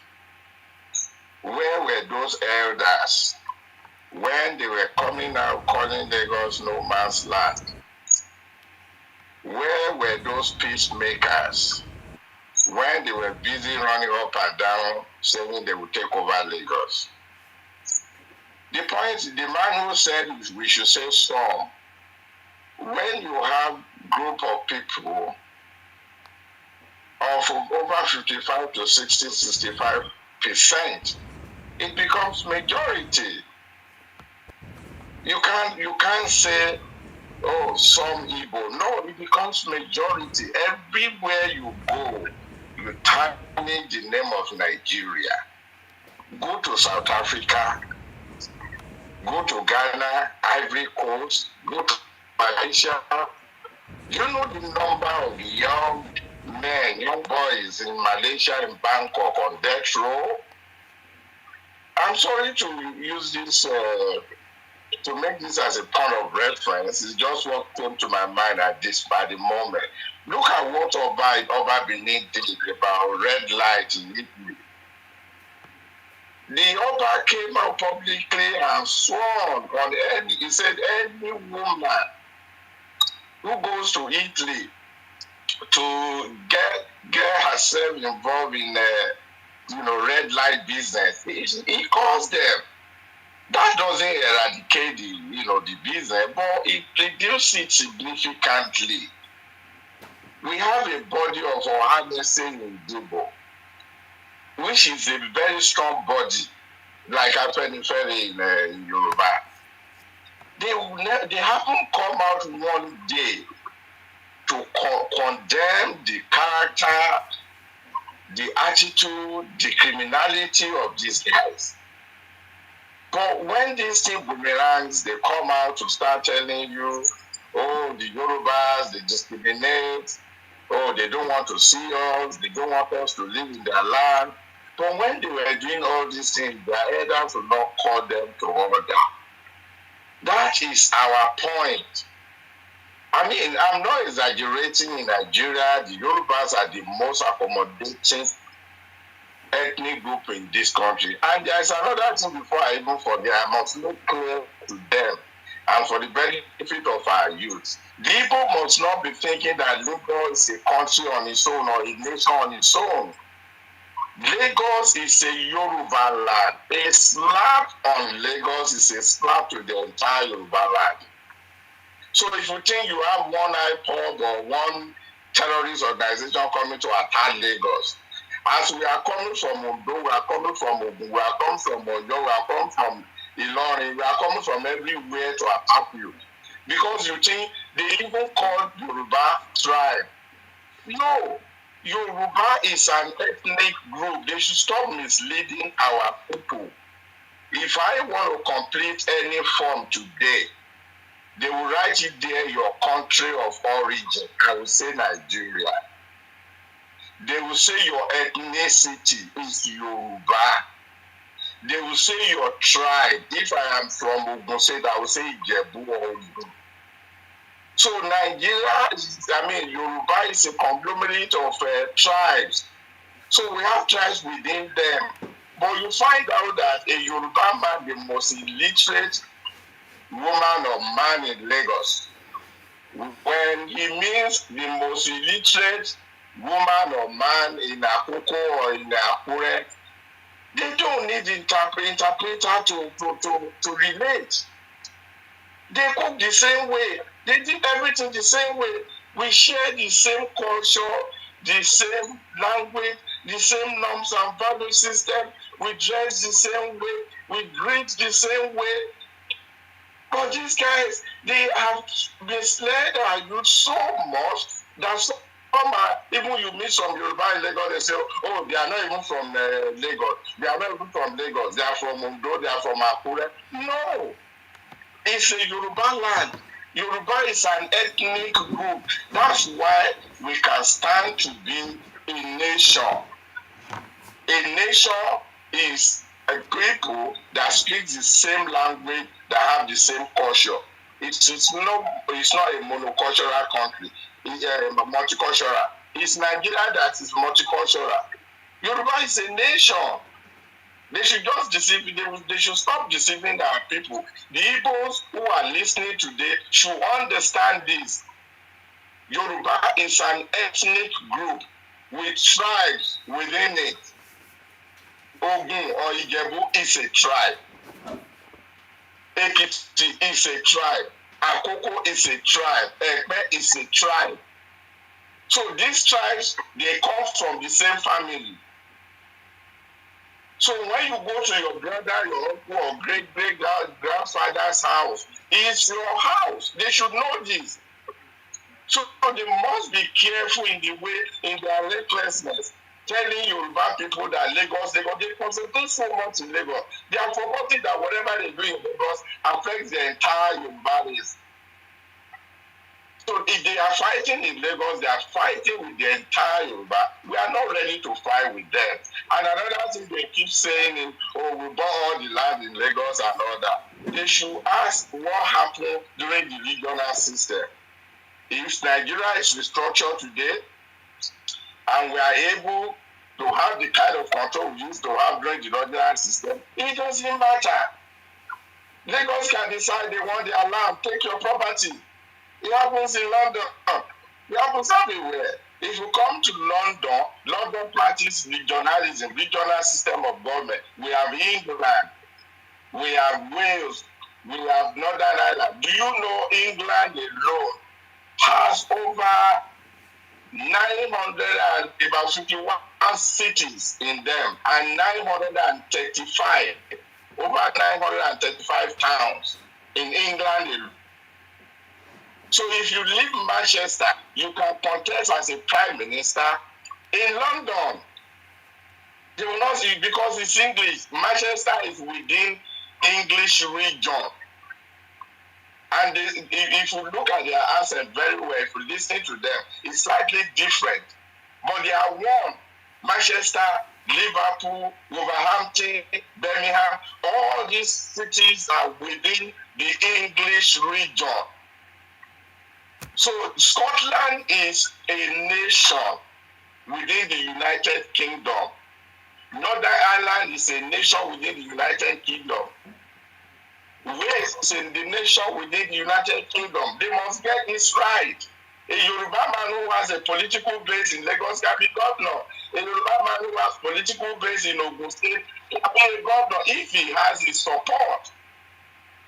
They must get that right.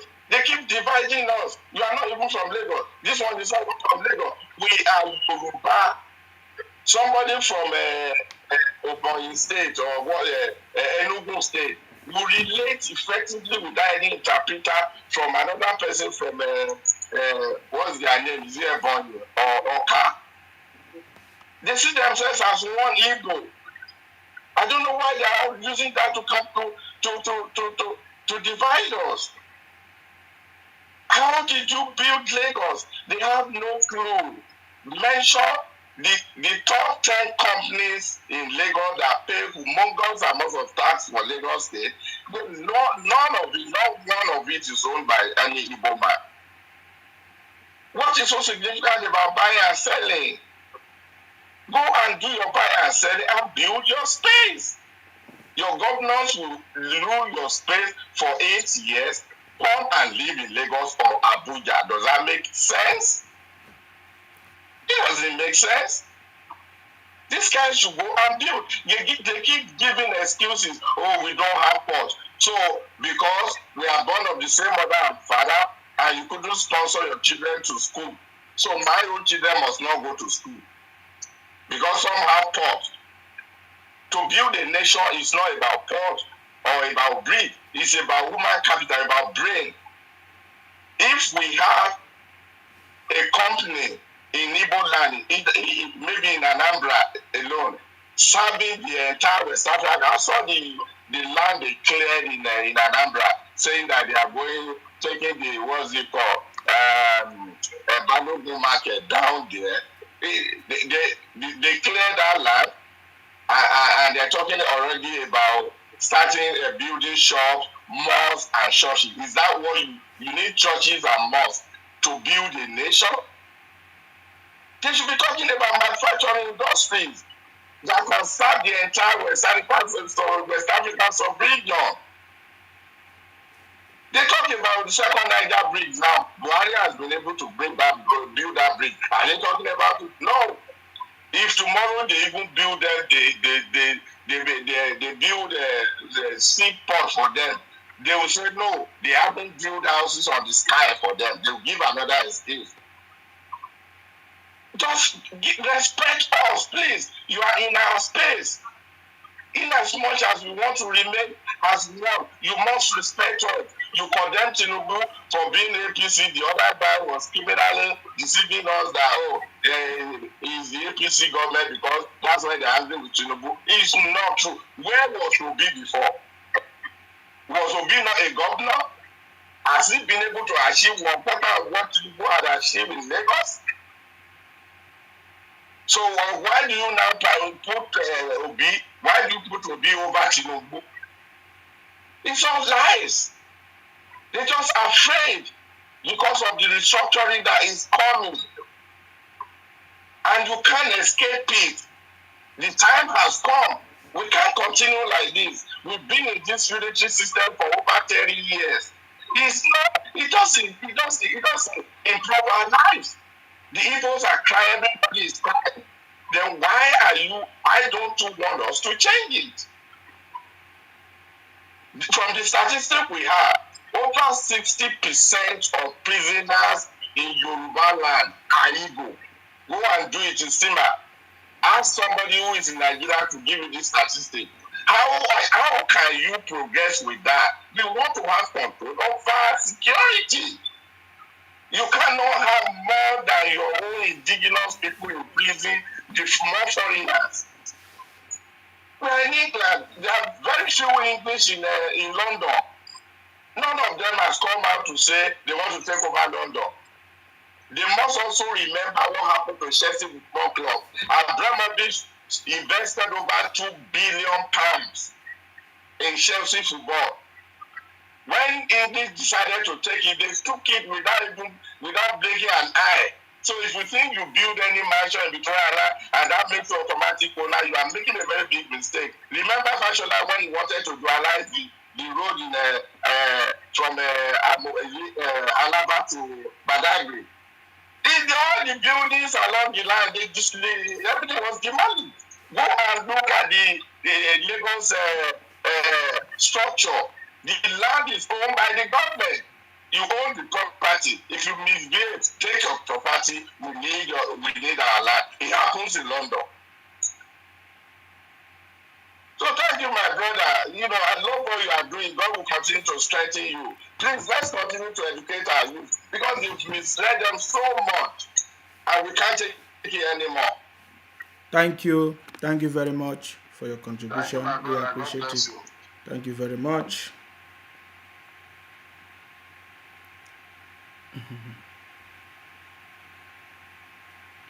All right, guys, the line is free. We can take few more calls before we go. Somebody says 7 hours. No, it's weekend. No, we are supposed to be. Usually, I don't do Friday night. If you notice.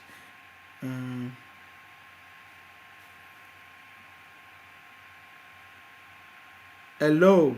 Hi, it's Sima. Yes. Hello, Mr. Sima. Yeah, how are you? Very good. Yeah.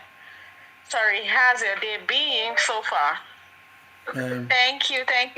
This is T on the line. Yeah. Go ahead. You can imagine I went to an African store here in America yesterday in Maryland. Yeah. And the owner of the African store is one of our Biafra brothers. So we're joking, because normally I'll call him Biafra man. He will call me Yoruba woman, Tinubu. I say yes. So at some point, they were like, that they rigged the election, this and that they were discussing. I was like, they did not rig the election. That I wonder how you people feel that Obi will come 6 months or less than 8 months into election and you expect him to win. How? What are the bases? What are your parameters? What are the alliances Obi has made that will make an Hausa man that they dealt with in Igbo land, that they killed their sons and daughters, that they stripped, that they brought a poor pregnant woman, they killed and brought out her baby. It's payback time. What do you feel the Northerners will do to you guys during election? That when your people kill your people, you will lie on them that it is them that killed you, that is a mala. You called Nigeria zoo and you want to rule zoo and you want to become a zoo president. That is so unfortunate that you people, as towards the election will come, you people forgot all the atrocity you and your Namdi you created and the chaoses you created. You forgot all that. You don't feel that election is just a breeze in and breeze out thing.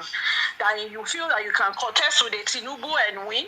You did not even bring your best of best to come to field with Tinubu. You brought Obi of all people.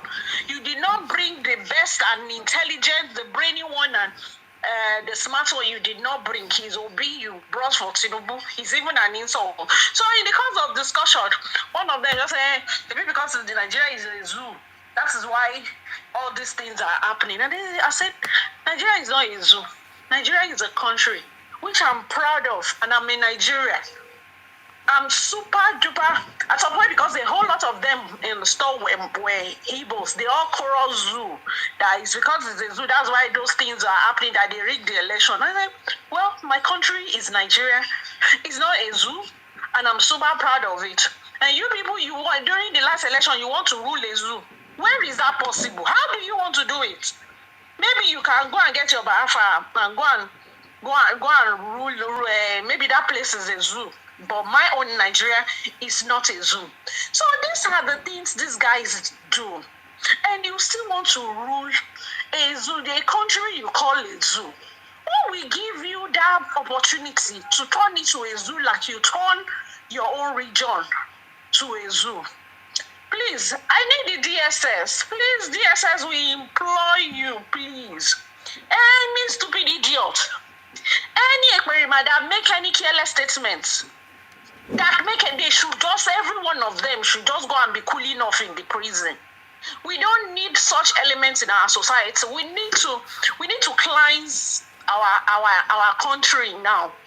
We need serious cleansing of all these idiots that because they just have some few millions and they feel that is the end of the world. The likes of Dangote, they are not shouting. The likes of what is this guy? This other rich guy in North. They are not yelling on top of their noise just because. So some of you idiots just had some few millions. You were able to buy land or buy property in VGC, and at the end of the day, when you look deep down into all this money, they are all dirty deals money you people bring in. We call yourself importer and exporter. What are you importing when you find out they are substandard good, substandard medical medication, substandard everything? You just turn the country into I'm serious. I just pray that the new administration should set up they should create systems, serious system that will work, because it's the system that is not working that is allowing all these idiots to bring all kinds of nonsense and rubbish into our country to come and sell. Even the electrical part you will bring is substandard. Why won't your shop burn? Why won't one crisis or the other happen? All the materials, even building material, they are substandard. They will take, even when foreign bodies, when they bring companies to Nigeria to come and sell, they will frustrate them in such a way, they will take their material, they will take it to China. They will go and tell China people to make a lower standard of that, and that it look exactly like that, and they will even label it the same label of the original one, and they will sell a little bit less than the original. And at the end of the day, they will frustrate the company that brought in a very good material, because they can't compete with them. Because at the end of the day, it will be like his own material, his own product. He's selling that this is the price that will pay him. But somebody is bringing something that is his own company, but is lesser in price. How will he compete? He can't compete. And you know, Nigeria, they will always want to go for a very low, as in something that looks costs that is costs a little bit for them, that is lesser. So really, we need system. We need to our new president-elect will appeal to him. He should put up system in place that will check all this. Let NAFDAC work, let SON work, let there be standard.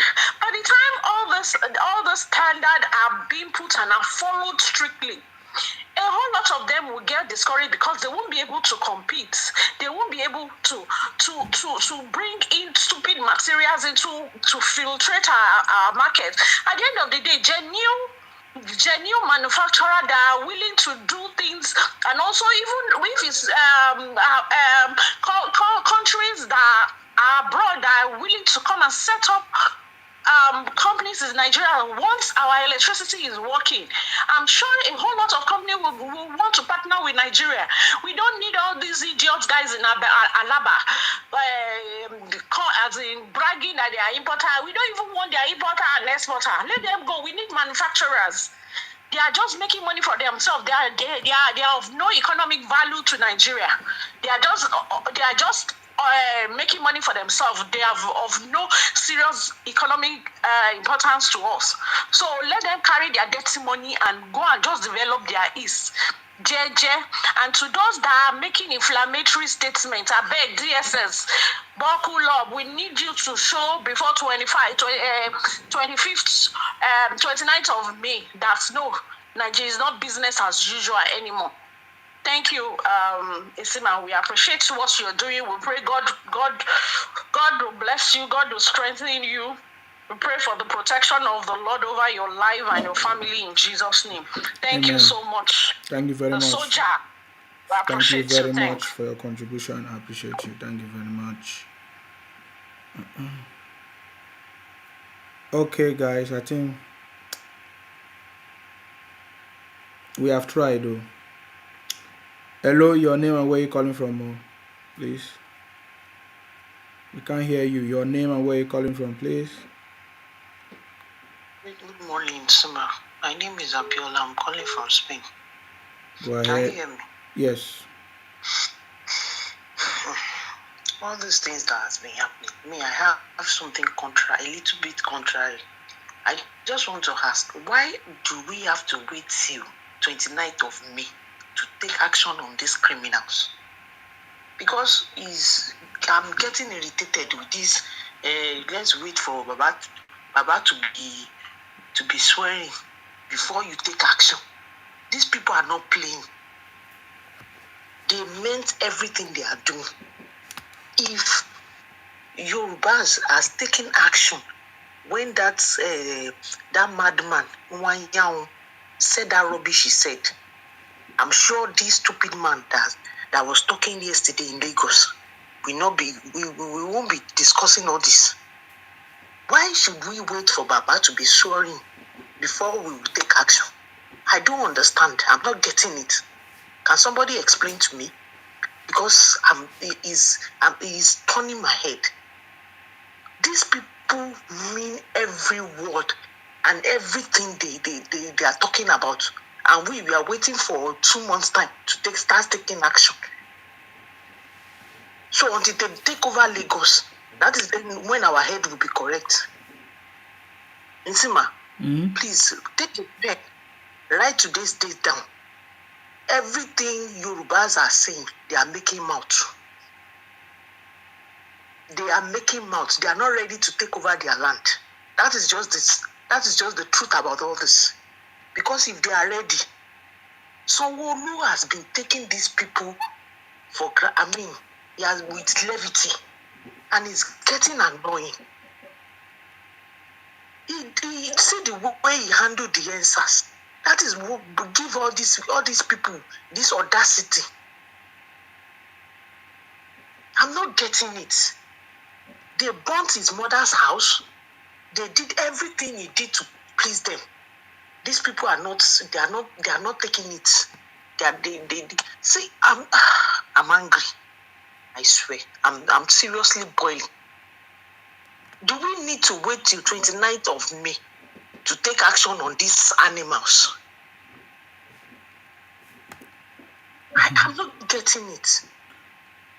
So you are telling me that until May 29, we are going to stop these people when the high pub are already in Lagos?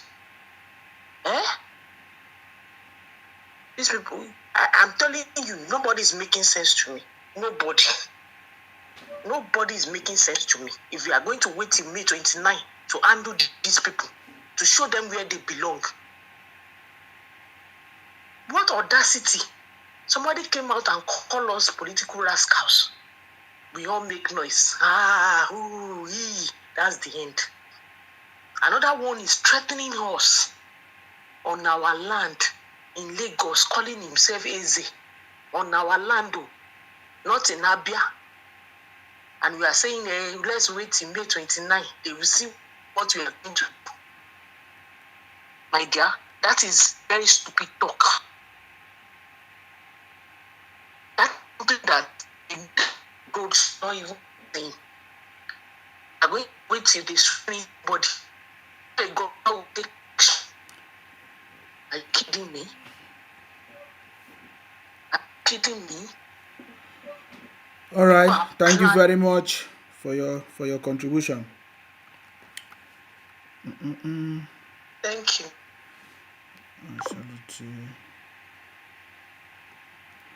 Hello, your name and where you calling from, please?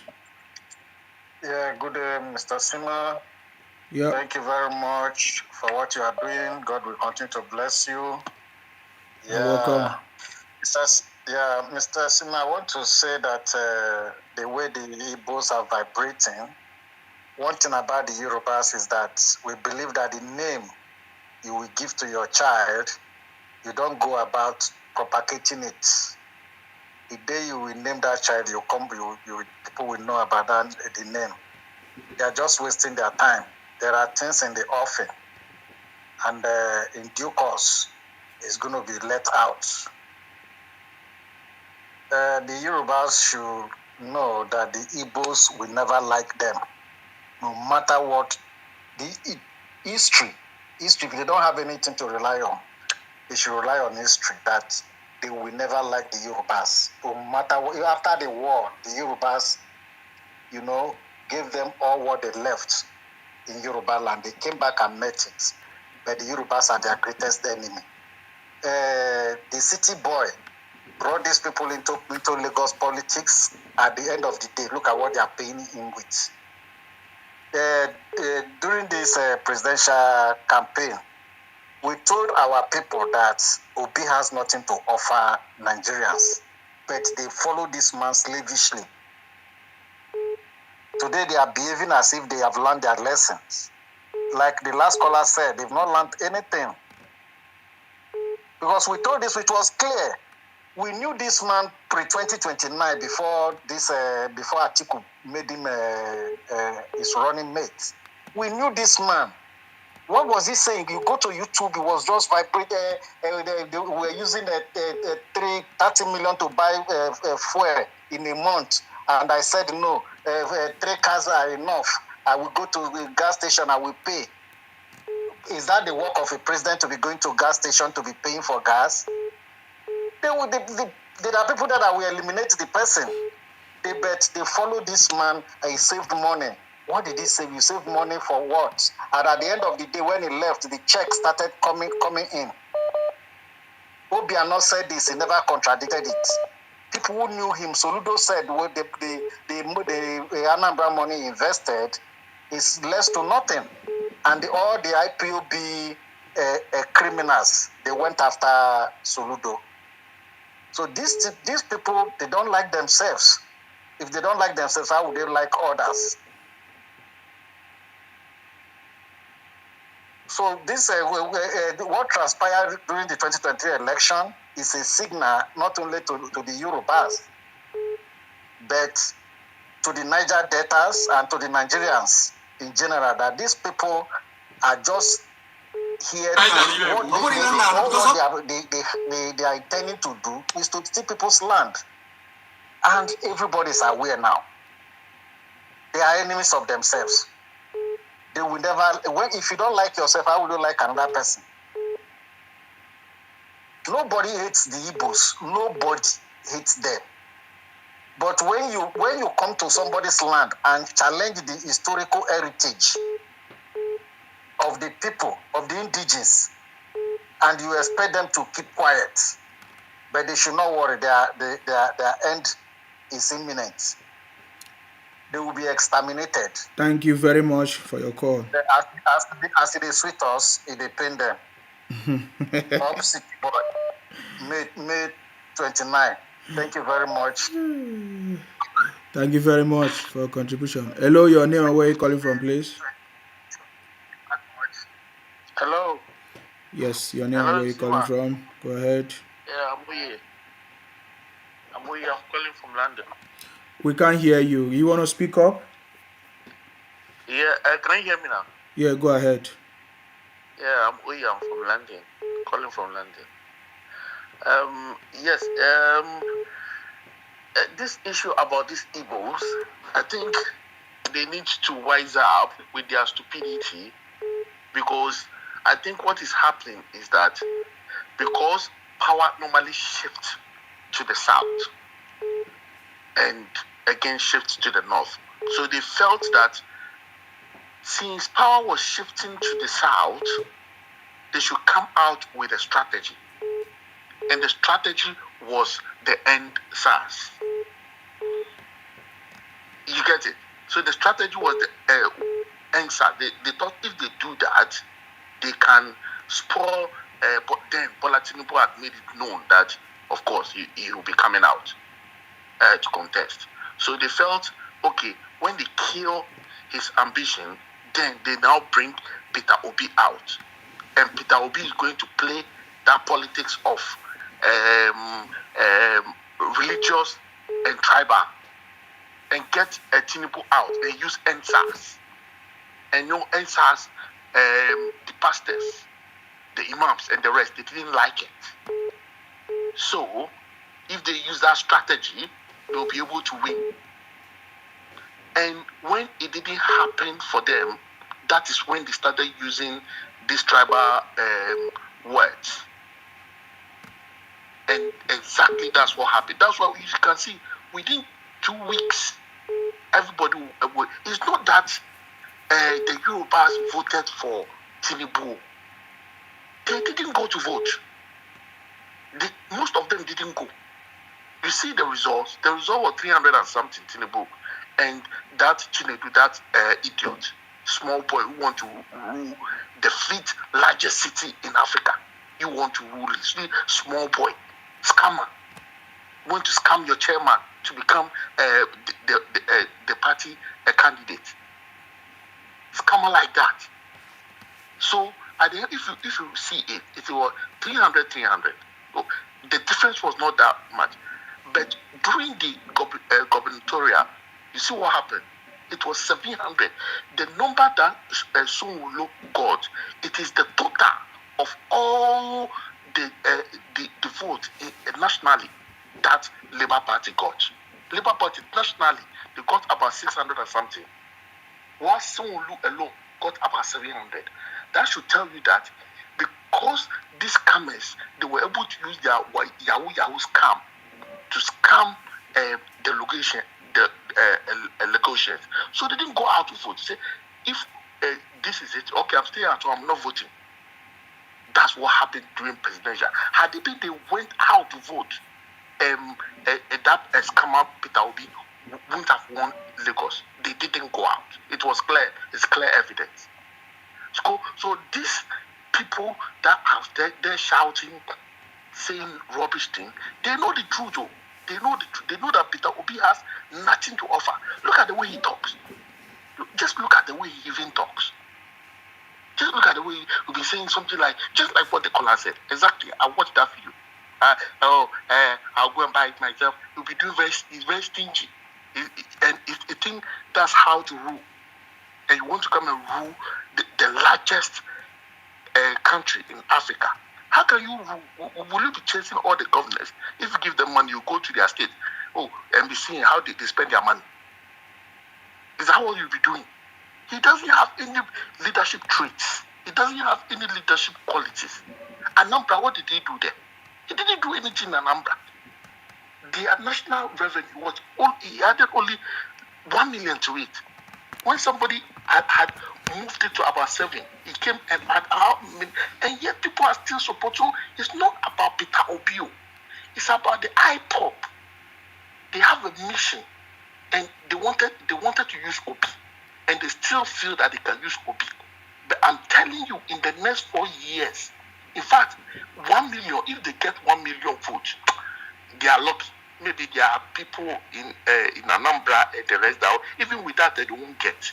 How many did they get for the this thing nationwide? How many did they get for the gubernatorial? So even 1 million, maybe Peter will get. Even 1 million he won't get. They should go and mark it on the wall. All these IPOP people that are listening, go and mark it anywhere. He won't get because pastors, they've woken up. Imams, they've woken up. Traditional people, everybody has woken up. We were like, this was a pure scam. But it was too late with the presidency, but with the gubernatorial, they didn't get it because Nigerians woke up. So So they are finished. You just forget about it. And if they will go, those people, all of them will move back to PDP. Because that's where they came from, this first. And that call that was saying that it's because what APC they moved from PDP and they came to APC. What PDP and APC? That caller, he was just playing tricks with you. Thank God that you caught him. Thank God that you caught him. That he's not making sense. It was very obvious. Peter Obi was very greedy. If you want to win power, you go and join alliance with PDP. That's the only way you can beat APC. But you were greedy, and APC said, sit down there, be doing. Continue doing whatever you are doing. APC now won, now they are shouting APC won. It's very stupid of them. So I didn't join alliance when but they can never, two of them can never join alliance. Why? Because both of them, that PDP and LP, they are both greedy. So that's it. How did they form APC? It was three parties that formed APC. So they will continue to be strong until PDP wise up. LP, they are out. They are out of the game. So that's my contribution. And thank you for everything, what you've been doing. In fact, you've opened. I told you the first time I called, I said you are the one who opened my eyes. I told you that you are the one who opened my eyes. I told you that you are the one. Because me too, they scammed me. I was thinking about Peter Obi. I was in Nigeria, I would have voted for Peter Obi. And I would have realized my mistake. Thank you very much, brother. So that's the problem. Yeah. Take care. All right. Stay blessed. Bye-bye.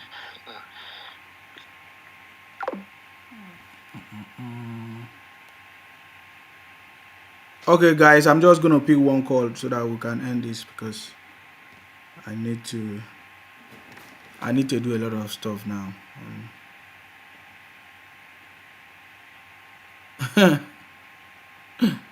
Oh my God.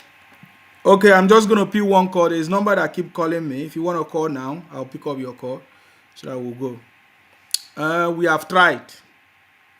The message has been delivered. So the one we know like a main liver.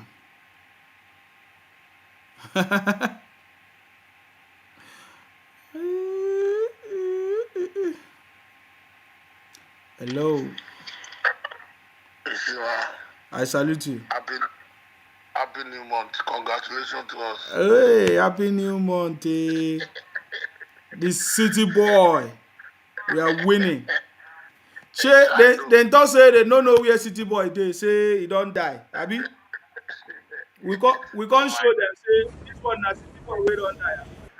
This is why you know why people say now when this guy come out with the shout, when they do this, they say he go bring this, he go bring that. They know they talk, none of them they talk now. They don't even talk good there. If you go back and do something now, they go say, they go come and say, we want to tell you government, we want to tell you government, we want to tell you. You see, say, you talk anything now, with this guy, whether they do anything, whether they like. What? They know fit now. That is the problem. That is why if they call and talk rubbish, I just shut up them straight. The problem with me personally, where I get with these people now, now they see this guy, nobody come out condemn him. They no shout. Say they want interim government. They want. Now if you back on come out, they go say interim government. They come and come take this thing. Why? We be say they don't talk? Why? We know the year interim government. We know the year Balablu. We know the year anything again. Now with this guy come and say, "Want go bring iPod, want bring this thing." Wow. Don't worry, we know how to deal with them. We no go fight them. We no go fight them. What we go do for them, What the power we get for them? We go boycott them. We no go buy anything from them again. We no go use our money buy something for them. If they no sell, they go back to their place now. So because we buy something for their hand, that's why they say they get money. They go around, go bring people come buy something for their hand. No, good night. Thank you. Thank you very much. Thank you very much for your contribution. Thank you very much.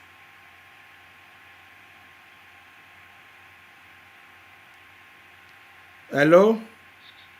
Hello, good evening. Good morning. morning, I mean. Yep, I Good salute morning. you. This is Shehu calling from Abuja. Go ahead. You are my last caller. Please go ahead. Yes, as I'm talking to you now, there is a military coup going on now in Abuja. Military coup. Yeah, but April Fool, oh. It's April Fool, oh. Nothing is happening. We are waiting for the story in my brother, not Tory. I just said let me fool you small. You don't fool me, I know you. So my well, don't worry, I'm just lying, I'm joking. It's a April Fool. Nothing is happening. Yep. Nigeria is calm and quiet, waiting for the 29th of May. We are ready, brother. In case of these nuisance, leave them. I always tell you, they're just like a dogs. They can bark without bites. By the special grace of Almighty, we are always praying. Nothing will happen. There will be a smooth transaction by the grace of Almighty God. Amen. Thank you.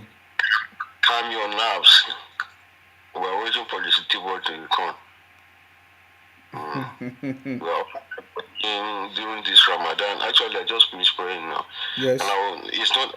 I'm not even finished. I will continue. I said, let me just call you and fool you small. No wala. Continue. So, and I've seen the link. You sent the link for me. I will join today. Okay. All right. Yeah. Thank you. Thank you very much. Have a nice day. And you too. Thank you, my brother. Thank you very much. Yeah. So the city boy, guys, let us go and sleep and rest.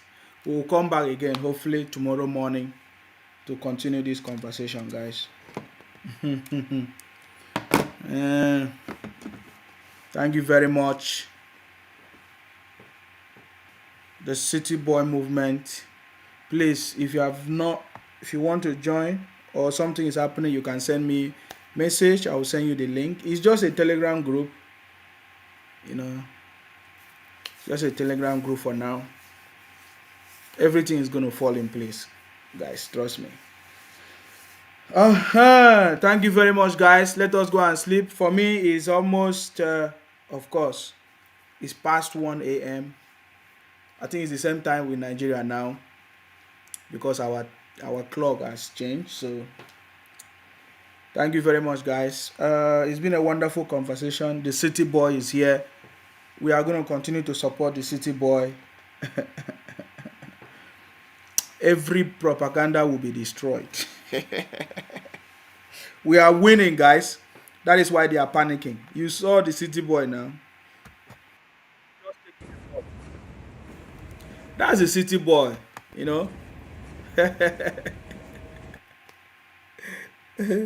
Someone say, Isima, this last caller really scatter your biabia. All right, guys. Thank you very much, guys. We are winning, and we will continue to win. That is why they are panicking. I salute you, guys. Asiwaju is coming. The city boy is coming. The last man standing is coming, guys. The indefatigable lion of Bodilon is coming. You know now, he's coming. He has defeated all of them, and they are panicking. They are panicking. Get ready on the 29th of May. The city boy is coming. That's all I can tell you, guys. Thank you very much. We continue to pray for the city boy. Good health, knowledge, understanding, good team to work with the city boy to deliver prosperity, success to Nigeria. That is what we want. We want unity. We want peace. But we are not going to keep quiet. Anybody that cause problem in that country, we are going to focus on that person. It doesn't matter who you are. That is our job. We want peace. We want unity. We want prosperity in that country. So anybody that want to spoil the name Nigeria or talk rubbish, we are going to make sure that you understand me? We are going to make sure that we treat that person properly. 29 is here. It's almost here, guys. 29. He's almost here. He's almost here. 29 is almost here, guys. So we pray for our city boy to be strong and healthy, long life. You know, nothing shall happen to our city boy. All those people praying, carrying rumor, fake news. Oh, where is Jagaban? Jagaban is dead. He's in the hospital. I saw some people making videos talking rubbish. I laugh. I don't know why these people don't learn something. I laugh. You understand me? So anybody praying and running propaganda, it will not work. You did the same thing, Buhari. You want to do it again. It's not going to work. So we pray for our president-elect, of course, to be strong, to be in good health, you know, and be strong for us, even as he's working with good people, intelligent people, technocrats, and the right team that is going to work with him to deliver prosperity in Nigeria. That is our prayer. And may God bless all of you that want good thing, that wish us good, that want unity, peace, development in that country. God bless all of you. May all of us be alive to see the city boy bring prosperity, peace, unity, and development to Nigeria. That all of us will be happy to say, yes, we are all Nigerians, and we'll be happy and we'll be proud to be Nigerians. Are you getting me? I pray that all of us will be strong, in good health, to celebrate. In the next 6 months, 1 year, we are going to be celebrating, because everything will fall in place. So that's my prayer to you and everybody. And may God bless the Federal Republic of Nigeria. Of course, you know my name. My name is Akparawa Nsima, the first son of Idu. I'm from Akwa Ibom. Our job is to make sure that we continue to fight in order to protect and to defend our land. Stay blessed, stay blessed, stay blessed, everybody. I salute all of you. Stay blessed. Abasirion. Stay blessed, guys, and bye for now, guys. Bye-bye. Bye.